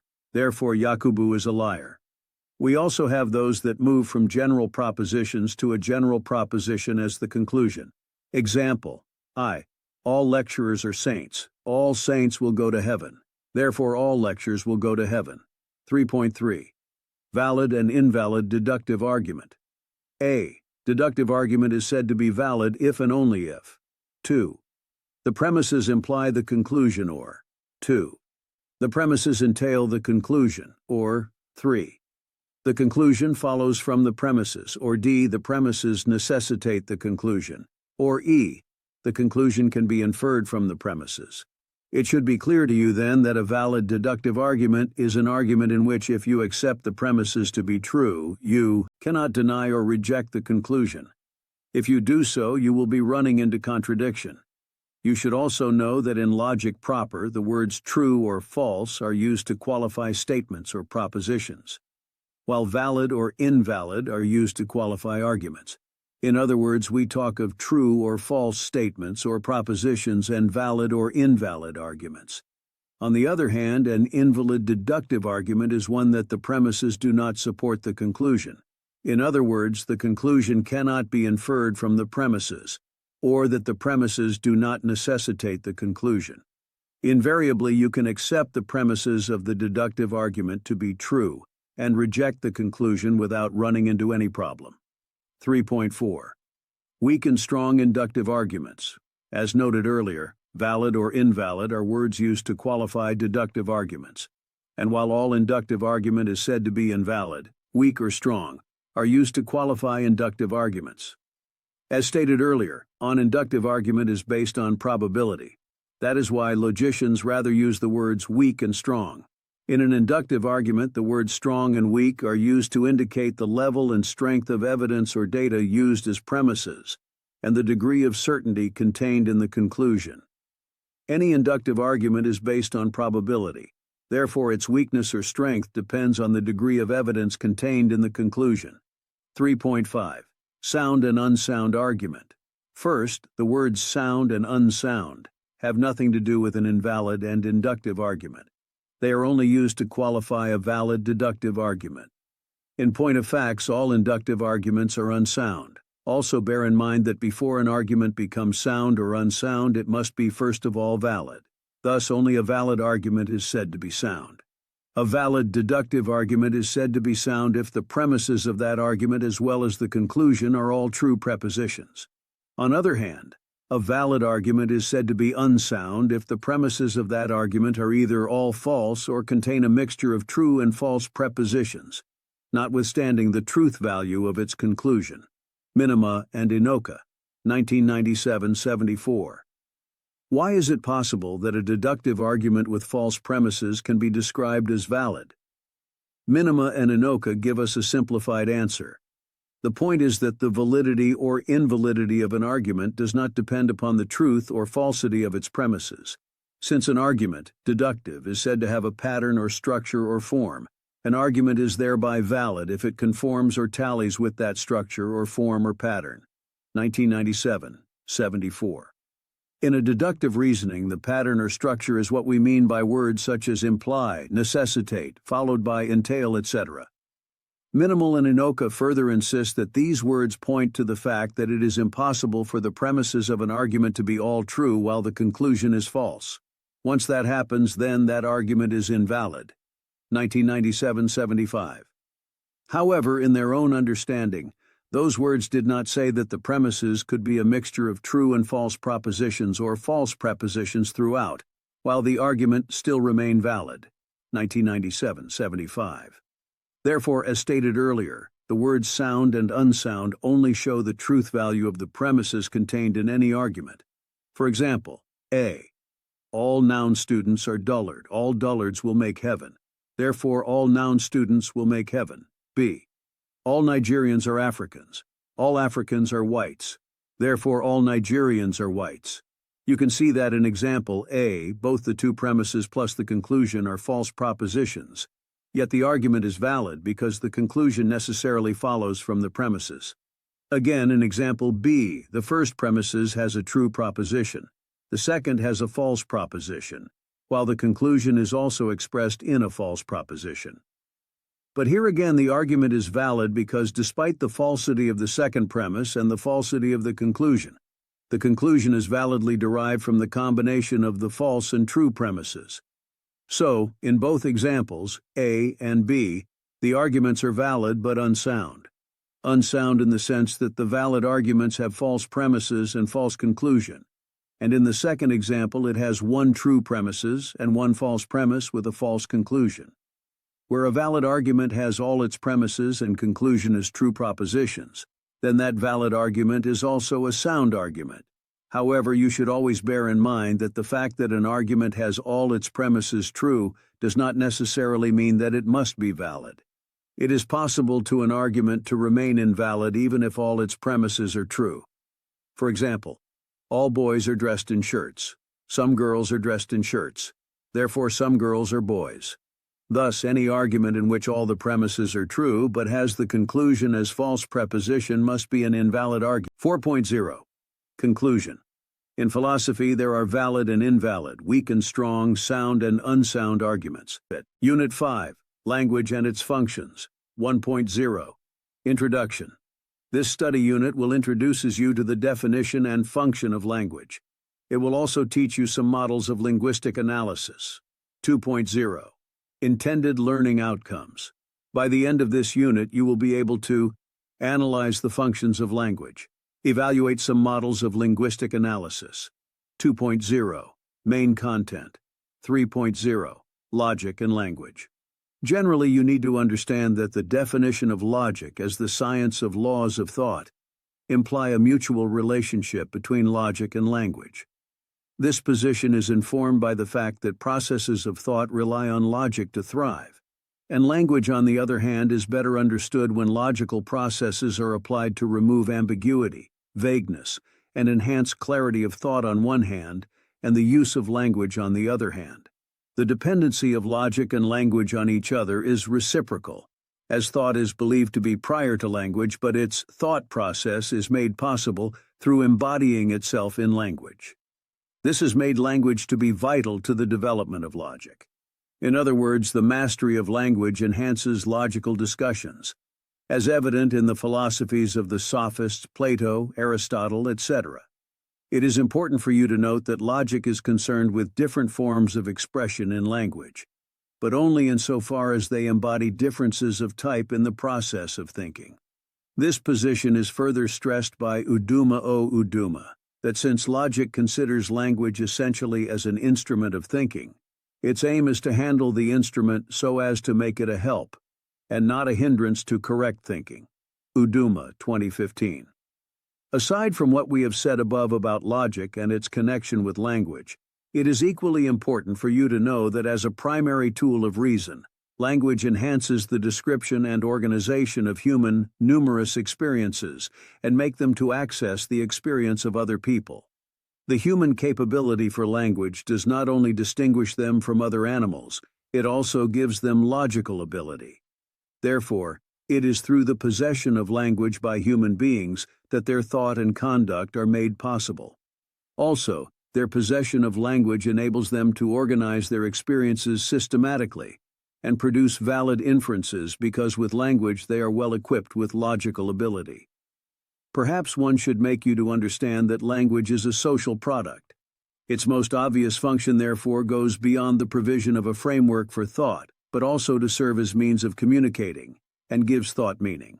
However, this position should not be taken to mean that without language thoughts cannot be meaningful. Rather, language has simply been presented as a necessity in society for the proper conveyance of human thought. In short, the relevance of language underpins its facilitation of intelligent cooperation in all human endeavor and the enhancement of civilization in human society. 3.1. Functions of language. As an important aspect of human culture, language has unlimited functions. This view is corroborated by Wittgenstein, a philosopher of language, in his work Tractatus, see Udema, 2015. Some of the uses of language he gave includes giving orders and obeying them, describing the appearance of an object or giving its measurement, constructing an object from a description, and many others. From Wittgenstein's point of view, the functions of language have been classified into three headings, that is, informative, expressive, and evocative. We shall discuss each of these functions one after the other. 3.2. Informative function. Here, the sole purpose of language is to communicate information. Language states fact, that is, it gives information about fact. When language is used to describe the state of affair about a thing, event, or situation, either it affirms or denies the affair. Language is said to be performing the informative function. Accordingly, science could be a good example of the informative function of language because it deals with what is factual. Thus, the following example: politics is a game.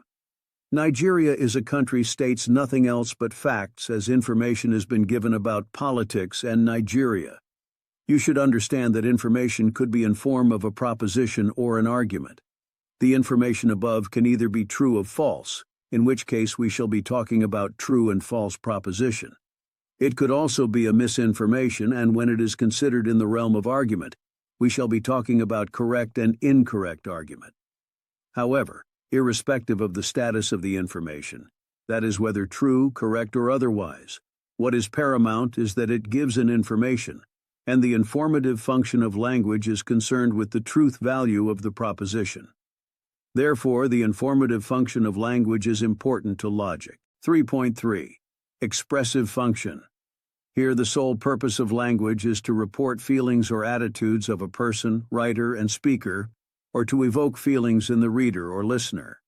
Thus, the expressive function of language is not about factual report of a state of affair, but with expression of some sort of emotion. Language, therefore, performs the expressive function whenever it is used to arouse feelings or emotions which could be approval or disapproval. Udema, 2015.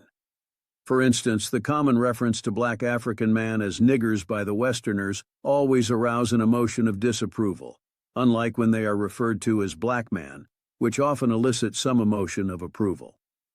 The expressive function of language is commonly used in political and religious discourses, warfare, science, etc., and best example of the expressive use of language is found in poetry. Consider the lines of this song from a soloist. Amazing grace, how sweet it sound, that save a wretch like me. I once was lost, but now am found, was blind, but now I see. The above is not an information but an expression of a feeling of an unmerited favor. From the above, it can be pointed out to you that the expressive function of language reveals the internal state of mind of a person, feelings and attitude and emotions. It is the kind of language function that is sometimes referred to as emotional language function. It is either it evokes certain feelings or it expresses feelings, and it can both evoke and express feelings. 3.4. Directive function. This function of language is also known as evocative function. It is to cause or prevent an overt action. The utterance in a directive function of language operate as to evoke action from the hearer. The sense in which the word evoke has been used here is broader than in the expressive function of language. Here the word evoke means to provoke or cause an overt action, to produce an action.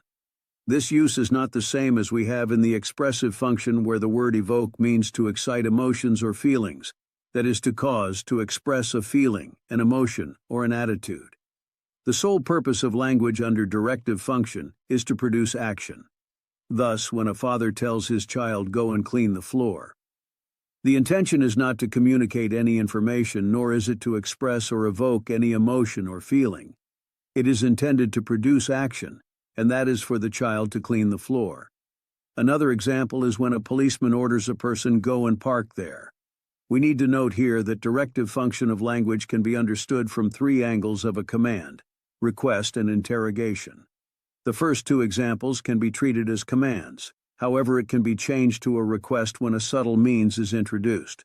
For instance, when the word please is added, it becomes a request. For example, "Please go and park there," direct. The third sense, which interrogative, is usually in form of questions. For example, "Where were you?" This is a directive requesting an answer. You need to know that directive function of language does not any form of investigation on its truth value. This is because a command like "get out" can neither be true nor false. But then, a directive function of language may be definite, confused, either obeyed or disregarded in its command sense. It may be untimely, unauthorized, obliged, or unexpected. Furthermore, in both the request and command sense, it may be specific, reasonable, genuine, improper, and sham, unspecific and proper. 3.5. Mixed functions of language. This function of language is arrived at because it is observed that discourse can serve more than one function. In fact, most ordinary discourse are mixed, and aside this, effective communication demand and are made possible by combinations of different functions of language. When we give information to a group of trainees on the meaning of a concept, such that the information is describing certain phenomena or procedure prescribing or explaining the application of certain rules or terms, the information may also express and evoke sentiments or feelings. Such information is therefore serving the expressive function, and may also seek to cause certain appropriate actions from the group. When we also consider sermons that are preached, generally, sermons are directive and are meant to shape or turn the hearers to a particular way of life as contained in it, sermon, and possibly to avoid an unacceptable lifestyle. It is also may evoke feelings of awesomeness or admiration in the hearers, thus serving the expressive function, and may also include some information about historical events or other variable phenomena. An example of such sermon was Stephen's address before the Sanhedrin, Acts of the Apostles chapter 7. It is therefore possible for language to serve multiple functions, but this not to say that the specific roles of language in certain discourses are valueless or less important. While in a discourse like biology, it is informative. In literary works, it is expressive, but in logic, it is directive. Language also serves as directive in law, that is, to direct conduct. 3.6. Performative utterances. This use of language is generally associated with a mixed function of language and sometimes with the informative function of language. As the name suggests, performative utterances refer to language which performs the action it reports. It is a different form of function of language. The term was first introduced by J.L. Austin in 1955. It includes such statements like, "I promise to visit you tomorrow," "I shall contest the next election," etc. These utterances do not describe or report anything, hence they cannot be true or false. Each of them only constitutes doing something. Visit you tomorrow, contest the next election. These sorts of utterances only involve doing, they cannot be true or false. But Austin maintained that they can be infelicitous, that is, abused. According to Uduma, 2015, the abuse of these utterances, however, depends largely on the motive, circumstances, or conditions surrounding the utterances. For instance, the promise to visit may be made from insincerity, or I may not be qualifying to context any election. The main characteristics of performative utterances that attract philosophical interest are as follows. 1. It offers counter-instance to the verification's claim that only meaningful sentences are those which express true or false statements. 2. It belongs to the category of non-descriptive sentences. They are neither true nor false, but only felicitous or infelicitous. 3. It can do justice to the communicative and intentional aspects of language. The main thrust of performative function of language is that stating is performing, saying is doing. When uttered in appropriate circumstances, they perform the act it appears to report or describe.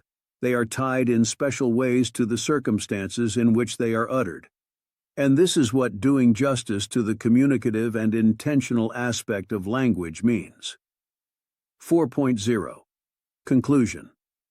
From the study of the functions of language in this unit, the various functions of language seem to correlate with the different forms of language. Thus, the declarative sentences appear to be informative, the imperatives are directive, interrogatives are directive, and the exclamations are expressive. It may therefore be somehow difficult to identify form with function in language. Module 4. Fallacies and Definitions. Unit 1 Fallacies, Part 1, 1.0, Introduction. This study unit introduces you to the definition and classification of fallacies. Our emphasis here will be particularly on fallacies involving irrelevant premises. 2.0. Intended learning outcomes. By the end of this unit, you will be able to classify fallacies, evaluate fallacies. It is hoped that at the end of this unit, you should be able to define and classify fallacies. No major formal fallacies such as affirming the consequent, denying the antecedent, fallacy of four terms, existential fallacy, and fallacy of exclusive premises. 3.0. Main content. 3.1. Definition and classification of fallacies. Some arguments sometimes look so good and convincing, however, when we critically examine them, we realize that they are weak, deceptive, strong, or full of errors. What logicians therefore always do is to explain the causes of errors in arguments and to avoid them in reasoning. The best way to do this is to first recognize these errors of reasoning and avoid them completely. This is because deceptive arguments are capable of misleading. You need to know that these kinds of reasoning sometimes look convincing and logically correct. Without adequate carefulness, one can accept them as true, valid, and correct reasoning. These forms of reasoning are regarded as being fallacious. One fact that you must note here is that fallacious argument or reasoning is not necessarily an invalid argument. Rather, it is an argument that appears sufficiently acceptable, but which contains errors. OKE and Audu 2006, 107. Usually a fallacy is committed in the process of moving from the premises of an argument to its conclusion.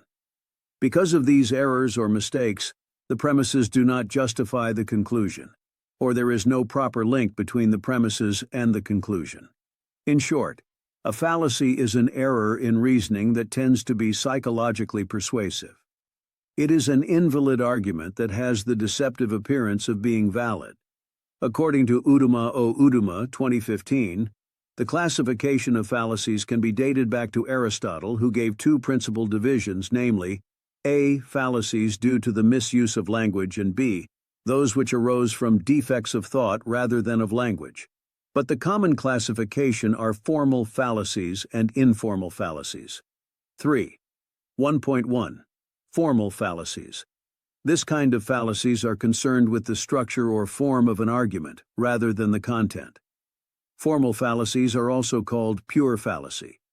What you must note about arguments in this fallacy is that they always violate a rule of the logical system of which the argument is a part. In this regard, invalid deductive argument is formally fallacious. Thus, formal fallacies are errors that evolve from neglect or deviation from formal rule of logic, which simply holds that premises must adequately support the conclusion, and that if the premises of an argument is true, the conclusion must also be true. 3 examples of these fallacies are: 1.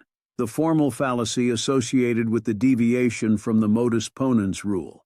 This is called the fallacy of affirming the consequent. 2. The formal fallacy that is associated with the deviation from the modus tollens rule. which is also known as the fallacy of denying the antecedent. 3. The formal fallacy of foreterm. 4. Existential fallacy. 5. Formal fallacy of exclusive premises. 3. 1.2. Fallacy of affirming the consequent. This is committed when the formal rule of affirming the antecedent or modus ponens is violated. You should know that the antecedent of any argument is the first part of the argument, while the consequent is the latter part. They are like cause and effect. The rule of modus ponens states that in an argument, if a material conditional statement, the first premise, and its antecedent, the second premise, are true, then its consequent must be true. Akilik, 1999, 16. Thus, in the fallacy, the second premise of the argument affirms the consequent instead of the antecedent, while the conclusion affirms the antecedent rather than the consequent. For example, if Tinubu is a leader, then Tinubu is a politician. Tinubu is a politician, therefore Tinubu is a leader. Schematically, we have if P, then QQ, therefore P. Here the argument runs contrary to the rules of modus ponens. Commonsensical, the second premise and the conclusion are faulty when compared to a properly constituted modus ponens rule. It is possible that Tinubu is not a leader, and yet he may be a politician. This is shown below. If Tinubu is a leader, then Tinubu is a politician. Tinubu is a leader. Therefore, Tinubu is a politician. Schematically, we have if P, then QP, therefore Q. In this argument, unlike the first, the second premise is an affirmation of the antecedent. 3. 1.3. Fallacy of denying the antecedent. This fallacy occurs when the rule of modus tollens is violated. The rule of modus tollens holds that in an argument, if the material conditional statement, first premise, is true and its consequent is false, then its antecedent, conclusion, must be false. The fallacy of denying the antecedent takes the form of an argument in which one premise is a conditional, and the other is the negation of its antecedent, from which the negation of the consequent is deduced as the conclusion of the argument. For example, if Tinubu is a leader, then Tinubu is a politician. Tinubu is not a politician. Therefore, Tinubu is not a leader. Schematically, we have if P, then Q, not P, therefore not Q. From this example, the second premise and conclusion are faulty. 3. 1.4. Fallacy of foreterm. An argument in a categorical logic commits the fallacy of four terms if either there are more than three terms in the argument, or a term is assigned different meanings at different points in the argument. 3. 1.5. Existential fallacy. In categorical logic, a syllogistic argument commits the existential fallacy if its conclusion is a particular proposition, and both of its premises are universal propositions. It is fallacious to derive a conclusion of a proposition from the argument whose premises are universal propositions. For example, all Nigerians are human beings. All human beings are mortal. Therefore, Delagiwa, a Nigerian, was mortal. 3. 1.6. Fallacy of excusive premises. This fallacy occurs in any form of reasoning when the rule that every valid categorical syllogism must have at least one affirmative premise, A or I, is violated. The major characteristic of the fallacy of exclusive premises is that both premises are negative propositions, E or O. For example, no goats are human beings. Some human beings are not rational. Therefore, some goats are not rational. 3. 2.0. Informal fallacies. This fallacy is also known as material fallacy. It is informed of any argument that is psychologically persuasive but not logically persuasive. In informal fallacies, there are no mistakes in the formal structure of arguments, rather they are rooted in the failure of the evidence to be relevant to the conclusion, or in some injustice and ambiguity. Adegboyega, 2010, 71. Informal fallacies rests on the content of the argument. Unlike formal fallacy, no any coded rules is violated. Individuals may fall into this error because of his or her carelessness, coupled with inattention or being misled by language problems. There are different types of informal fallacies, and these are 1. Fallacies of ambiguity. 2. Fallacies of weak induction. 3. Fallacies of relevance, and 4. Fallacies of presumption. For this section, we shall focus on fallacies of ambiguity and fallacies of relevance. The remaining two fallacies of wheel induction and fallacies of presumption shall be in the subsequent unit. 3. 2.1. Fallacies of ambiguity. These are linguistic fallacies. These fallacies occur when ambiguous words, phrase, or statements occur in arguments without carefully attending to the ambiguity. You must know that ambiguous words are words that has more than one meaning in a statement, or when it can be used in more than one way. For instance, the word file can be used to refer to metal tool with roughened surface or cover case for keeping papers together for reference purpose, and it can refer to line of persons or one behind the other. We shall focus here only on the 404 major fallacies of ambiguity. 1. Fallacy of equivocation. There are some words that contain more than one meaning. The fallacy of equivocation occurs when such a word is used in a manner that implies different meanings or senses of the word within the same context. For instance, only man is rational, but no woman is a man. Therefore, no woman is rational. This is a fallacy of equivocation because the word man is used with two different senses within the same context. In the first sentence, the word man means humans, while in the second it means male humans. 2. Fallacy of amphiboly. The fallacies of amphiboly and ambiguity are very similar. The only difference is that in the fallacy of amphiboly, the double meaning is due to syntactic or sentence structure, such as a grammatical error or a mistake in punctuation.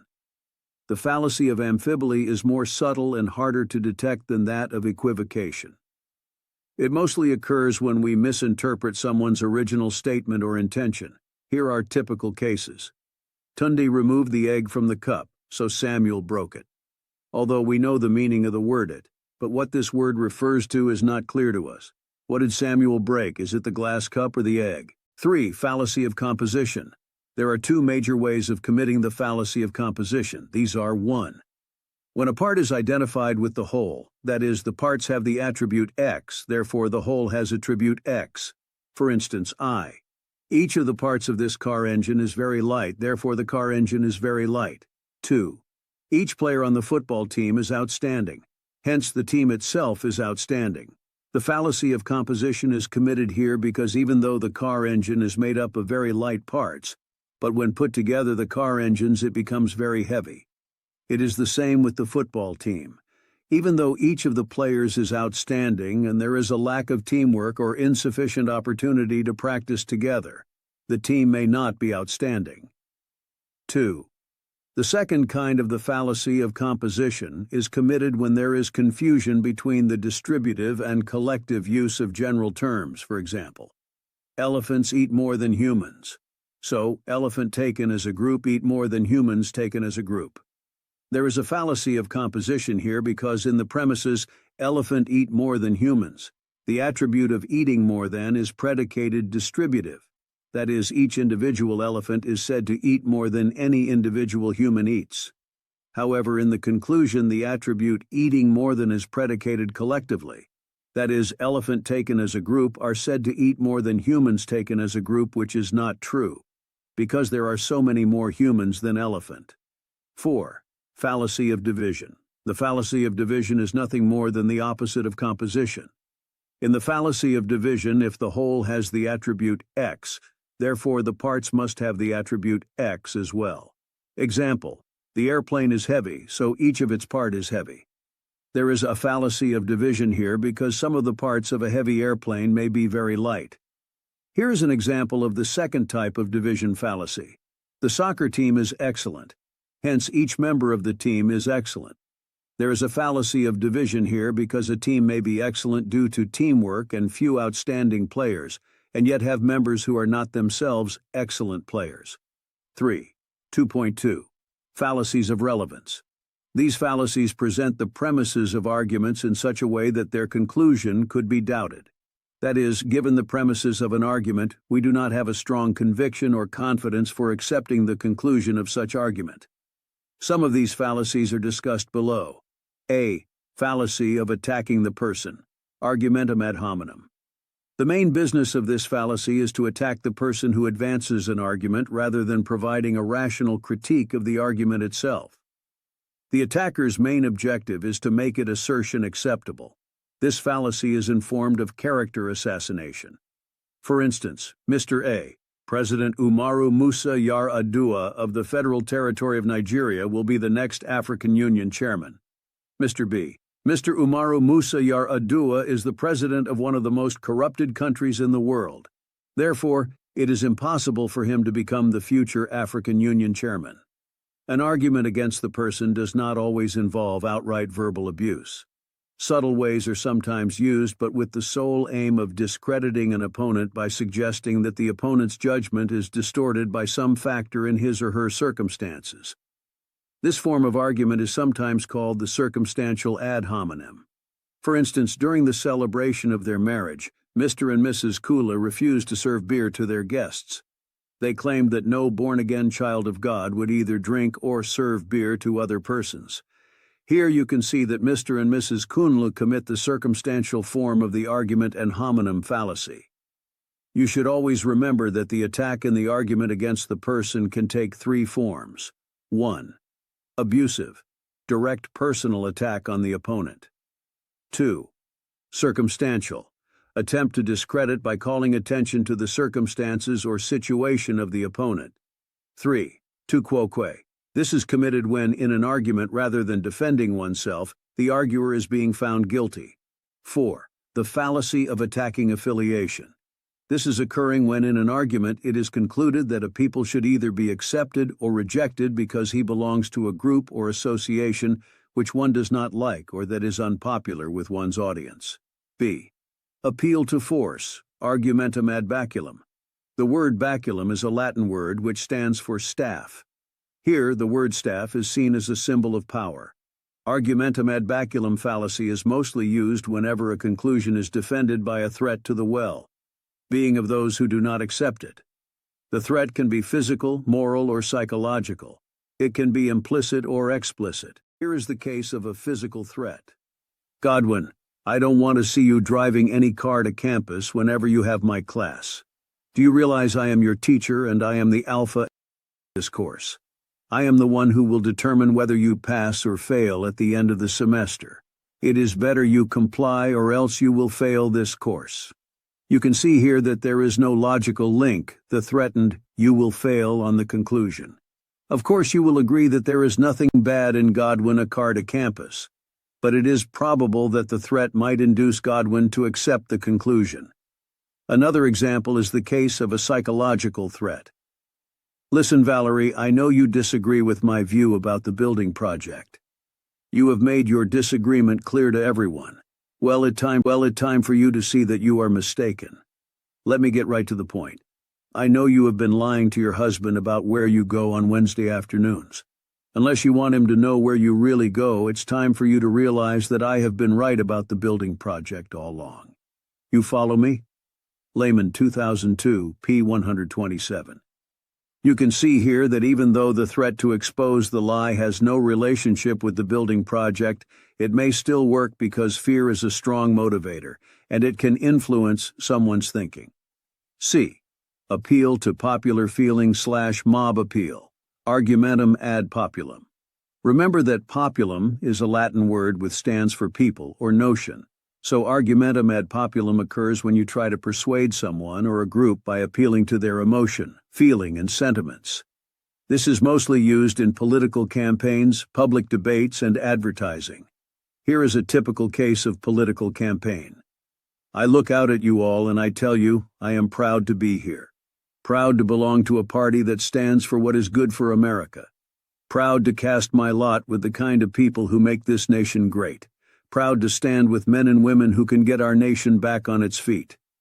Yes, there are those who criticize us, who label our view of trade agreements as protectionist.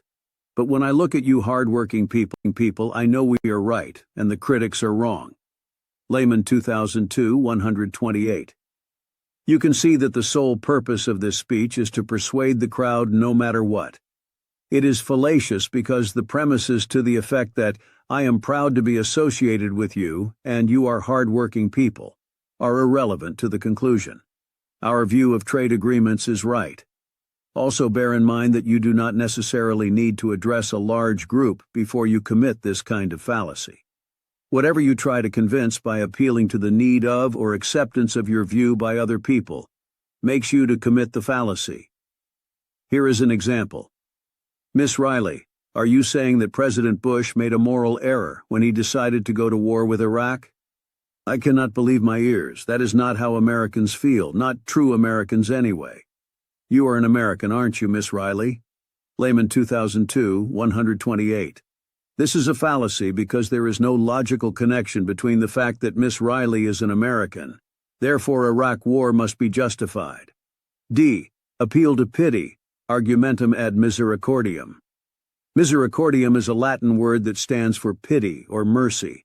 So argumentum ad misericordiam is a fallacy that attempts to support a conclusion simply by evoking pity in one's audience, even though the statements that evoke the pity are logically unrelated to the conclusion. For example, I want to build more schools, more hospitals, and create more employment opportunity. If you don't vote for me this second term, I cannot achieve these, therefore, vote for me the second term. Adegboyega, 2010, 79. The appeal to pity is mostly used by politicians during campaign for election and by lawyers. The lawyer's main objective is to get the court to accept the conclusion that a client is innocent or at least to obtain a reduction in the measure of punishment. E. Fallacy of irrelevant conclusion, ignoratio elenchi. This fallacy is also called fallacy of ignoring the issue. This is because the conclusion that is drawn in the argument is irrelevant to the premises, that is non sequitur. For example, the members of the National Assembly have been accused of official misconducts. Therefore, the Assembly complex should be closed down. F. Red herring fallacy. It is committed when the person responding to an argument fails to address whichever issues the arguer has raised. In a way, the respondent distracts the arguer's attention because the respondent is evasive. Example, Ocon. The use of condom during sex should be encouraged. This is because it prevents unwanted pregnancy among youths. Eckett. Mr. Ocon, are you a Christian or a Muslim? Ocon. I am neither a Christian nor a Muslim. I am a traditionalist. Here, Eckett did not address the issue that was raised and Ocon had raised in his argument, rather he only distracts his attention. J. Fallacy of accident. This fallacy is committed when a claim is based on a rule that is generally valid, but the arguer fails to see the case at hand as an exception. It is common among legalists, moralists, educationists, and other social theorists who always infer answer to specific human issues from some absolute moral, legal, educational, and other social rules. Ibid. For example, these set of people can reason that given that lying is bad, and then one should not tell lies, even to save life of an innocent being.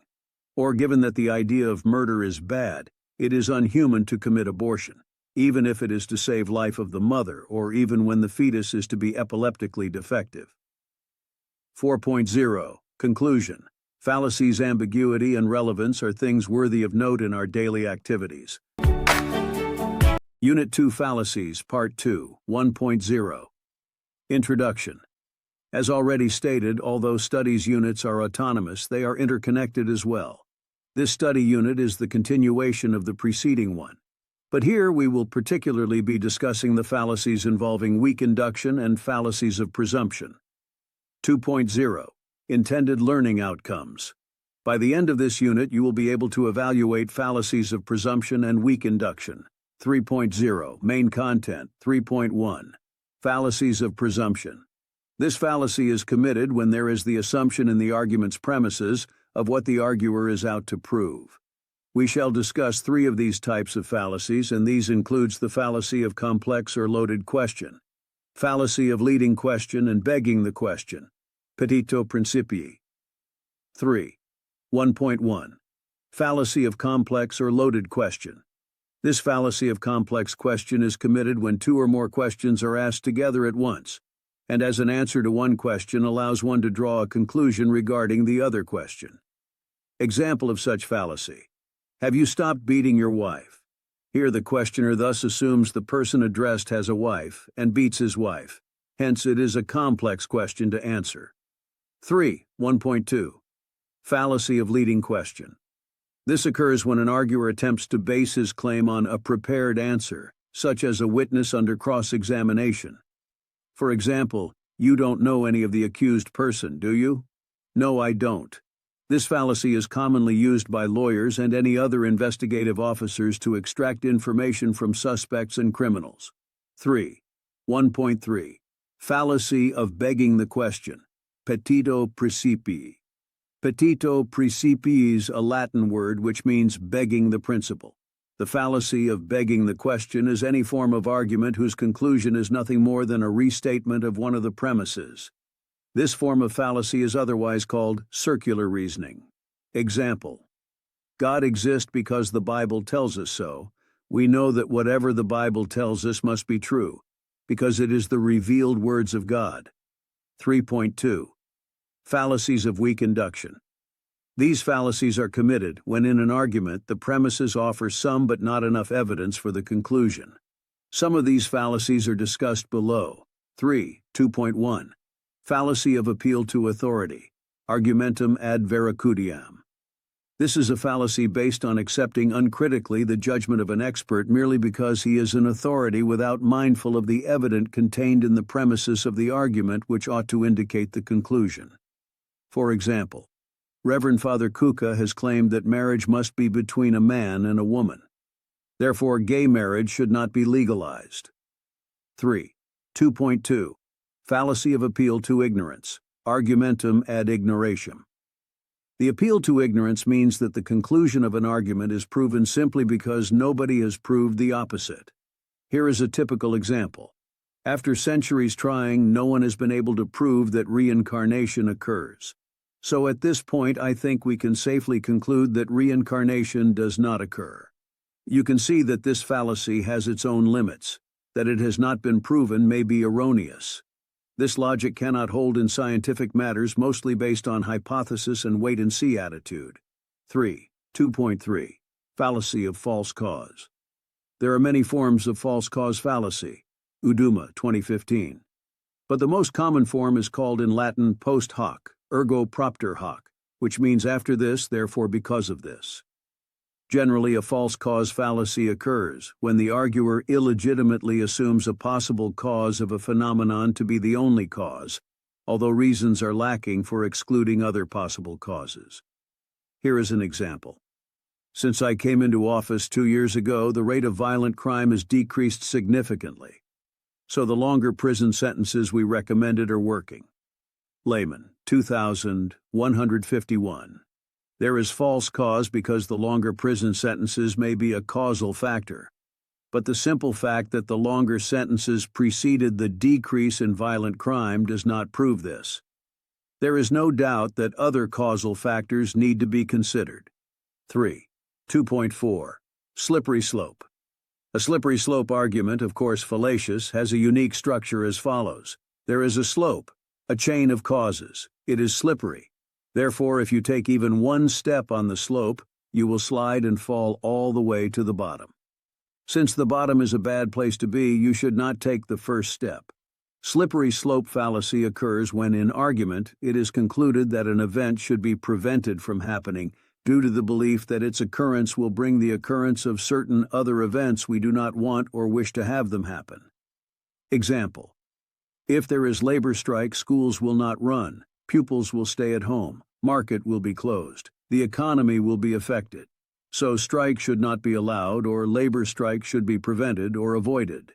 Fada Hunsi and Adegboyega, 2010-88. The major problem with arguing this way is that unwanted events may not follow from the event that the claim advocates should be prevented.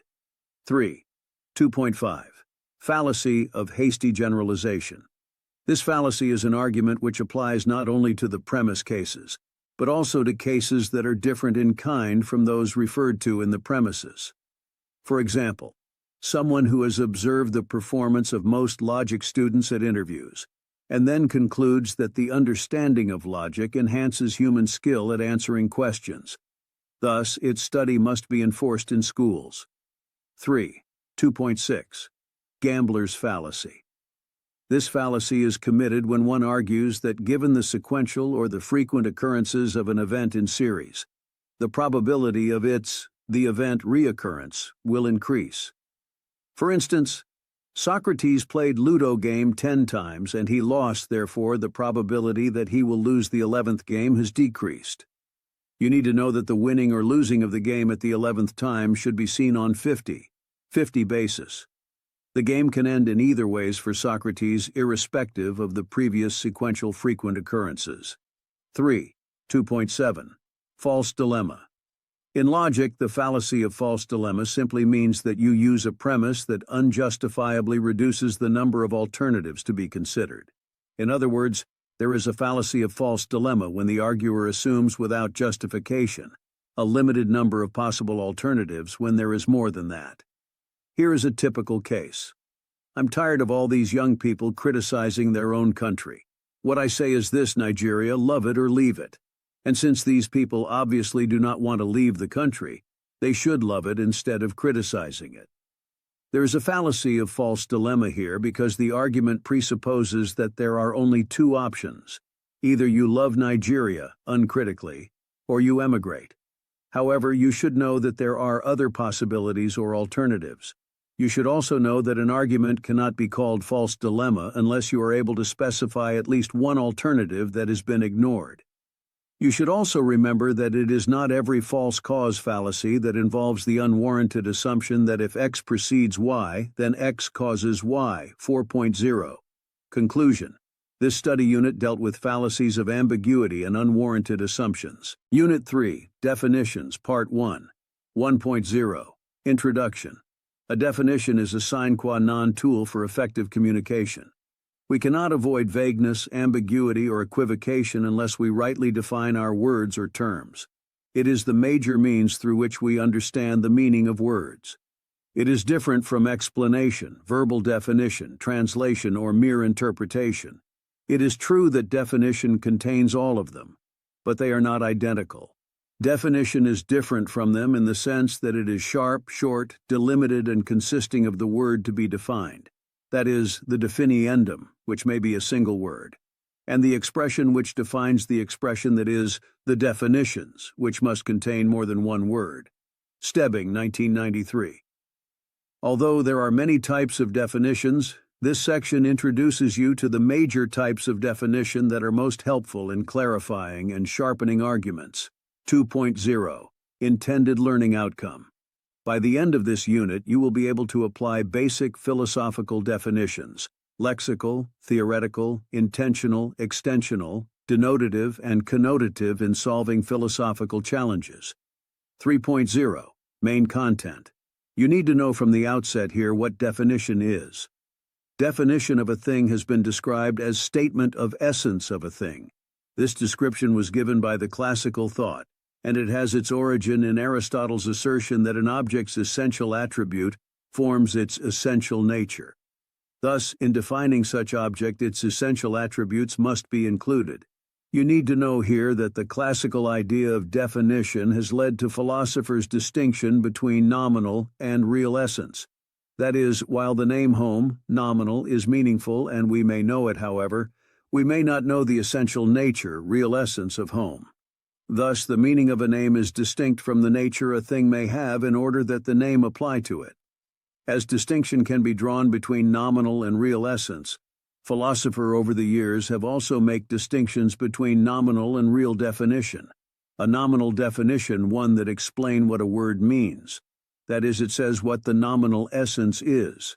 See the above example. Real definition, on the other hand, expresses the real nature of a thing. Let us ask ourselves a question here. Why do we engage ourselves with drawing this distinction here, especially about the notion of essence in definition? The reason for this is that there are certain intrinsic elements about that which is to be defined definiendum, which that which is doing the defining, definiens, must capture, without which the definiens will not have same meaning with the definiendum, which may lead to ambiguity and vagueness. Uduma, 2015.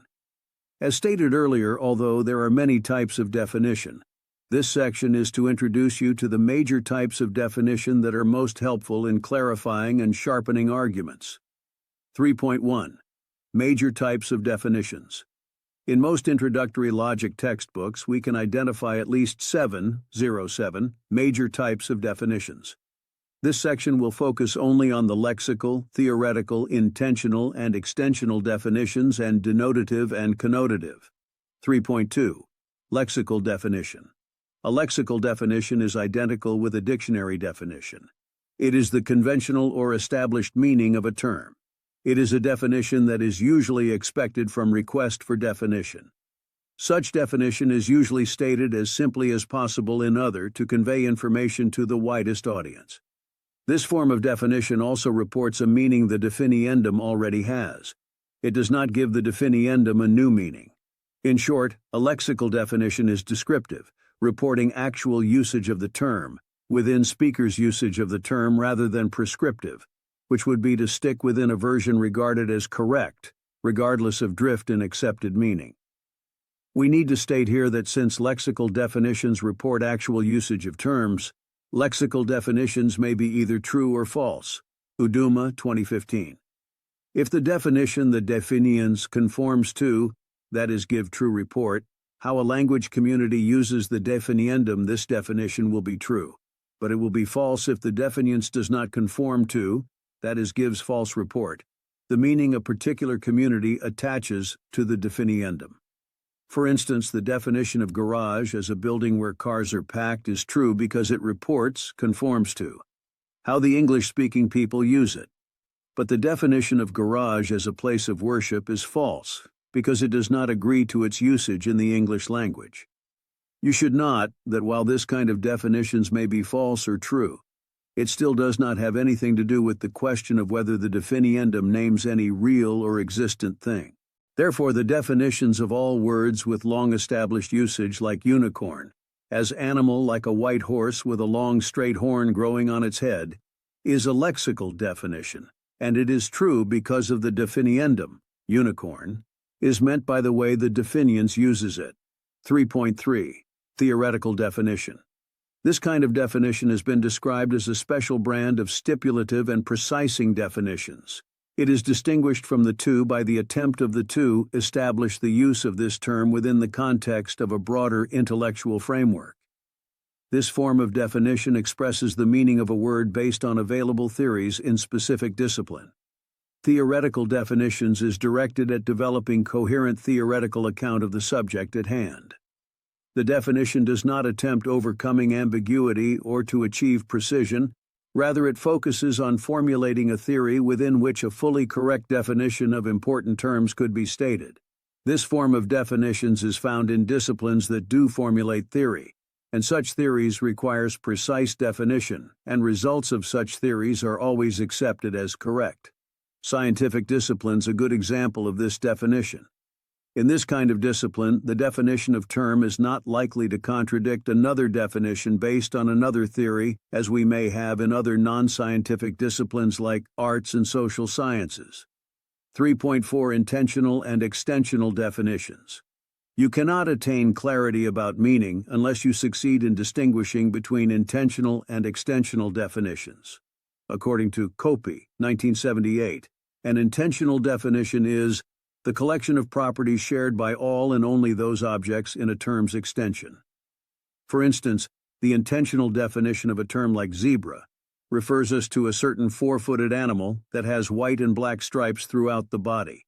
This is the intentional definition of zebra, because zebra as a species falls under this characterization.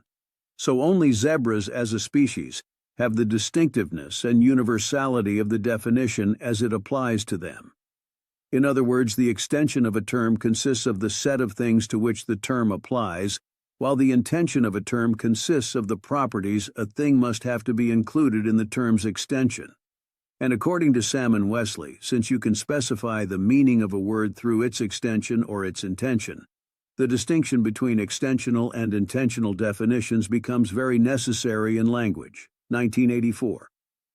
There are two types of extensional definitions, nonverbal or ostensive, and verbal. Ostensive definition occurs when you attempt to specify the meaning of a term by pointing to objects in its extension. For instance, if you want to teach someone the meaning of the word car, you simply need to point to a car and utter the word car. Keep in mind also that this definition does not go without some problems. For instance, there are cars with different shapes, sizes, and makes. In verbal definition, we rely on signification, that is, we use verbal definition to specify the meaning of a term. Here is an example of an enumerative verbal extensive definition. Philosopher means someone such as Socrates, Plato, Aristotle, Descartes, Kant, or Hegel. Layman, 2000. Let us first state in clear terms that intentional definitions are applicable to things that have clearly defined set of properties. It can also be applied to sets that are too large to list an extensional definition. Thus, as opposite of extensional definition, the intentional definition of a term states the necessary and enough conditions for a thing being a member of a set. That is, the set of features which are shared by everything to which it applies.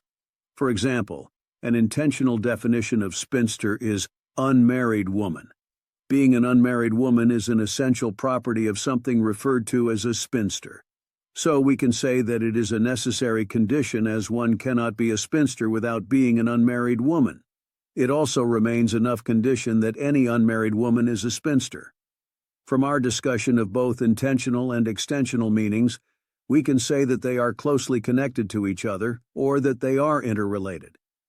Most times we sometimes feel that the intention of a concept or term determines its extension that we decide whenever we encounter any new furniture, whether it belongs among the chairs by seeing whether it has the relevant features. Thus, as the intension of a general term increases by specifying with greater details those features that a thing must have for it to apply, the term's extension tends to decrease since fewer items now qualify. 3.5. Denotative and connotative definition. These two kinds of definition suggest the possibility of the definition of a general term, which can be done in two ways. A connotative definition tries to identify the intention of a term by providing a synonymous linguistic expression or an operational procedure for determining the applicability of the term. It should be noted that it may not always be easy to come up with an alternative word or phrase that has the same meaning or to specify a concrete test for applicability. But when this works, connotative definition provides an adequate means for securing the meaning of a term. 4.0. Conclusion. Philosophical definitions are useful in solving challenges. Unit 4, Definitions, Part 2, 1.0. Introduction. This study unit is the continuation of the preceding one. It introduces you to three major types of definitions. 2.0. Intended learning outcome. By the end of this unit, you will be able to solve daily challenges in communication using stipulative, recursive, persuasive, precising, genus, and difference definitions. 3.0. Main content. 3.1. Stipulative definition. As a writer or speaker, you are free either to introduce a new word into language or to give a word a new meaning. Once you do that, you are stipulating. A stipulative definition, therefore, is one that a term, whether new or existing, is given a new meaning for the purpose of argument or discussion in a given context. Uduma, 2015. A major feature of this definition is that it freely assigns meaning to a completely new term, creating a usage that had never been in existence. It specifies or stipulates the meaning of a word or phrase. The goal of this definition is to propose the adoption of shared use of a novel term that has no existing standard it can be compared with, and the definition stands correct, always except it turns out to be useless or inapt. For instance, it is on record that until the year 2000, the word double dodge had no generally accepted meaning. Double dodge means the anticipatory movements people commonly make when they nearly collide with some person, as when walking toward each other in a confined space, and are trying to avoid such collision. Layman, 2098. For instance, Rebecca and Eduardo nearly ran into each other in the hallway, but at the last moment they double dodged and then came to a full stop, whereupon Rebecca burst into laughter. Thus, even though the double dodge is stipulated here, we still understand the full meaning of the above expression. Always keep in mind that any stipulative definition is a recommendation or proposal to use a term in a certain manner, and the meaning or definition that may be given to a new or currently existing term may but not necessarily contradict the lexical definition of the term. That is why, as a recommendation or proposal, a stipulative definition is neither true nor false. accurate or inaccurate, correct or incorrect. This is responsible for the differences between this form of definition and lexical definition. A stipulative definition is a form of proposal or resolution to use the term to mean whatever it is used for. In those regard, a stipulative definition is directive and not informative. 3.2. Recursive definitions. This definition is sometimes referred to as inductive definition. It is a form of definition that defines a word in terms of itself, although in a useful way. Recursive definition consists of 3 steps. 1. At least one thing is stated to be a member of the set being defined. This is sometimes called a base set. 2. All things bearing a certain relation to other members of the set are also to count as members of the set. It is this step that makes the definition recursive. 3. All other things are excluded from the set. For example, a natural number can be defined as follows, after piano. 1. 0 is a natural number. 2. Each natural number has a distinct successor, such that the successor of a natural number is also a natural number, and no natural number is succeeded by 0. 3. Nothing else is a number.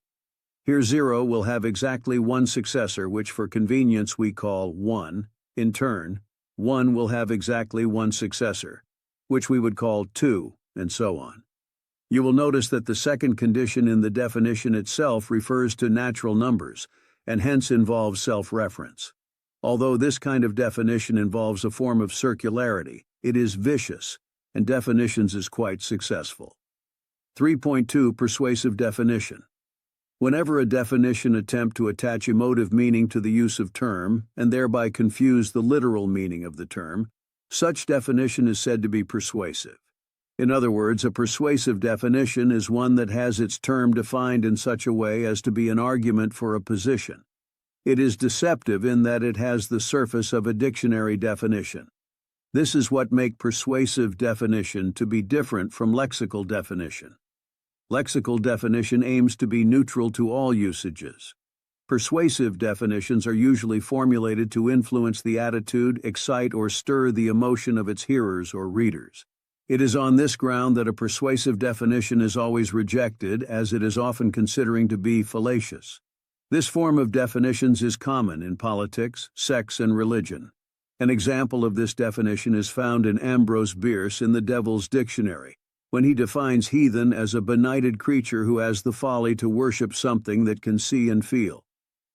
According to Uduma, a lexical definition of would be couched as one who does not believe in the Christian God, or one who does not follow an established religion. What Bierce was defining was an attempt to present as foolish those who believe in what cannot be seen or feel in other, that he might make a case for the heathens.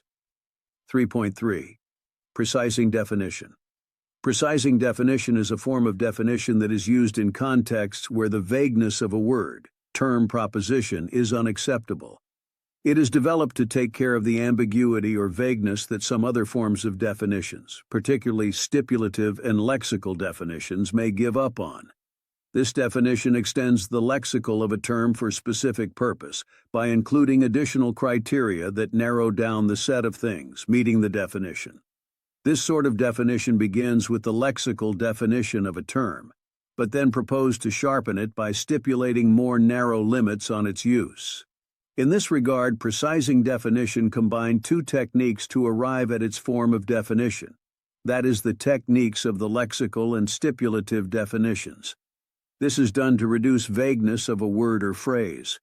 To this effect, persuasive definition is seen as a form of stipulative definition, which attempt to describe the true or commonly accepted meaning of a term, while stipulating an alter use, perhaps as an argument for some specific views. See C.L. Stevenson as quoted by Uduma, 2015. But then the lexical part must be correct, and the stipulative portion should appropriately reduce the vagueness. We need not to confuse the precising definitions combining the lexical and stipulative techniques for its use to mean that it is the same with the latter two. Precising definition differs from both lexical and stipulative definitions. One point of difference is that while stipulative definition freely assigns new meaning to a completely new or currently existing term, creating a usage that have never previously existed, that which is to be defined, definiendum. A precising definition is not a new term, but one whose usage is established, although vague. Precising definition does not in any way freely assign any meaning to its definiendum. They must remain true to established usage. However, precising definition must go beyond established usage if the vagueness of the definiendum is to be reduced. For example, a dictionary may define the term student as anyone attending an educational institution of any type or someone who studies something. However, a traveling agency or movie theater may propose a precising definition for the word student of any person under the age of 18 enrolled in a local school for them to determine who is eligible to receive rebate or discounted tickets. 3.3. Definition by genus and difference. The method of definition by genus and difference is very important in language and logic. Indeed, it is known as one of the best ways to reduce ambiguity and vagueness. The definition by genus and difference also encompasses some other methods of definition such as stipulative, precising or real, theoretical, and lexical definitions. It is a kind of definition in which a word or concept that indicate a specific type of item is described first by a category, genus, then distinguished from other items in that category by differential. The differentiae of a species are the species properties that other members of the genus do not have. In short, the genus is the broad category, the species is a type within that category, and the differentiae are the distinguishing characteristics of the species. The words definiendum and definiens are two key words you must master before you can understand the method of definition by genus and difference. The definiendum stands for the word being defined, while the definiens is the word or words that do the defining. You also need some clarifications concerning proper subclass, genus, species, and difference. For a class X to be a proper subclass of another class Y, every member of class X must be a member of class Y. For example, the class of collies is a proper subclass of dogs. For the above explanation, it is clear that the species is simply a proper subclass of the genus dog. You should also note that the way these terms are used here is different from the use they are given in biology. In logic, the difference is the attribute that distinguishes the members of a given species from the members of other species in the same genus. Layman 2101. The process of constructing a definition by genus and difference is as follows. 1. Choose a term that is more general than the term to be defined and name its genus. 2. Find a word or phrase that identifies the attribute that distinguishes the species in question from other species in the same genus. In constructing this kind of definition, we begin by identifying a familiar broad category or kind, the genus, to which everything our term signifies, along with things of other sorts, belongs. Then we specify the distinctive features, the differentiae, that set them apart from all other things of this kind. For instance, if we are to define the phrase human being following the ancient Greek viewpoint, we shall say that human beings are members of a species. So we ask what the genus or general category of species is. We would say that the genus is animal. The genus then is animal and the species is human being. What is the differentia of the species, that is, the distinguished characteristics? That is, properties that human beings have that other animals do not have. From the ancient Greek view, it is rationality. The things that humans have that other animals do not have is rationality. So, rationality is the differentia of the human species, according to the ancient Greeks. Thus, Aristotle said man is the rational animal. By this he meant to be giving a definition of man or human being. The point we should note is that thus definition is used to categorize different plants, animals, and other things into biological categories. But then its use is not restricted to science.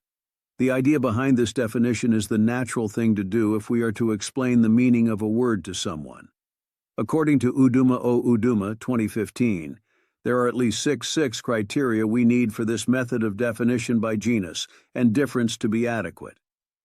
Criterion 1. Avoid circularity. A circular definition uses the term being as part of its own definition. It cannot provide any useful information. When this rule broken, the situation will be of two folds. It is either audience already understood the meaning of the term, or it cannot understand the explanation that includes that term, which eventually defeat the purpose of the explanation. For instance, if the term bachelor is defined as an unmarried man, or metaphysics is defined as systematic study of metaphysical issues, such definition offers no information. Criterion 2. Focus on essential features. A good definition must state enough essential characteristics so that through them the term tries to point out the features that are essential to the designation of things as members of the relevant group. In other words, a definition must not mention trivial characteristics. Criterion 3. Capture the correct extension. The definition must apply to the same thing as the term being defined. It must neither be too broad nor too narrow. For instance, when a bird is defined as warm-blooded animal, this definition is too broad as it has included all the other animals that are not birds, or when it is defined as feathered, egg-laying animal. This is also too narrow as the male birds have been excluded. When it is defined as small flying animal, this is too broad and too narrow. It is too broad because it has included bat, which is not a bird, and too narrow because it has excluded ostriches. Criterion 4. Definitions should avoid figurative or obscure language. A definition is meant to explain the meaning of a term to someone who is not familiar with its proper application. Thus, language that does not help such a person learn how to apply the term should be avoided. Otherwise, the purpose of the definition is defeated. Criterion 5. Definition should be affirmative rather than negative. Definition is not expected to be negative where it can be positive. It is what a term is not, when of course what is meant to achieve is to make what the term is known to the audience. Criterion 6. Avoid definition by example. Since examples are by themselves not enough to define a term, it should be avoided. The only time this may not matter could be when the audience already have some larger or context of the term. 4.0. Conclusion. We have some other forms of definitions in this unit. However, it is important to note their limitations to definition in language. This is because English language contains finite number of words. Thus, any comprehensive list of definitions must either be circular or leave some terms undefined. Especially if every term of every definition must be defined, this process will have to continue ad infinitum. As a matter of fact, there are some terms that cannot be defined, for example, generalisma, unity, and so on. This is because we cannot assign any higher genus under which they may fall. However, to avoid this, some philosophers have argued for us to leave some terms undefined. For instance, Wittgenstein rejected the very idea that every explanation of the meaning of a term needed itself to be explained. To him, there is no need to support an explanation with another explanation. John Locke, on the other hand, simply concluded that we cannot define individuals. This is because names are learned by connecting an idea with sound, so that speaker and hearer have the same idea when the word is used. This to him is not possible when no one else is acquainted with the particular things that has fallen under our notice. All these positions point to the limitations that are inherent in definitions. Unit 5, Categorical Propositions Contents. 1.0, Introduction.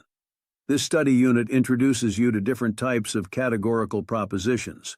It will focus specifically on what logicians call categorical propositions such as universal affirmative and negative, particular affirmative and negative. As stated earlier, Module 2, Unit 2. In logic, proper statements and proposition are synonymous and therefore interchangeable. So to a logician, a proposition is that statement that can both be denied or asserted. These propositions are of 4 types and form two pairs, each pair having two propositions with it. The two pairs derive their names from the Latin words affirmo and nego, which stand for affirmative and negative respectively. Under affirmo, have universal affirmative and particular affirmative, while in negoe have universal negative and particular negative. In its standard form, a categorical proposition is as follows: quantity and subject class, quality, copula, predicate class. The quality, also understood as the number of members of the subject class, is usually indicated by quantifiers such as all and some. while the quality is the affirmation or negation of the verb copula is, which one is taken as a symbol not of identity but of inclusion. There is also a shorthand way of expressing the categorical positions individually. A is for universal affirmative, all S is PE. Is for universal negative, no S is PI is for particular affirmative. Some S is PO is for particular negative, some S is not P1. This study unit on the types of propositions has been taken with little modification from N. Otakpor, A Preface to Logic, 2000. 2.0 Intended Learning Outcomes. By the end of this unit, you will be able to solve philosophical issues using categorical propositions. 3.0 Main Content. 3.1 The Universal Affirmative Proposition, all S is P. The universal affirmative proposition contains two major, distinct characteristics. First, as a proposition, it always makes a universal statement, that is, a statement which embraces all the persons, objects, or concepts belonging to any particular class. Secondly, a universal affirmative proposition always makes positive statement, or affirms something about the universal class. For instance, a statement such as all humans beings falls under the category of a universal proposition. You can see that in the statement all human beings includes everyone, men, women, boys, and girls of all ages. It also includes all the races. In fact, the statement all human beings simply refers to all those who have human attribute. Besides, if you go on to say all human beings are mammals, then you will be making a universal affirmative proposition. You will be saying something positive or affirming something about all human beings, that is, that they are mammals.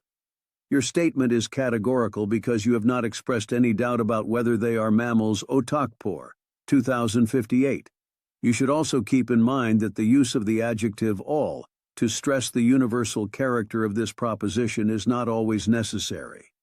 It is conventionally understood that some propositions without the adjective all can be universal.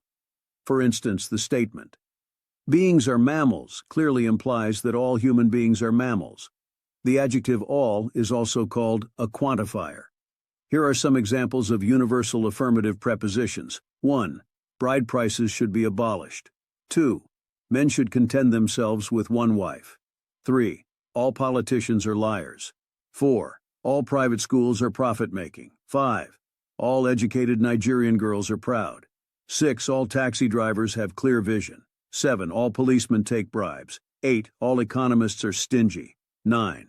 All these propositions are from Otakpor, 2000 p59. If you look carefully at the above propositions, you will discover that most universal propositions are not often true. They may be persuasive because they are widely believed.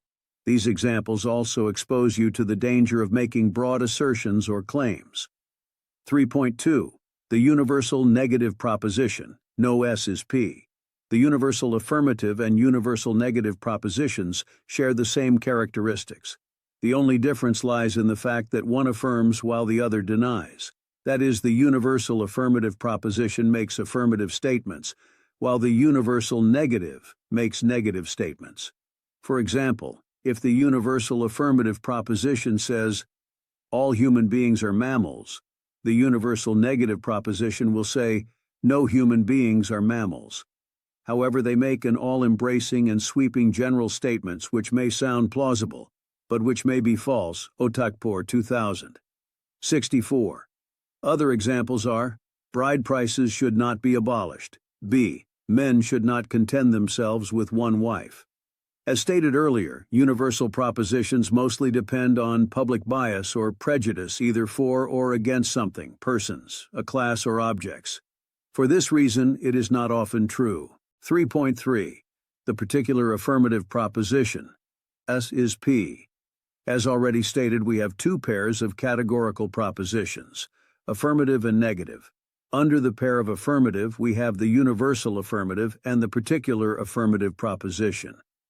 The difference between the two lies in the fact that the particular affirmative proposition makes a statement about some but not all of the members of any class of objects or persons.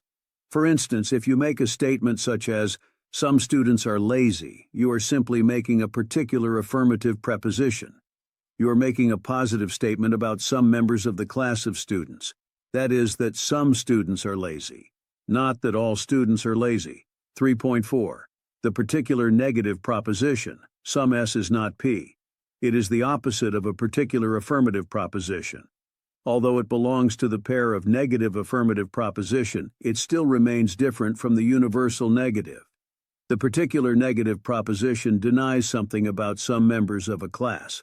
For instance, if you say that some taxi drivers are not drunk, you are making a particular negative proposition. You are simply denying the attribute of being drunk to some, but not all taxi drivers. 4.0. Conclusion. This study unit dealt with the different types of propositions. It dealt specifically with what logicians call categorical propositions. 5.0 Summary. To get the best of this unit, you may need to replay it again. Also drop a comment on the comment section stating the important lesson learned. Discussion forum. A. Match the definition on the left to the letter of the item on the right that best characterizes it. 1. Tall man means male human over 6 feet in height. A. Enumerative definition. 2. Tome means large book. B. Definition of subclass 3. A sound argument is one that see lexical definition 4, has only true premises. D. Stipulative definition 5.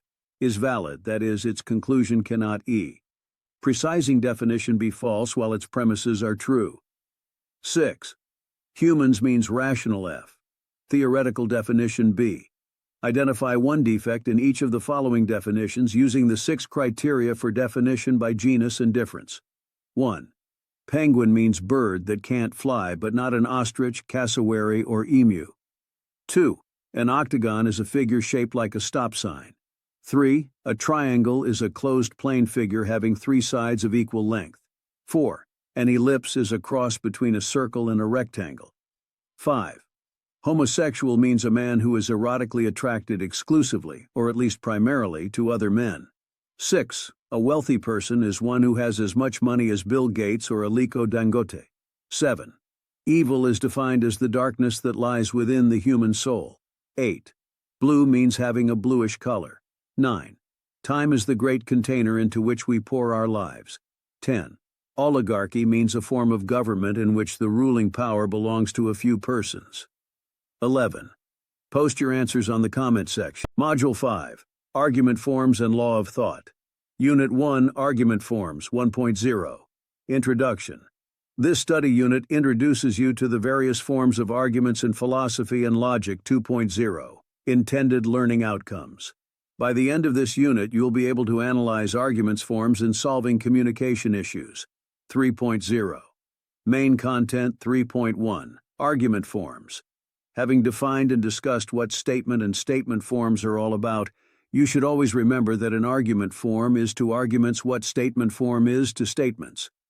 Logicians define an argument form as any sequence of symbols containing statement variables, but no statements, such that when statements are substituted for the same statement variable throughout the result is an argument. There is at least one fundamental difference between statement form and argument form. In the statement form and its substitution instances, while in that of argument form reference is made to argument form and its substitution instances. 3. 1.1. Modus ponens. This is the simplest type of valid argument form that is constructed with hypothetical conditional statements. The argument form of modus ponens can be read as follows. If this happens, then that will follow. This happens, therefore that follows. In a symbolic form, the argument form of modus ponens become thus, P_QP. Therefore Q. Of course, P here represents the antecedent, while Q represents the modus ponens argument form corresponds to the first rule of inference earlier stated. You should also keep in mind that modus ponens is any argument that affirms the antecedent of the first premise in the second premise, and affirms the consequent of the first premise in its conclusion. For instance, when we say, if all men are mortal, then Bola is mortal. All men are mortal.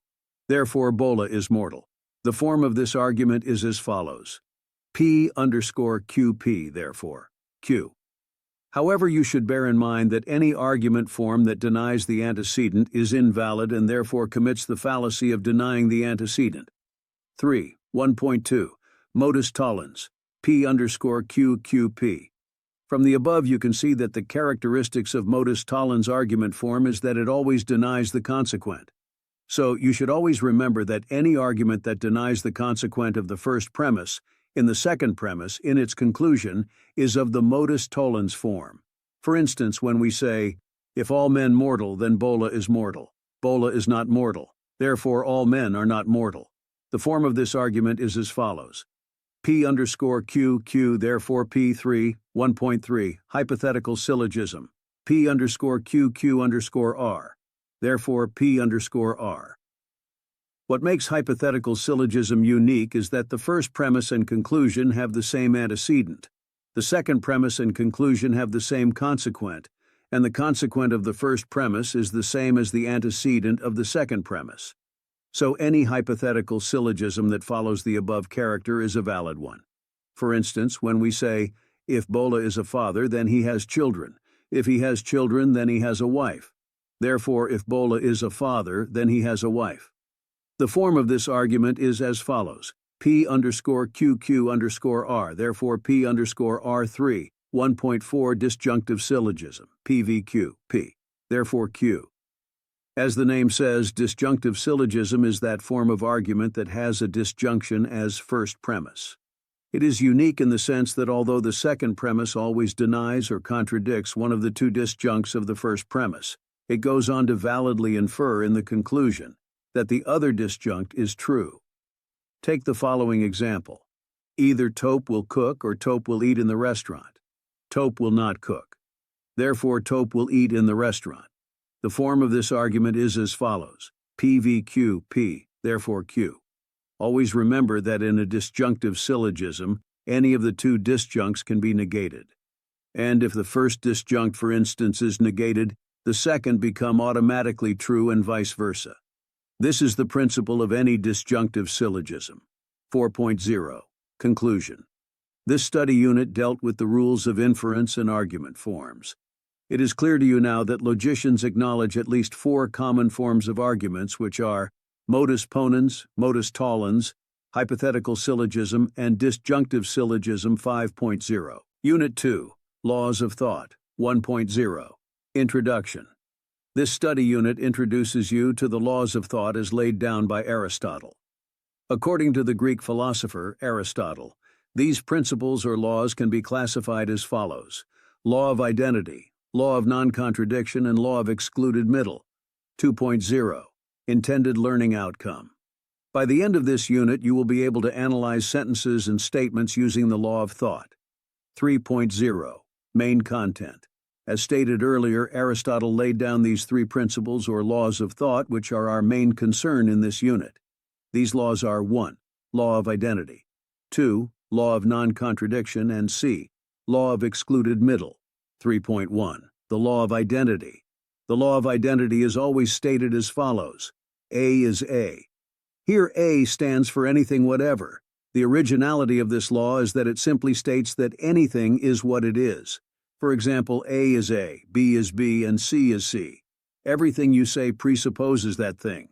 For instance, if you speak of a car, you are presupposing that a car is a car.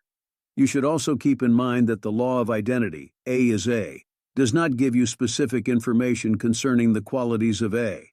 It only tells you that A is A, that is, whatever A happens to be, the thing is itself and nothing else.